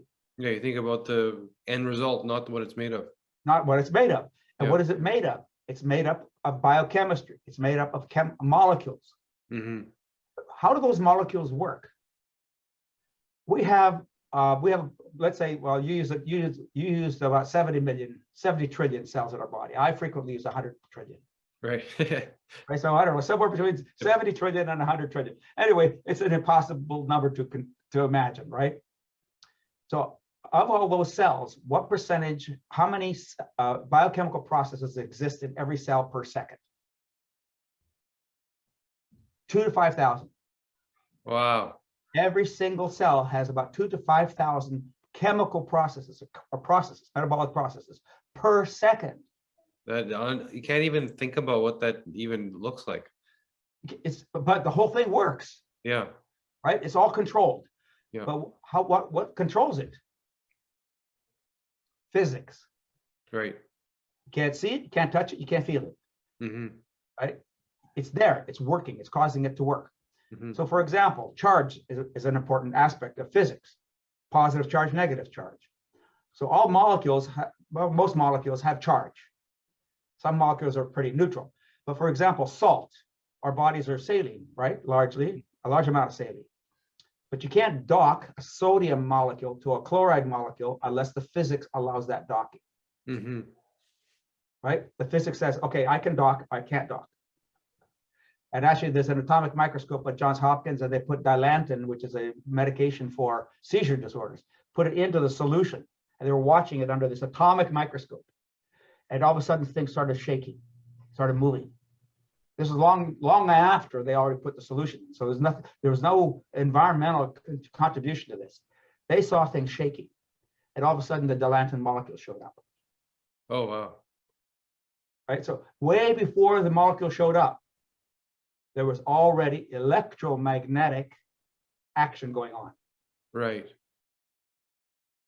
So take that principle then, you got all these 25 actions at least, and then you have the tissue, and then things have to work. Right. Right? And when they don't work, what do you get? You get imbalances. And the body has these, what we call homeostatic mechanisms. It's always shifting things back and forth. If you go up in the body, you're going to have to come down because the body says, you've gone farther than I want you to go. Right. pH is a good example of that. Yeah. Right? If your pH gets a little too acidic, the body produces a little bit more bicarb or a little more basic functions to bring it back to neutrality. So pH is extremely tightly controlled in the body through all these little shifting mechanisms. That's called homeostasis. So PEMS basically, to some extent, when you have a disease or a problem, you are restoring balance by virtue of providing the system more energy to do what it wanted to do in the first place. Right. Let's give you an example. Fractures. So when you break a bone, that's damage to the body. It's already way out of balance for that tissue, right? then the body has to kick in, automatically kicks in all sorts of mechanisms to try to deal with that fracture. And that means there's blood there. You got to remove the blood. There's inflammation there. You got to remove the inflammation. There's edema. There's swelling there. There's tissue. There's muscle damage. There's nerve damage. There is blood vessel damage, connective tissue damage. All that damage now has to be repaired. So when you see a fracture on an X-ray, there is a lot more damage on either side of that fracture than just the fracture itself. Right. Yeah. The body then kicks in to all sorts of mechanisms to reestablish balance and to try to to reestablish the bone. Right. Right. So that's what, and then the bone heals. And medically, what we do is we put a cast on it. But why does the cast heal? Yeah. No, it does nothing. All it does is prevent you from being stupid. Yep. Right. From moving that fracture. Yep. And then if you don't move the fracture well enough and you're healthy enough, then over the next 12 weeks or so, find you have what's called a callus. You have an area where the body has now started to produce bone to fill in the gap, in the break. We do that with the skin. So if you cut yourself in the skin, the body knows there's a cut. It marshals all kinds of resources to fill that gap so the skin heals itself. Right. Now, there's a problem with fractures. They don't always heal.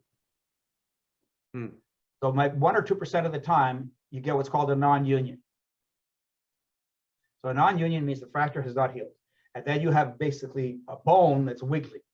And the government, the FDA, has actually approved magnetic devices to heal fractures that haven't healed after 6 months. Okay. And in some cases now people are using them for what we call delayed union. So if after 3 months it's still not healing adequately, then they'll start initiating treatment. So the FDA has approved magnetic field therapy to heal these non-unions. Or you could do surgery, you could do all sorts of invasive things to try to get that fracture to heal. A huge percentage of the time they fail. And of course it's invasive on top of that. So you get the problems of the surgery itself. What they found is that magnetic fields then stimulating that area of the fracture, the non-union, all of a sudden become alive. They start to kick in and the healing process begins. And the devices that have been approved for like 18 Gauss. So Gauss is a measure of magnetic field intensity. You need 18 Gauss. So that's what they were approved for. But you have to treat the fracture for 10 hours a day. Wow. So you sorry to interrupt you, but are we talking about an EMF tool or a PEMF tool? Always PEMF. I don't talk about EMF. Okay. Okay. We're not trying to destroy the tissue. Yeah. Understood. Right? We're trying to heal the tissue. So based on Faraday's law, the longer wavelengths, the charge goes through. As it goes through, it stimulates the process all over again. The body now has energy. It got stuck for a reason. It didn't have the energy to finish the healing. Right. Now you're giving the body the stimulus to produce the energy to finish the healing process. But you have to treat for 10 hours a day. And they did a survey of 170 people who were supposed to be doing this for fractures of the arm, the leg, and the hand, scaphoid fractures, which are common for non-unions. It takes about 180 days to heal a fracture with magnetic field stimulation. Even fractures that have not healed for 7 years, all of a sudden wake up and start to heal. It's incredible. So essentially what you're saying is the body is innately resilient, like it's designed to survive. And there's processes in place to do these various things, whether it's healing, replacing, repairing. You're just supercharging that process. There's a catalyst. This PEMF is saying, we already know what happens. Let's just do a lot more of that by providing the energy for it to happen. Because energy is the root of everything. Without the energy, nothing happens, right? And so it's kind of like taking your Ferrari and adding a few extra horsepower, and then all of a sudden it's faster than every other Ferrari. So that's incredible that you're able to taking those cylinders in the Ferrari that are not timed right. Right, exactly. Yeah. You tune them, you time them. Yeah, because it could be a question of adding capacity to what you do or making up for what you don't do well. Could be either one, right? Correct. So now I actually, by the way, tried PEMF when I had a fracture. I don't know if you guys can see this, but there's a bit of a lump here. So I had a cast. I was actually doing squats in the gym and I got down to the bottom, couldn't get back up. My spotter was gone, wasn't paying attention, and the bar fell on my arm.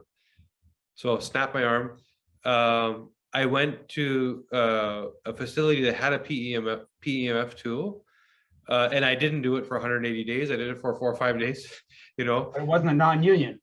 That's different. It was a fresh Yeah, it was non-union. Yeah, it was non-union. Yeah. But anyways, I did feel like almost this instantaneous sense of relief. I don't even know how to explain it, but it was this sort of sense of like, it's as if I could feel what you described, that there was energy given to this location so that the resilience was increased. I don't know how else to describe it, but that's what I felt. Well, and that's what you will feel with the right magnetic field. Right. So if you have very weak magnetic fields, you might feel virtually nothing. Right. But it had to be the right intensity, and it had to be enough intensity for that magnetic field to produce enough charge in the tissues that you could feel all of a sudden things waking up. Yeah. And the interesting thing is that there's a tendon here that was probably the most painful part. The bone actually didn't hurt that much. It's this tendon. I couldn't sleep at night because of the pain here. And that's where I felt this stimulus. You know, I felt like all of a sudden this, because it wasn't hurting for a while. I had already been in the healing process, but I felt this stimulus all of a sudden, like, no, you need more work here. It's kind of like my body was telling me that, right? So it was interesting. Absolutely. And that's a good point, because in fact, one of the things I tell people most of the time, PEMFs rarely cause problems. Right. Because the magnetic field is just passing right through. Right. What they do is they reveal problems. Right. If you stimulate an area and it's healthy, then the body doesn't react. You'll feel nothing. Nothing going on. Yeah. There's nothing going on. Yeah. So it takes whatever energy you present it, and the body says, okay, that was interesting, bye. Yeah. Yeah. Right. And yet on the other hand, if there's a problem there, it's pushing it. So the analogy is athletic training. You don't get off the couch and run a marathon tomorrow. Right. Right? You got to train, and you're going to hurt. Mm-hmm. You're going to push, and you're going to back off. You're going to push again. You back off and train some more. You push again. You back off and train some more. So gradually, you're basically ratcheting up your activity level, your resilience level, your endurance, your stamina. All this improves, and your performance. You're trying to do a high jump. You got to be able to go up, jump that high. Right. We have to train for it. Well, PEMFs are basically like that to the body. They're pushing the body. They're telling the body, do more work. Mm-hmm. And do more work. As you increase the intensity, as you increase the treatment time, the work is happening, and then the body's able to do more and more and more and more. And then finally, when it's healed, like your fracture, if you stimulated a fracture today with a magnetic field, you probably wouldn't feel anything. Right. Because it's healed now. So it makes sense then why you say, like, when I ask you, so therapeutically, what is this for? Who needs it? Well, you're like, everybody needs it, because most chronic diseases aren't innate, something that you're born with. They come from inflammatory loads on cellular structure because you made poor choices that are misaligned to your genetics, and eventually something breaks. What is that thing? It's different for different people. So if you were to experiment with whatever that condition is at the PEMF level, we're saying that the system that's failing that led to that being your expression of disease versus something else, you're supporting that system. So if it's a chronic condition that you're not born with, essentially you can help resolve it with this tool. What about things that are innate? Things like, for example, sickle cell syndrome. You're born with it. It's a genetic condition. Can you aid in sort of relief of those types of things? Well, this is where we can get into some discussion about DNA. Right. And PEMFs. So the answer is yes. If you have a genetic condition, mm-hmm. I can't turn you into a female by doing magnetic therapy. Right. That's not going to happen because your DNA won't allow it. Mm-hmm. And the magnetic fields that we use are not designed to do that, to push you beyond what your genetics would be. So in sickle cell disease, we don't aim to reverse sickle cell disease. Mm-hmm. I tell people that for sickle cell disease, that's between you and God. Right. And you made a deal with God to get sickle cell disease. Right? So go negotiate with God. Yeah. And good luck with that. Yeah, no kidding. Right? So no, what we do though is we say, fine, what happens? What's the pathophysiology of sickle cell disease? Mm. Pathophysiology is that the red cells are sickled. And because they're sickled, they're not round little donut things that can fully accept charge and take in nutrients and release oxygen and so on in the tissues. They're not functioning properly. So I can't make it function properly because it's still a sickle cell, but I can optimize its function. So it can take it to the best level it can be. So PEMFs will help to restore the best balance it can be, that can happen in the presence of imbalance. Mm-hmm. Can you run, let's say, a 100-meter race with one leg? Yeah. Well, you can, kind of. You can hop. You can hop, or you can get an artificial leg. Right. Right. So you're adapting to your situation, and you're going to find the best balance you can find in the presence of that imbalance. So that's actually fascinating. That something like what we believe to be what you have to live with, right? Genetic condition, you're born with sickle cell, but you're understanding the functional nature of what's actually going on, which is, so what's the problem with sickle cell? Well, because of the shape of the cell, it's not optimal in terms of nutrient absorption and all that type of thing. So let's make up for that. And then, yes, you still have sickle cell. We're not trying to get rid of it. We're trying to make up for what that does to you at a functional level and replace it with other sort of resilience, which is incredible. Well, sickle cell disease happens to be a sort of favorite topic of mine, because okay. PEMF therapy can be extraordinarily helpful. What happens with sickle cell disease? Because you have bad functioning sickle cells, they clump. Yeah. And when the circulation slows down, they can clump and form clots, and therefore you develop pain. Right. Right. So that's what the sicklers do, is they begin to actually cause tissue damage because of the lack of oxygenation and lack of circulation into tissue, and they have extreme pain. So PEMF therapy then basically helps to decrease that density of the sickle cells, increases more oxygen to the tissue, so improves the circulation of the tissue, and at the same time has a natural pain relieving effect, what you described to your arm. There's a natural anti-nociceptic. It's called nociception, which is the perception of pain. So it's an anti-pain perception action that happens almost instantly. And then all the other actions roll out as the body begins to organize itself and produce the changes that need to be made. Wow. So then how do you target, meaning that I understand when my arm was broken, I had these two discs that were sitting on either side of my arm that created the waves. So how do you target something like sickle cell, which is head to toe? Yes. Supercharge your health. Supercharge your health. Yeah. So the answer's in there.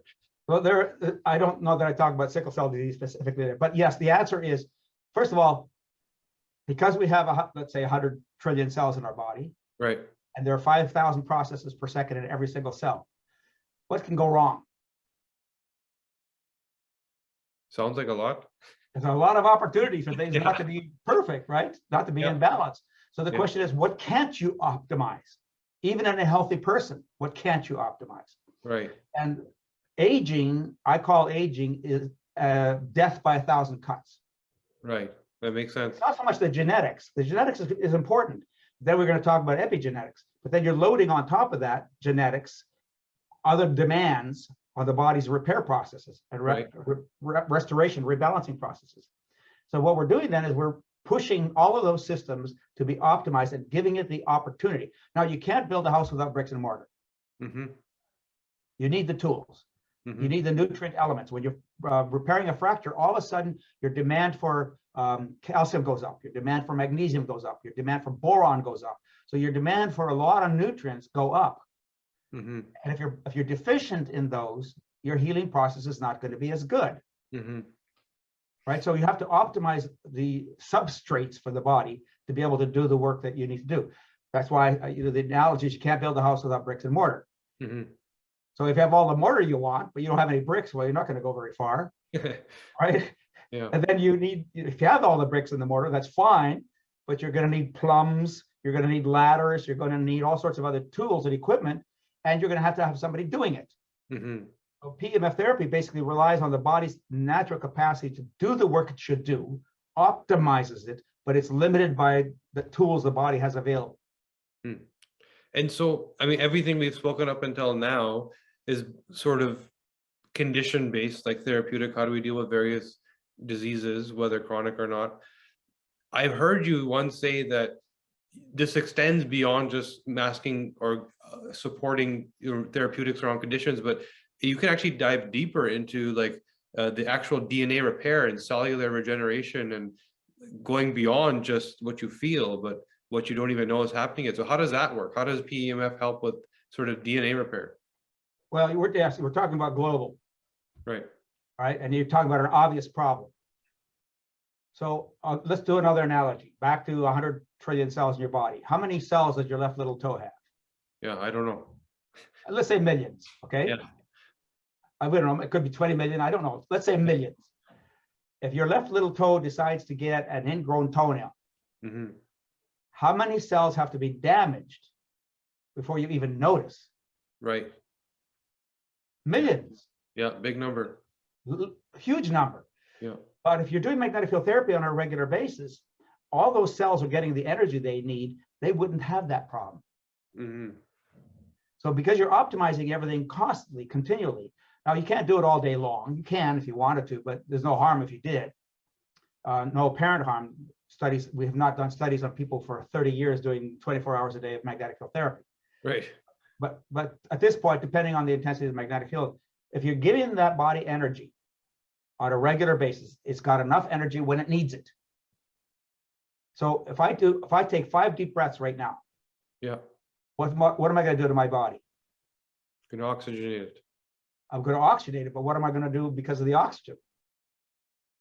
I'm going to cause oxidative stress Right. that the body now has to deal with, because that's not the natural state. I shouldn't be breathing that many breaths that quickly. Right. Right. So then the PMFs then help the body's optimization processes fix that faster. Right. And Very the same thing with the foot. You just don't develop the problem, the toe, because those cells, there's in medicine, there's a concept called cell injury. It's called the cell injury model.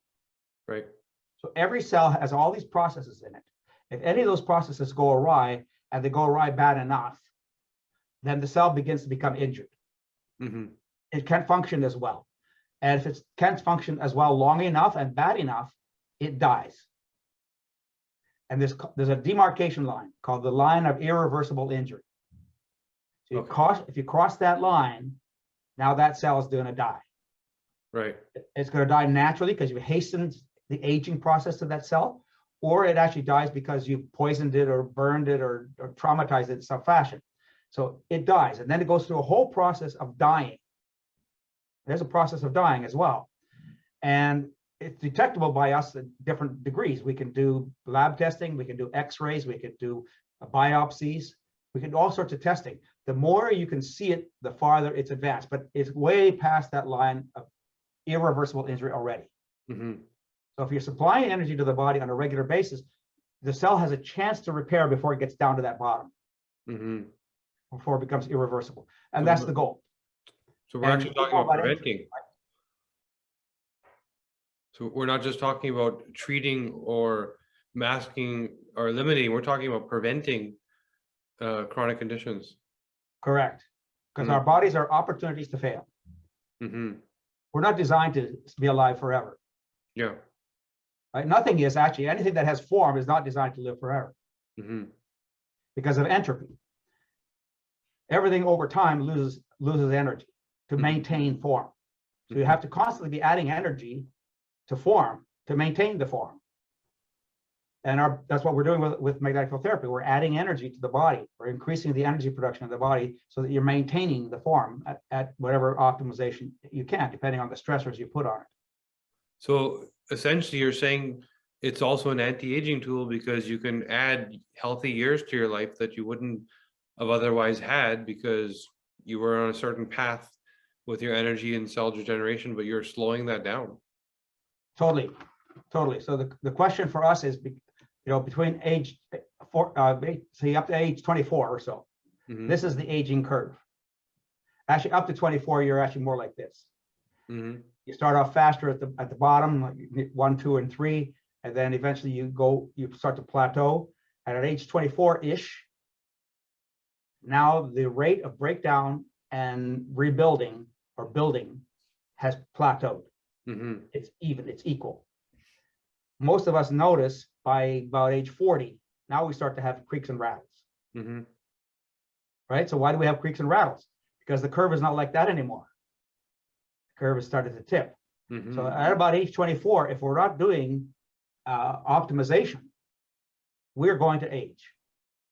Now, obviously, the more stress you put yourself under, if you happen to play for the Toronto Blue Jays or the Argonauts or a professional football team, you're going to go down faster. Mm-hmm. You're putting your body in harm's way. You're putting a greater demand on your body, and often it's an uncontrollable demand, Mm-hmm. like your fracture. Exactly. Yeah. Right. So, and that's entropy. You have to maintain the energy in the system so that the curve of decay, the curve of breakdown and aging, is optimized as much as you can. So doing adequate nutrition, taking care of the genetics that I think we'll be talking about as well, all optimizing your genetics as well becomes an important part of this process. So the PEMF gives you one more tool. Mm-hmm. So if somebody believes that it sounds like what I need, like it's non-invasive, it's easy to do, what does it typically look like? Is somebody buying a machine and keeping it at home? Are they going to a clinic? How do they typically do this? That's an important question. So going back to 5,000 chemical processes per second. Right. Go to a clinic. Yeah. How much help are you going to get? Yeah. So you're going to get help, but it's not the same as doing it more regular. Yeah. So as a holistic family physician, I learned a long time ago, I'm not your doctor. You're your doctor. Mm-hmm. I'm your consultant. You got to take care of yourself. I'm going to give you the tools, and then you take care of yourself. So you have to be taking care of yourself essentially all day long. Yeah. Eating properly, resting properly, getting enough activity, having the right attitudes, all the things we talk about with lifestyle for anti-aging, they're still necessary. What they're missing, though, still is the amplification of the natural energy in the body Mm-hmm. for optimization purposes. Mm-hmm. Because otherwise you're taking a chance. You go once a week to get a treatment, it's better than not going, but it's not the same as doing something every day yourself. Right. And the question is, once a day enough? 5,000 chemical processes per second. Yeah, there's a lot to deal with. So we don't know how much is enough. So what you do is you do what you can. And what we find out is that people who do magnetic field therapy at home on a regular basis, on a daily basis, go on vacation. Mm-hmm. They took it for granted because they were doing it every day. So they're optimized, relatively speaking, unless they have a barbell fall on their arm. Right? So they're optimized. They go on vacation, they've stopped optimizing. Yeah, and they feel it. And people feel it. They can feel the difference. And then when they go back home, they feel the difference right away in order to get themselves back up to where they were before they left. Mm-hmm. So Yeah. every condition, every health condition, every body, every person needs to kind of figure out their own formula for what you should be doing. Back to your point, though, I think really the key would be to do your own treatments at home. And then we go back to Faraday's law. Sure. And how do people access these machines? Like, what is it? Do they work with you, or how do they get them in their homes? Well, there are lots of people selling magnetic therapy devices. Okay. There are multi-level marketing companies that are selling devices. They're on the internet. If you do a search on PEMFs, you'll come up with thousands of links. Hmm. So there are lots of people selling. A lot of the people who are selling are not doctors. They're not engineers. They're not physicists. They don't really know exactly what they're selling. They don't necessarily know the mechanisms, and they don't know how to optimize, the processes for you. Mm-hmm. So we have set up drpollock.com. Okay. For that purpose. So as a physician, I guide people to the right device. Now, if you're just looking for something for health maintenance, you probably don't need my advice. So you could just read one of the books. Mm-hmm. And there's a list of the machines on the books, some of which I carry, some of which I don't.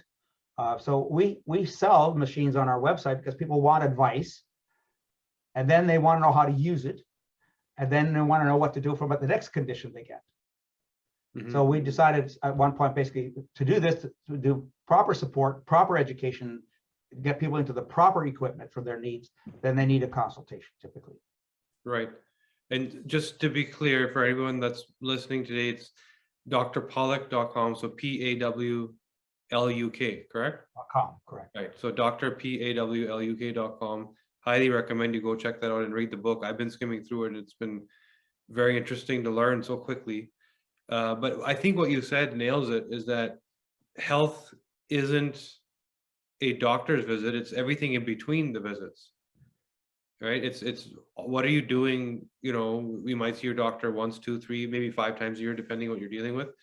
But the time you spend at home is really where health happens, because what you eat, what you do, how you spend your time, those are the things that turn the dials up and down, right? And going to your doctor, like you said, I mean, your perspective is amazing, and we wish that more doctors would think that way. But essentially, you're saying you're a quarterback. You're helping them.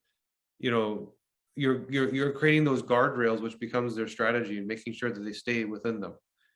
And that's what medical sort of practice should be. It's like, here's everything. Come see me. I'm going to maintain what you're doing, but you got to do it. Because if you don't do it, then it's just you coming to me for a prescription every 6 months or whatever. You know, so it's amazing what you're doing, and we wish more people would think that way. So, one last thing. Broaden that concept a bit. Sure. Yeah. Years ago, they did a study on about 10,000 people and asked them if they had any symptoms and had any issues, health issues. And then they found out over that number of people, over that next month, how many people ended up in a university medical center. Mm-hmm. How many people ended up in how many people had surgery? How many people ended up in a university medical center? How many people ended up in a hospital? Right. How many people went to the doctor? So of 10,000 people, 80% of the people said they had a symptom. Right. In that month, they had some kind of health symptom. But only something like 2,000 people ended up going to a doctor. Of the 2,000 people that ended up going to a doctor, maybe 100 ended up in the hospital. Okay. Only 1 ended up in a university medical center. Really? So you have this pyramid. Mm-hmm. In terms of descending down into the, if you will, into the mess. Right. If you can capture people at the point at which you are having symptoms, like I mentioned with cell injury, if you're already having a symptom, you're having a dysfunction. If you can fix that dysfunction at that point without having to take a pill, without having to go to a doctor, that's optimal, because that's when you could reverse it the most quickly. Yeah, before it's too far gone, like certain things like dementia, Alzheimer's, you know, you want to catch it early and literally reverse it, you know, versus wait and see and hopefully the doctor will fix me, which, you know. At age 60 or 65 or so, people who have memory problems already, a fairly substantial percentage over the next 5 to 10 years will become clinical. Because, you know, we're not doing the things we could be doing when we start to notice the memory problems that we need to be doing. So because again, we're distracted and we have other priorities, and so now we wait. And by the time you wait, it's kind of too late. Yeah, and there's also the belief that can you even intervene? You know, the belief that I have it or I don't have it, that binary sick or not sick, versus it's coming. Like chronic diseases take time to develop. Right. So again, catch those red flags, the warning signs, access your DNA and understand where the risks are, get ahead. Blood work isn't just about testing when you're sick, it's about knowing in advance what's coming, right? So all the stuff you can do to have preventative insights, yes, you very much can take control regardless of what that chronic condition is and prevent or reverse it, but you have to start on time. You know, and the DNA testing that you do gives you a large lead time. Right, yeah. The earlier you start, the better. But this was fascinating. I want to thank you, and I want to remind everybody to check out the website, because I agree, this type of thing, it's not about one and done. It's not you wait to get sick and then you deal with it. It's you have it at home and you make it routine. You know, it's part of what you do. You brush your teeth, you comb your hair.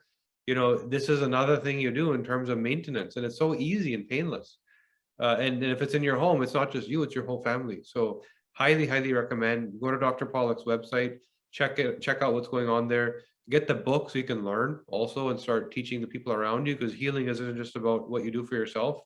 It's becoming an ambassador to help everybody around you. And when the habits of everybody changes, everyone's healthy. Then all of a sudden, what you eat at night, how you exercise, how, like everyone's doing it together, right? So we talked about how PMFs can aid in sort of DNA repair and cell regeneration.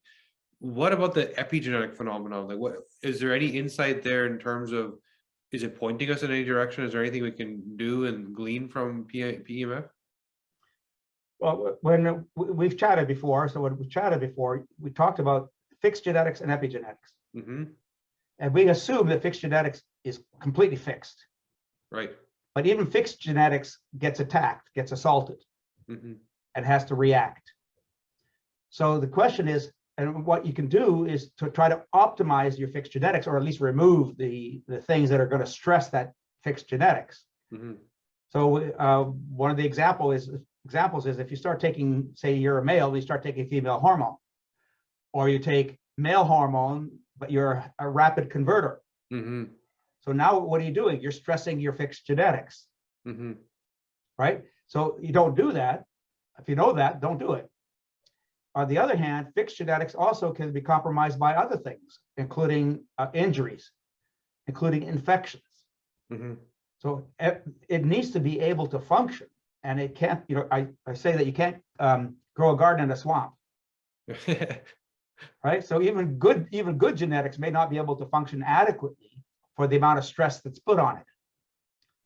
So that's one aspect of what PMS could do by keeping you optimized, that you're optimizing the environment for that genetics. You're cleaning the garden. You're making the ground more appropriate for that genetics. And then we talked about epigenetics. So I think you can do a much better explanation of epigenetics than I can. But yeah, that's the response of genetics. Yeah, it's the response. And I mean, a lot of people here listening are familiar, but not deeply familiar. And that's where maybe you can help them understand, how you see it. Life is adaptive. Right. Right. As I said, everything's got to be in balance. So when it's put out of balance, the body tries the best it can to bring it back into balance. Mm-hmm. As I said, if you lose your leg, then you can't put yourself back into balance, but you find ways of dealing with that imbalance, as bad as it is. Now, most of the time with epigenetics, it's not that bad, but as we stress our bodies adapt genetically, and I guess you can call that epigenetics. It's mm-hmm. adaptive genetics. And so again, if you're optimizing functionalities in the body, then your epigenetics doesn't have to work that hard. Or if you're causing problems, like let's say alcohol, you're stressing your genetics with that alcohol. Well, if all you do is just stress your genetics and you do nothing to help you with the damage that's causing, then that's going to take you down that path, mm-hmm. right? Downhill. Mm-hmm. So what if you do? You're taking alcohol. Now let's repair your liver. So what do you do to repair your liver? You take all these supplements and herbs and you detox as much as you can, but you have cell damage. So does nutrition help to repair a cell? Your genetics controls how much you can repair that cell, mm-hmm. and the burden you place on it. Mm-hmm. So the epigenetics basically is responsive, and you can help the epigenetics by removing the condition that caused the problem in the first place, or amplifying the ability of the body to repair, to reestablish balance. And all the tissues of the body everything's epigenetic. What is 85, 90% of our genetics is epigenetics. It's responsive. That's really cool. Yeah. So we're saying that we're responding, but that delta value between where we could be and where we are starts from, how healthy are we genetically, right? That springboard, that launching board where you're starting from. And you're saying that through PEMF maintenance, you can bring that load way down, right? So the negative epigenetic expression maybe becomes negligible because you're starting from such a healthy spot.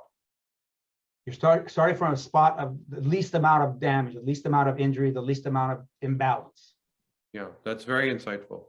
So I want to thank you again for coming. This was awesome. Check out the website. Thank you again, Dr. Pollock. It's my pleasure, Kashif. Before we move on to the next speaker, please let us know in the comments below what you have enjoyed the most so far.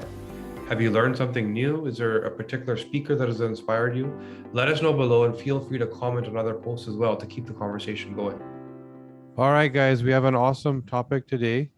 I have to say, probably one of the coolest taglines I've ever seen. I was just looking at your website, and it said you got to rise to the occasion, and the metaphor is incredible. We're talking about erectile dysfunction today, and Mark White has pioneered moving away from pills, which is what we believe in so much, and dealing with root cause. We already understand, what's going on there. We just didn't have the right solution. So first of all, Mark, thanks for joining us. Thank you. I really appreciate being on your summit. Yeah. So when it comes to what you've done, there's a lot of science behind it. It's a lot of it sounds so basic, but also you're the only one doing it. So what's going on with the GainsWave? Let's start there. Sure. First of all, we say it's not really erectile dysfunction. It's optimizing erection quality, which really attracts every guy that just wants better erections. Right. And what we know is that what causes problems as we age is blood flow. I mean, ED is very complicated and erectile issues are complicated. A lot of times it's psychological. A lot of times it's hormonal, but 75% of the time it's just a focus of blood flow. So when you don't have the veins of your penis, which are very tiny veins, we notice our erections are not as strong as they used to be. Yeah. The psychological side, a lot of people don't give that enough weight, meaning that there's, new relationship or something happening at work, and then all of a sudden things shift and you just believe that, oh, maybe I'm aging, and all of a sudden a different relationship, or maybe there's a different level of stress and you're performing really well. So how impactful is that? Well, psychological is huge. I mean, we've seen like guys in their 20s who have been addicted to porn and they have problems in an intimate relationship getting an erection, but they don't have any problems looking at porn. Right. Sometimes men aren't happy in their relationships, and so they can have an erection with one person and then not with another person. And a lot of times that does involve therapy, and there's solutions for that. But I think it becomes a domino effect, because as we age, we don't have the confidence we can always perform. And a lot of times it's just that you are getting older, and if your penis isn't getting proper blood flow the way it used to, you start playing this in your head and then it becomes a loop. So there's that psychological component everybody should address as well. So what actually happens when you're aging? Why do things change? So, by the way, I'm not a doctor. I'm on the business operations side of things. So sure. I'm going to dumb it down. It's that when we age, we naturally start building up plaque all over our bodies. Right. But the penis, if you think about it, has microscopic blood vessels. Like your blood vessels in your penis are microscopic. They're very sensitive. And guys tend to notice that before anything else. Mm-hmm. Guys will notice it, and it's funny, you'll hear about guys, they won't do anything for anything else until they have a heart attack, but they probably have a little bit of problems going on up there. But in their penis, the day they notice that the erection wasn't as good is the day they're looking for a solution. And that's probably the best time to attack it. And that's where GainsWave works best, is guys with mild to moderate issues. Right. And that's where it sounds like it's even a warning sign of bigger problems, head to toe, because if you have plaque there, it's probably building up somewhere else too. Yeah, we call it the canary in the coal mine. Yeah, literally, that's what it is. Yeah. It's a sign that people don't understand. Look, like you said, men are so much less likely than women to take care of themselves. You got the limbs got to be falling off or something completely not working before you even ask for help. So it's a big red warning sign, which depending what age it happens, if it's going on, there's either psychological work you need to do, or there may be even cardiovascular, endothelial, or blood work you need to do because there's something going on deeper. So the work you do goes beyond, hey, here's a chemical that you can take that's going to help. You've discovered something far beyond that. So how does it work? Okay, so first of all, it's actually, so my background's more on bringing awareness and on the marketing side, and I've been doing management and preventative healthcare now for 20 years. So we've always been involved in hormone replacement therapy and regenerative therapy. But guys are always asking about sexual wellness. And what we believe is in treating the root cause of disease. We don't believe in pills like most people in the community. And we didn't discover shockwave therapy for ED. It was actually, there were a series of studies done in the mid 2000s, around 2005. There were some studies out of Europe and Israel. But the way it works is they use shockwave therapy. So if you're familiar with lithotripsy is where we break up a kidney stone using high frequency sound waves. Mm-hmm. Sound waves create energy that can break things up in your body. But if you use low intensity acoustic waves or shock waves and you do it along the skin, and you see this with chiros, actually use this a lot for muscle healing, it creates more blood flow. So the way it works is by using a shock wave, which again, it's really a sound wave that creates energy. It goes under the skin and it breaks up plaque, resulting in more blood flow. So it cleans out the plaque right under the dermis. Wow. So you're actually truly getting to the root cause. You're getting to the root cause. And with PDE5 inhibitors like Viagra and Cialis, it's really an artificial way of just making your blood vessels bigger for a few hours and forcing blood into what are already diseased blood vessels, versus this fixes the blood vessels.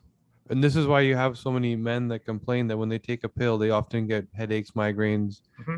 Yeah, because it's not isolated, that there's a certain blood vessel that's being enlarged. It happens head to toe, and all of a sudden you're doing things that are potentially harmful. Yeah, I think you see guys that get really bad sinus headaches and really bad pounding headaches with Viagra. There are contraindications for people with heart issues for that reason. And in the case of traditional just pharmaceuticals, it's always about putting a Band-Aid, but they are not focused on the root cause. So this is about treating the root cause. We've seen guys that can get off of Viagra and perform. We've seen guys with really severe ED that have to take Trimix, which is an injection in your penis, which to me sounds terrible. But these guys can get off of Trimix doing these treatments, but it tends to work best for guys with mild to moderate ED, or even guys that are just looking for more sensitivity in the penis. We believe it does something at the nerve levels as well. So the quality of the orgasms are better, and guys feel like they feel like they have the penis of an 18-year-old. So you referred to it as therapy. Is this something that you do at home, or do you need clinician support? So Gainswave is about going to see a practice that has been clinically trained, that has support, that follow a protocol. So when they did a series of studies, they followed a certain protocol where you do a series of 6 treatments over a 3-week period. Okay. It should be done under a doctor's office. And we have hundreds of providers nationwide, but since Gainswave's come out, because of the popularity, there have been companies that have created home devices, and people can do it at home. It's not going to be as strong, and a lot of guys don't have the training for it. So we've seen some doctors that'll do an in-office treatment with Gainswave, and then they'll send them home with a home device to do between sessions. Right. Yeah, maintenance type stuff. So what does the session look like? I'm sure a lot of people aren't familiar with what are you even doing. So you go into an office, and I think you go into the office, you drop your pants. So there's a certain level of, I guess, vulnerability, obviously. I mean, they make you feel relaxed. Sometimes they'll numb up the penis, even though there's no pain involved with it. They just don't want it to be uncomfortable. Then they take a device that has a wand, but the device itself that creates the acoustic wave has a compressor. It's a machine. And using the wand, they go up and down the vessels of the penis for about 20 minutes. Okay. Okay. And there's a whole protocol they follow. And in that, I mean, I'm assuming there's a lot of sort of taboo and a lot of shame around certain things. This is why companies that ship erectile pills have done so well, because men don't even want to admit that they have a problem. Well, I think that first of all, it's like everything else. I mean, when your hormone levels are decreasing, your testosterone levels are off, is it taboo to go optimize testosterone or any type of supplementation? And I think there's more awareness. And I think one of the things that we've been doing at Gainswave, and one of the things we've been doing really good at, is drawing awareness towards this, so it shouldn't be taboo, because it's really, like you said, it's a function of aging. And to most men and women, having intimacy in a marriage is important. Having great sex is also good for a guy's confidence. It's really part of what it means to be a man, is to be able to have the confidence to perform. So I think the taboo probably comes around certain belief systems, and it comes from things that are entrenched in culture, but it shouldn't be a taboo. Right. And have you seen, you mentioned hormones. So when we look at the genetics of ED, what we see is that, obviously testosterone is a big driver for what you need. And there's certain men that actually are more estrogen dominant, which is not a typical a belief or assumption that you would make, that, people believe men are testosterone, women are estrogen. But there's some men that literally convert all their testosterone into estrogen, and they just hormonally get to that place a lot faster as they age. So have you found that, I understand you're dealing with a plaque, right? And that's really the core root cause foundation. Are there ever recommendations where you supplement with hormones, or is it have you ever seen that it's not needed? Well, first of all, going back to your question of do people do this at home or do it in a doctor's office? Most of the practices that we work with at Gainswave are from the preventative health, age management, Right. Functional medicine side of things. So they're going to look at everything. And most practices should and do hormonal testing, epigenetic testing. They look at, they should do a screening to see if there's a psychological issue, because if you can address hormonal and make sure that your testosterone levels are optimal, you should make sure that you're working through any therapy that you need to work through when it comes to the psychology behind sexual issues, and you're going in there and optimizing the vascularity and growing back blood vessels and making sure the blood flow is healthy. All cases of optimizing great erections and really fixing the root cause, which is, yeah. So to answer your question, most practices do look at testosterone levels, and people should be on optimal hormonal levels. In fact, when we added Gainswave to our practice in 2016, the reason was that we were putting a lot of men on testosterone. Like, we started from the world of hormone replacement therapy. Our practice here is still primarily hormonal, but guys would get on testosterone. They're like, great, my libido is great, but it's just like the mechanics, it's not working. Give me Viagra. Yeah. And we were writing scripts for a lot of Viagra. We actually were using a technique that was created by a doctor out of Alabama, where you spin blood into platelets called it's called the P shot, where you're taking PRP, Right. platelet plasma, you're injecting it in the penis, and that does have the same type of effect. It has the same neovascularization, growth. You have growth factors that rush in, start doing the repairing. And we added that to our practice in 2016. And guys are saying, I want the benefits, I don't want the needle. Right. Like needles and penises are just not it's hard to. Shouldn't be in the same sentence. Shouldn't be in the same sentence. When the name of the treatment was P-shot, it's like, Yeah. what are you going to be doing? So we were looking for a better solution. And when we came across this clinical studies, our medical director reviewed them and said, look, these make sense. Let's try this on some patients. And it took us a while because at the time in 2016, nobody had heard of using shock waves to grow back blood vessels. Nobody was doing it in the US. And I think it comes down to the challenge that people have when they are in wellness, in the health and wellness space, and you're not a big pharma company. It's how do you bring awareness around this? So sorry, go ahead.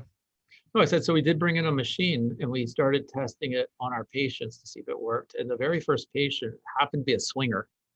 Oh, wow. A 56-year-old swinger. And I guess if you're a swinger, I'm not a swinger, but if you're a swinger, I guess having the inability to perform's got to be the worst thing to ever happen to Your identity is performance. His performance. And he had tried everything. He had tried pills that gave him headaches and he didn't like it. He actually tried the P-shot and didn't like it, got some bruising. And so we tried it on him and we weren't even sure if it was going to work. And he called us up the next day and he said, I've had so many erections, spontaneous, all during the night. And we thought maybe this is a one-off, and we tried it on a few more patients with similar results. I actually had tried it on myself, and the quality of the erections are much better. So we knew that this could be huge, but then we had to think, how do you tell the story and bring awareness around something when you don't really, like what's the go-to market strategy? So we trademarked the name GainsWave. We built a series of protocols around it. And then we focused on telling the world that there's this treatment that works. And we built a team of great practices throughout the country that have been clinically trained. And when patients are interested in getting a GainsWave, they can go to our physician finder or just type in GainsWave and a practice should show up offering it. That's awesome. And I've seen, just because you mentioned the PRP, there's guys out there that are touting stem cell therapy, and it's not cheap. I mean, people are paying $10,000 to $30,000 to get their function back. Any thoughts? Like, is there value in that? I mean, absolutely, there's value in all of these regenerative treatments. We've seen stem cell therapy and exosome therapy. The challenge you have with that currently is in our regulatory environment, and the FDA is really cracking down on practices that are marketing. They're claiming that stem cells and the exosome products are drugs, which I guess is debatable. And they're claiming that you can't make certain claims if you're offering it for sexual wellness. However, practices can offer it, they just can't market it. And I've seen, like, we offer those here in our practice to patients, and they've gotten great results with that. And but going back to the pricing, at 10 to 30,000, you're really only talking about a small sliver. People who can afford that. And with GainsWave, it's much more reasonably priced, and it's like 6 treatments are around 3,000, and they get just a good benefit. But if you do combine it with exosomes or a P-shot, you do see some synergies. And now you're gone for the treatment, and because you're literally removing plaque, the outcomes probably has some longevity to it. It's not like you're going back every few months. This is going to last a while, right? Yeah, and I'll refer to clinical studies. The clinical studies, they tracked men for up to 2 years afterwards. And this is not a permanent cure. This is a treatment that studies show that people get benefits even up to 2 years later. We do, sorry, let me just grab some water. Yeah, go for it. Yeah. We do recommend that they, get on some sort of maintenance program or use one of these home devices so that the plaque doesn't come back. But generally, you see guys, they'll do 6 treatments or a month, and then they'll be fine for a year, 2 years. They'll come back and do 6 treatments again. Okay, that's interesting because the plaque, just like any other chronic condition, it takes decades to build up, meaning that this is why typically we call it an aging condition. You typically see it in older people, unless it's psychological, which can start, like you said, at any time. So the removal of the plaque, I guess you're kind of chipping away at it because there's this delta value of I just feel so much better, but maybe there's still something residual there and then it's being built up. I'm just wondering, with something that takes so long to build up, but it comes back in a year or two, there's something going on there with perhaps the multiple treatments may get you down to the core where there's nothing left. Do you eventually get there? Because we haven't tested, like, there hasn't been long-term tests going decades looking at people. Right. And we think there's other things going on because you have atrophy, just normal atrophy as you age. Yeah. You lose sensitivity on your nerve vessels as you age. And so using some sort of regenerative treatment, whether it's GainsWave, which is the benefits are that it's just non-invasive, or you go with a P shot, or you go with exosomes or stem cells. What you're doing is you're just growing back, and you're bringing back the original, like you're just renewing the whole system. So is there, from your experience, is there anyone that it hasn't worked on? Like, is there a particular profile, particular problem where you say, well, this may not be the right thing for you? I think that's a great question because the clinical studies show it works for 80% of the people. The other 20% it doesn't work for. One of the benefits about seeing a GainsWave practice is that they will screen out. They're looking for, is it a psychological issue? They're also, if it's severe ED, where a guy hasn't had an erection for 5 years and is diabetic and morbidly obese, we haven't had great outcomes. Sometimes we believe it's just that he hasn't had enough treatments. Maybe he needs 18 to 24. But generally, things like if everything else isn't working, it's not working. If he's had an implant in his penis, we won't treat. And you also want to look at hormone levels because sometimes it's just suboptimal hormones. So, but there is a subset of men, and typically it's guys with severe ED or people with psychological reasons why they can't get an erection that it doesn't work best for. Yeah, I think this is why what you've done is incredible because you're taking us sort of to the world through functional medicine so that the approach is holistic, meaning that it's not typically with these types of problems, it's like take the pill and hopefully you fix it. But the pill isn't the problem, that's a band-aid. And dealing with a clinician that can think for that root cause perspective and look at everything else and screen, like you said, whether it's the right tool or not, I think that's an amazing approach. The home use tools, I wasn't clear. That's something that you make or somebody else? No, there's a company out of California called Launch Medical that makes a device called the Phoenix. Okay. And they actually, people who invented it are actually GainsWave practices, and then they were creative enough to come up with a product called the Phoenix. They sell it direct to the public on a website called getmyphoenix.com. It's a very low intensity device. They have to make it that way because they don't want people to damage their penis. Most people, like if given a choice to do it yourself or to do it under a functional medicine doctor, we always recommend doing it under a functional medicine doctor. But like you said, there's that embarrassment of seeing somebody. So, but they have a device, and we have seen that it can work in some people. So just curious, who's the I don't know if you even know this, the oldest person you've been able to help?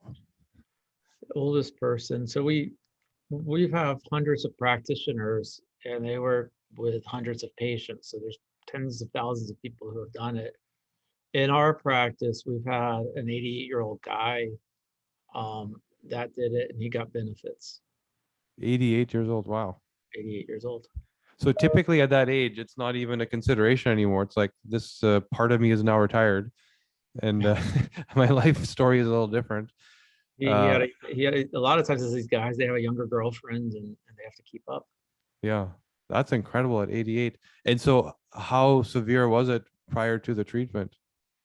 So I'm not involved on the clinical. We have our clinical Right. team, and I don't, I remember he told me the story, but he did not share with me like his SHIM scores or any of the objective data that we collect to make sure he's a good candidate. Okay.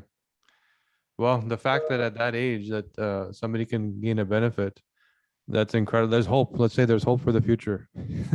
Yeah, there's we think as guys, it's like I have seen some funny stories. Is you'll see guys that don't have, they're not well off.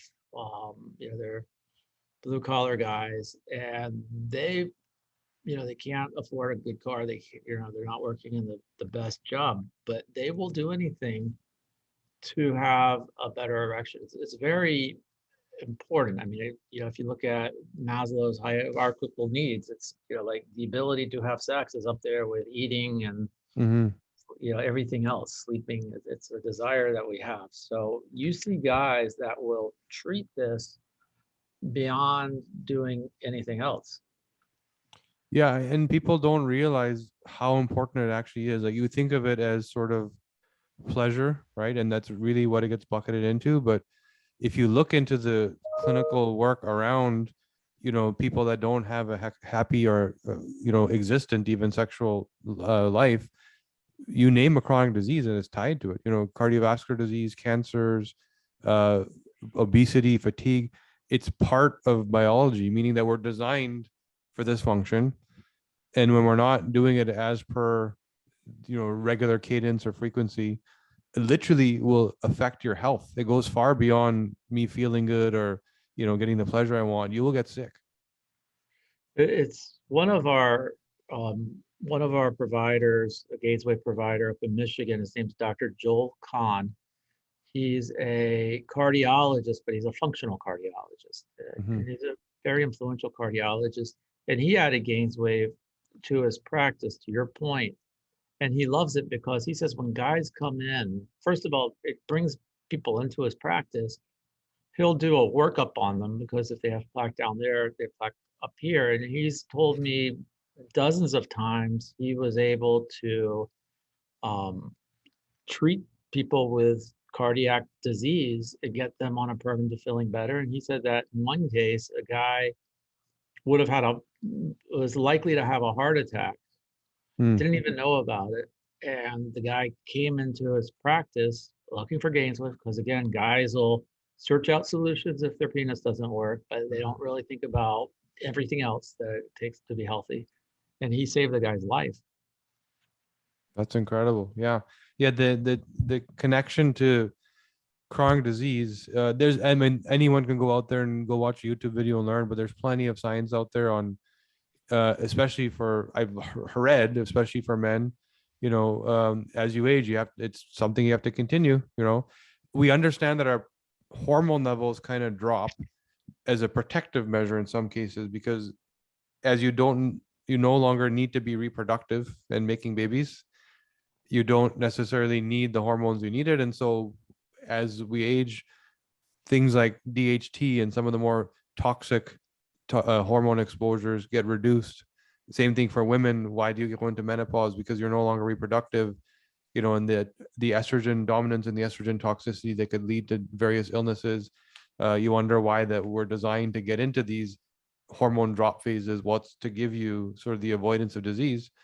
And this is why I really love what you're doing, because the solutions up until now aren't dealing with that natural flow of life, which is there's a reason why my hormone levels dropped, right? My body's trying to protect me from the potential fallout of maintaining for so many more decades these toxic hormone loads, which could cause any number of problems: breast cancer, ovarian cancer, prostate cancer, etc.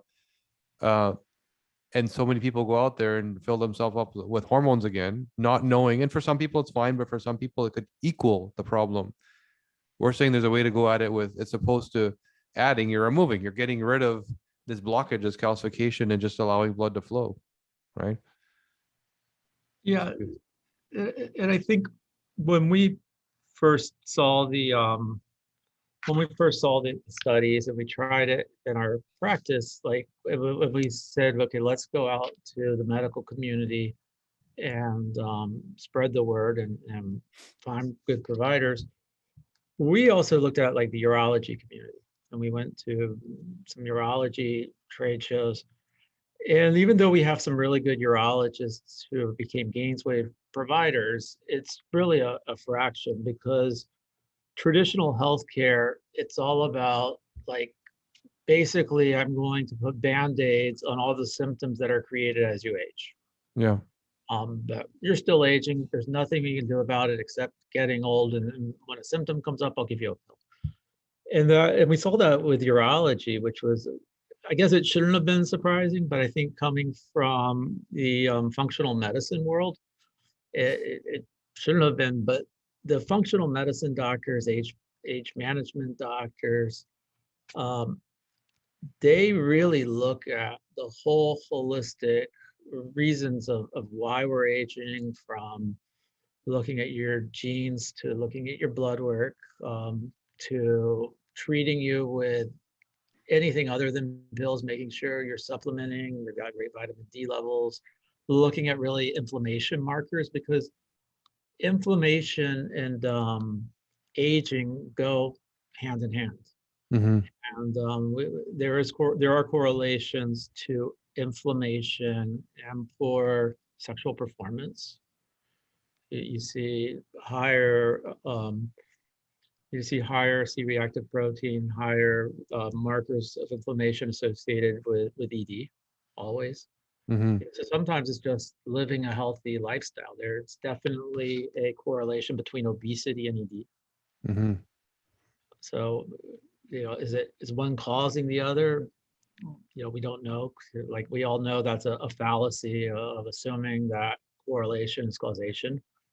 But just living a healthy lifestyle and seeing the proper functional practices, I think, goes a long way to just extending life.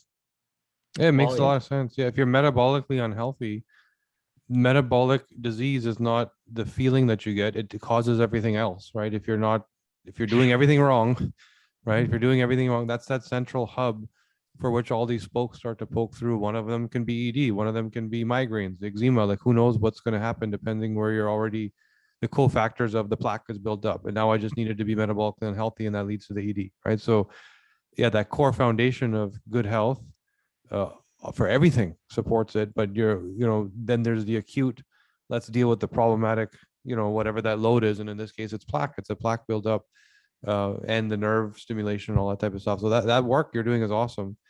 Outside of, I'm only asking this because you've done this sort of through clinics. Any sort of tips outside of treatment or therapy, like top 3-5 things that you have seen people do that can just quickly do that are going to shift and make a difference for sexual wellness? Yeah. Or for health. So yeah, we work with a lot of providers. One of the providers is actually, they have a sexologist in their clinic. And some of the themes I've seen come up a lot is there's this major addiction of porn that people get off the internet. Mm-hmm. We're seeing practices more and more of it. And like when I was growing up, I was lucky to find a Playboy. Yeah.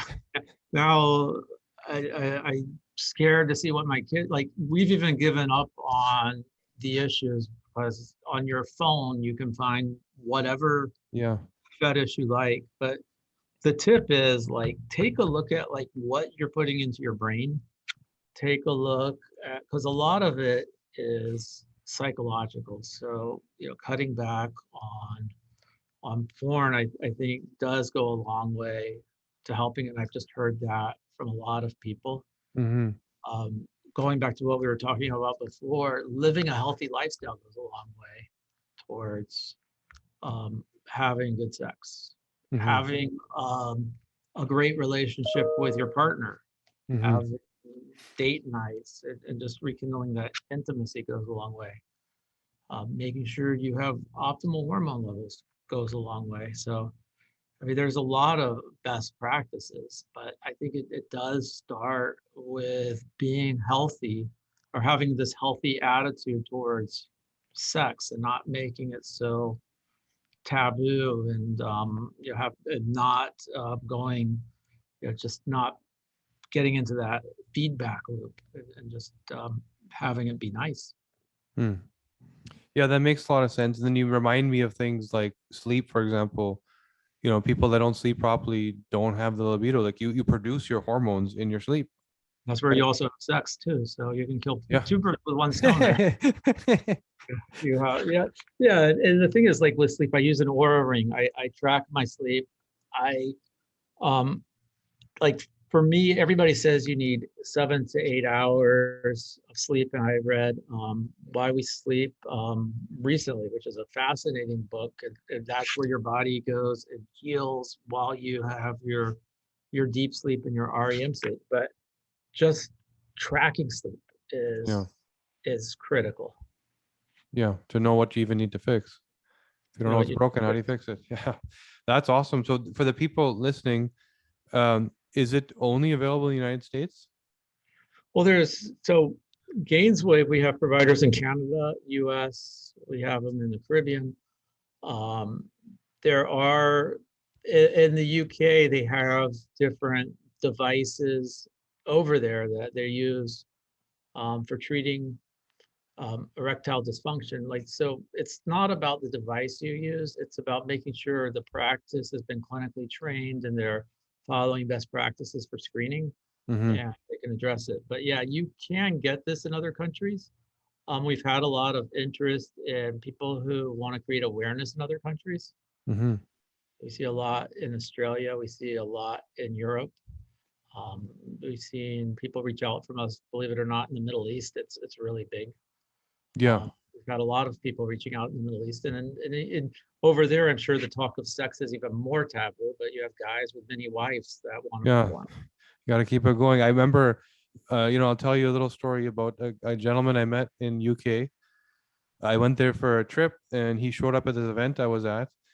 And his role was his family was brought from South Asia, either India or Pakistan, to the UK as medical practitioners for the royals, right? So they had some, level of science that was beyond what was locally available, and they gave them housing, they gave them everything, and they were the doctors of the royals. So he created some kind of cocktail that, in his words, turned you into a jackhammer. And his role was he would actually be flown into the Middle East to these houses, like you said, where there was many, many wives and a little bit too much labor required. And he would sit there, and I don't know what the cocktail was, but it was something where he had to clinically apply it. So I don't know if it was an IV or something. And he would be flying in for like a week or two and just allowing them to, have their fun, and then he'd fly back home. We've gone a long way from then. It's no longer flying people around the world with a tube of some cocktail, and it's awesome that you're able to provide this to everybody. Yeah, before the pandemic, I did a business development trip to Dubai and met with some people who wanted to bring it there, and they were saying, like, over in the Middle East, it's huge, mainly because there is no really awareness around it, but the issue is larger. And I think that's the most important thing, is that this isn't, like, I have providers who are in like the more conservative parts of the US, in Mississippi, Oklahoma, Arkansas, and they're like, well, I don't know if we can talk about this here. And it's like, it's not what you say, it's how you say it. but the demand is everywhere. It doesn't matter what culture you come from. It doesn't matter, what religion you come from, but having great sex and being intimate with your partner, and having and rebuilding marriages is just so rewarding, regardless of your culture. No, you're right. People have to remove the taboo and understand it's literally. I would urge people to go research the health benefits, and not only the health benefits, but also the more deleterious, like what's problematic if you don't have enough, like it literally what it does to your body, and why we're designed to do the way what we do, right? And what happens if you don't do it. So take some time and research that and learn how important it is beyond just the connection and everything else. Literally, it's a form of therapy that you need to be doing. So Mark, this was awesome. It's amazing what you've done and how you've made it widely available to functional medicine practitioners, and everybody can get out there and get help in a way that's truly root cause, which is what we love to talk about, getting people off pills and getting them solutions as per why it's happening, not what it is. And again, the work you've done is awesome. And thank you for joining us and sharing today. Thank you for giving me the platform. I really appreciate it. Okay, great talking to you, man. And we'll see you next time. Thank you very much. So there you have it. That wraps up day 5 of the Biohack Your DNA Summit, and I hope you've learned as much as I have. Make sure you tune in tomorrow because we have another set of amazing speakers ready to share their expert insights and breakthroughs for DNA biohacks for reversing aging, boosting your energy and performance, managing pain, and ultimately living your best life. But if for any reason you feel you miss out any of these inspirational and potentially life-saving interviews during the summit, I do encourage you to secure lifetime access by purchasing a VIP all access pass today. That way you won't miss anything and you can watch and listen to these interviews again and again at your own pace. Simply click the button below to get your VIP all access pass at a special limited discount right now. And before we wrap up, please give me your comments in the section below and let me know what inspired you the most about today's interviews. Thank you once again for joining us for the Biohack Your DNA Summit. Please remember to share this with friends and family so we can all work together to make this a world a happy and healthier place.